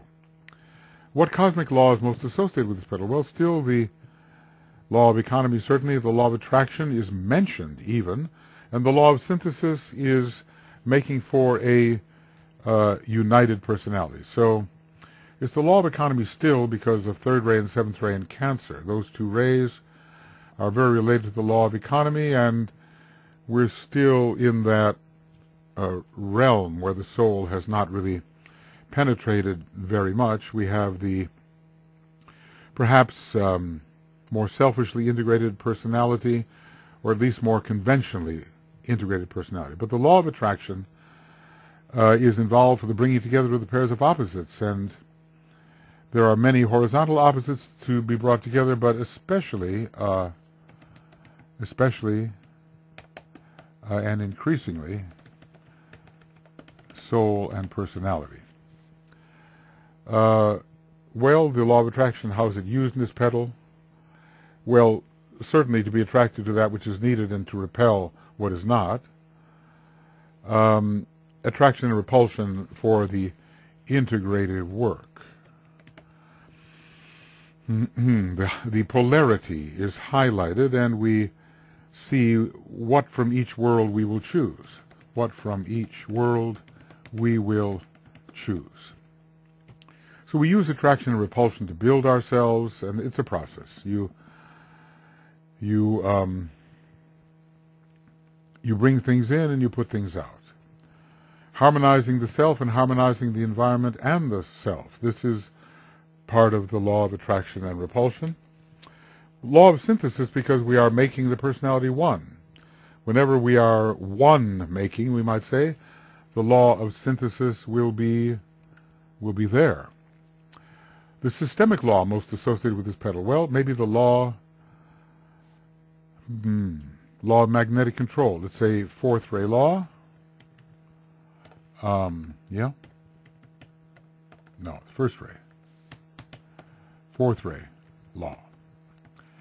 It's reflected in the integration process. Usually magnetic control is the control of the ego from the Buddhic plane, but on a lower turn of the spiral we have the control of the personality by an observing center, pulling all together magnetically, kind of a reflection of the ego, and let's just say that from this higher observing center, something of the ego can enter. The ego is helping to integrate the personality, but maybe we're not so much yet dealing with the technique of integration. We seem to, it's necessary to advance further, I think, and maybe even after the first initiation, before these techniques of integration are really applied. Because, you know, I've done a lot of work on the techniques of integration, but the techniques of integration are not aiming at producing the selfish or self-centeredly oriented personality. They are aimed at producing the integration of two energy systems, that of the soul and that of the personality. Fourth law, fourth petal. So under the law of magnetic control, we are law of attraction, they're related. We are bringing forces together.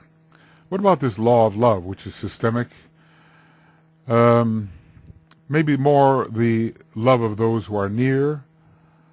Sagittarius is present here. The solar plexus center is emphasized, ray 6. Cancer is ruled by ray 6 in terms of Neptune. Well, there is a greater orientation towards love anyway, a little less formal than in the Hall of Ignorance.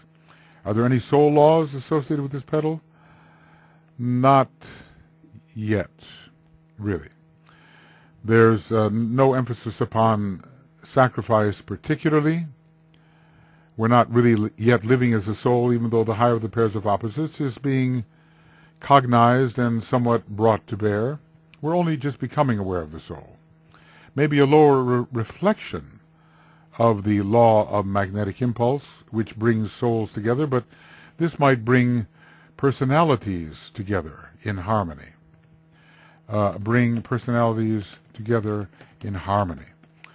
Cancer does produce groups, and we have the example of the little bear, the lesser sheepfold, gathering all and putting the fence around it, and the greater sheepfold, the great bear, the greater ashram. Also, interestingly associated with Cancer, the lower turn of the spiral of that would be larger groups. Okay, astrological triangle most associated with this petal. Well, I'm not sure what to make out of this. Mars, Neptune, Sun, Venus, Jupiter, Heart. Let's see how I elaborate this. Mars, Neptune, and the Sun. Well, the Sun for the heart, but also for the integrating personality. Neptune for the dissolving of the barriers. Mars for the fact that the rules that integrated personality and all the factors within it. Mars is always present here. They may be Venus petals, but Mars rules the integrated personality, and we're moving more towards the heart center via Neptune. Lower solar plexus Mars, upper solar plexus Neptune, Jupiter the heart center. That we are moving in that direction. Mars, Neptune, and Venus. Well, it's kind of the battle between the integrating personality and the forces that, well, let's just say the higher and the lower pairs of opposites, around which shall the personality integrate. Will there be enough infusion of Venus here? And Neptune is sort of translating Mars into the domain of Venus, translating the normally self-centered personality into the domain of Venus, where it can become the servant of the higher of the pairs of opposites. Saturn, structure, Venus, the higher of the opposites, and Mars, Neptune, more connected with the solar plexus. What do we have here? Throat center, ajna center, and solar plexus center. Venus does count for the for the ajna center and all of its integrative factors, integrative tendencies. Okay, let's see what else. The senses and their extensions most associated with this petal. Well, maybe taste. Taste is connected with 4, and with taste we begin to discriminate and reject and accept. We might say, according to the law of attraction and repulsion. And Pluto then, law of attraction and repulsion. How about that? Is there nothing here? Well, how about just law of attraction? How about that? Law of attraction and repulsion. And Pluto, the rejecting energy, casting aside that which is not to one's taste and that which is not to be integrated into the form which is taking shape.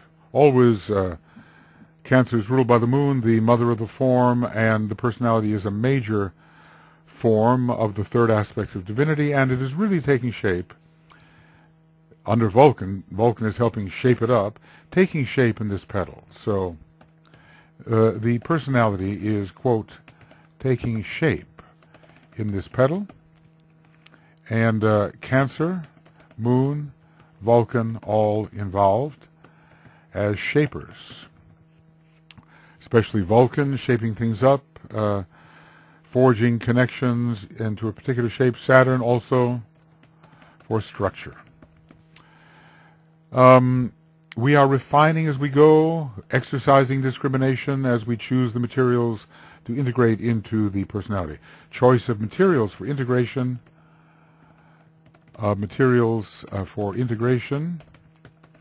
Is Libra.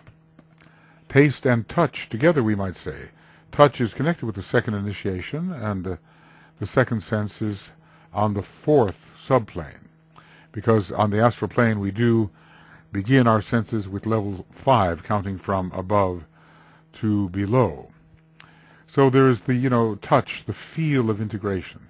Taste is discrimination, what we want in the integrated unit and what appeals to us, and what appeals and does not helps me define my integrating self.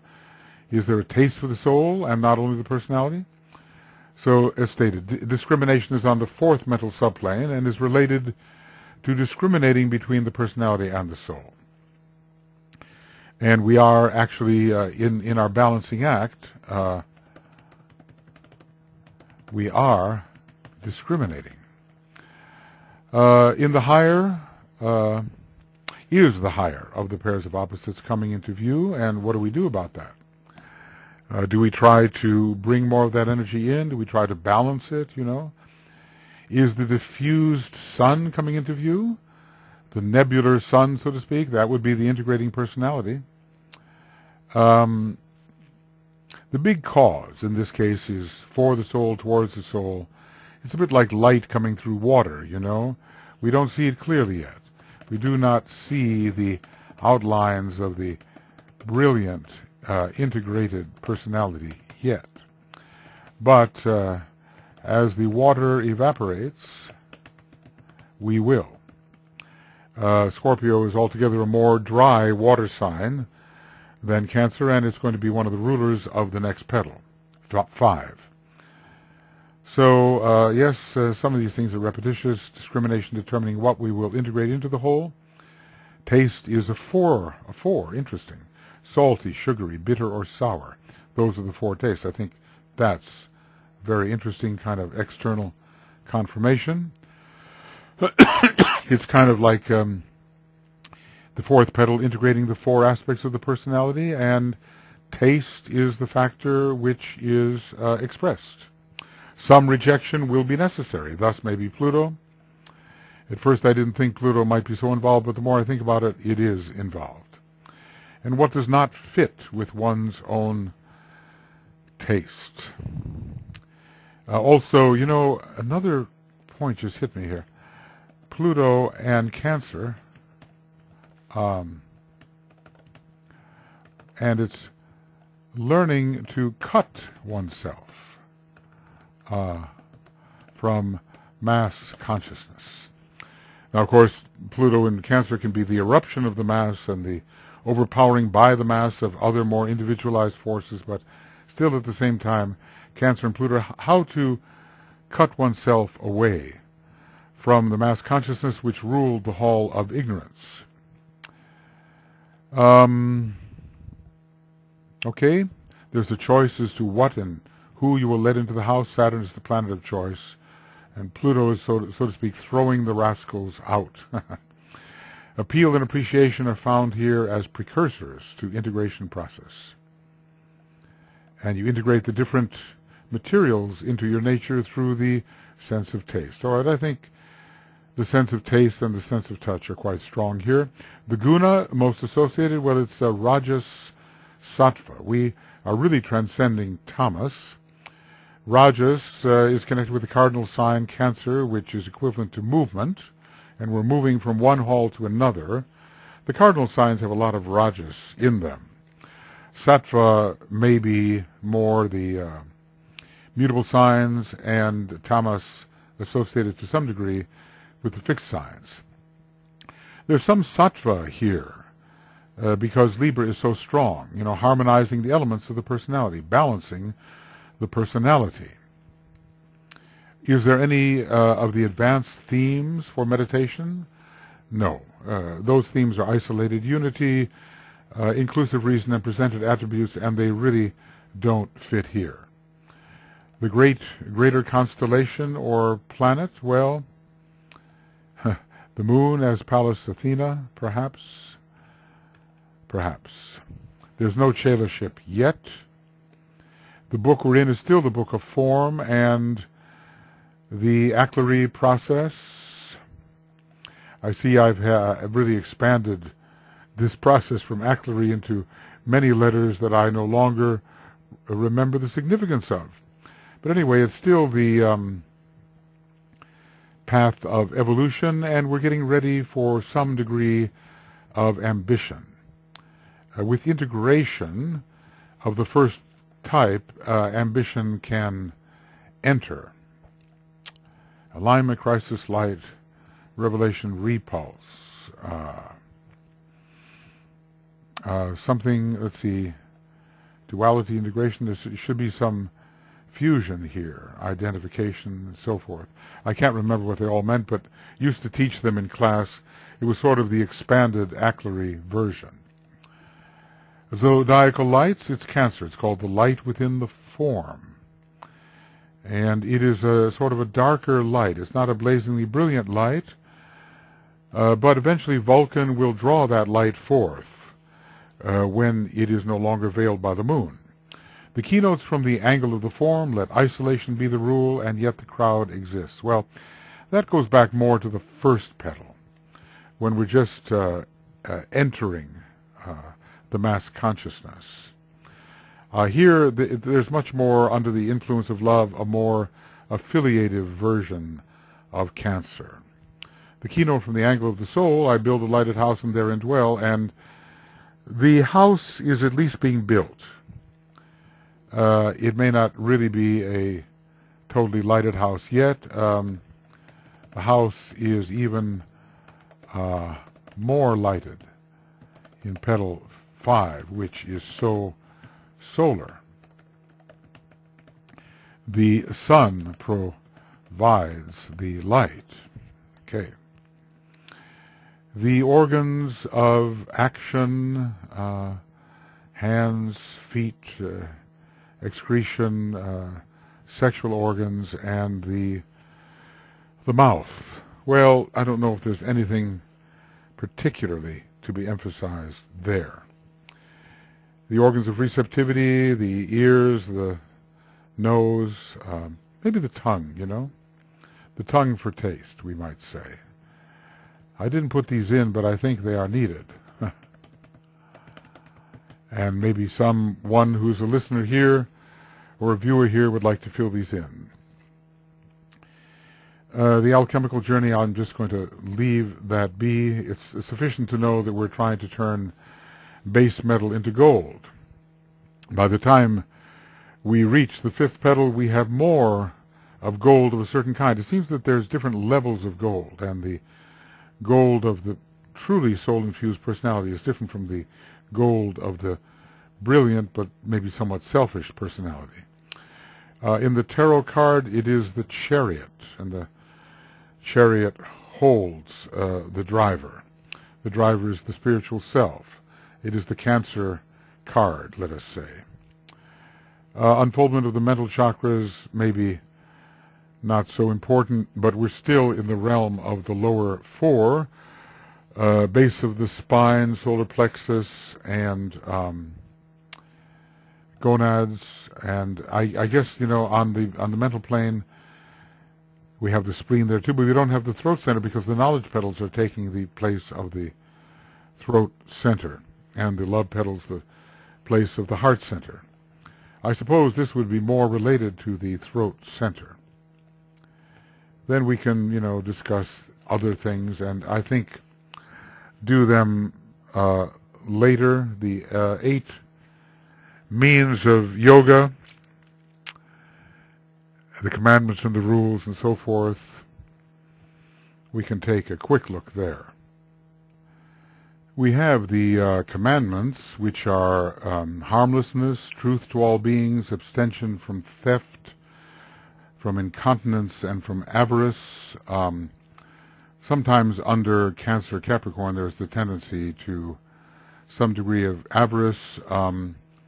Some of the problems of incontinence can be solved here, but really until a person is genuinely on the path, treading the path around the time of the first initiation, these things are not approached with seriousness, because the higher of the pairs of opposites has not become the commanding source. The internal and external purification, it has more to do with petal 6. Contentment, Fiery aspiration, well, I think we can begin to find that in Petal 5. Spiritual reading, more in Petal 7. Devotion to Ishvara,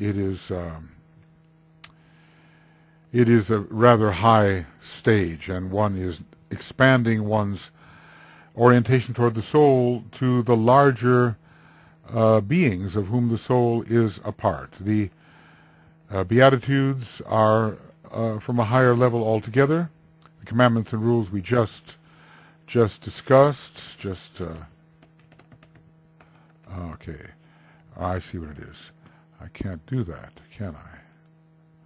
Yeah, that's always the danger when you have something on your Control V, and it shows up otherwise. Yeah, the commandments and rules, let's just say they were just mentioned. The 3 advanced themes of meditation, no, we're not there yet. The 15 counsels, it's a lot about thought form building and purification. I would say the major thing we have to do there is wait until aspiration is possible. We wait until aspiration is possible. Okay. And so for the 15 counsels of white magic, important for the end of Petal 5. All these higher factors, I think, are not nice to correlate, but not relevant at the moment. Yes, the Sephiroth, we could find, I think, something there, but I don't think it's worth getting into it at the moment. Tribes of Israel are basically those, the zodiac, basically the zodiac. Okay. You know, friends, we have reached something of the 5-hour mark for this program. I know it's a long time, and it's getting late here, and it's been quite a demanding day. This program has been on since early this morning, and I've had to start and stop it and so forth.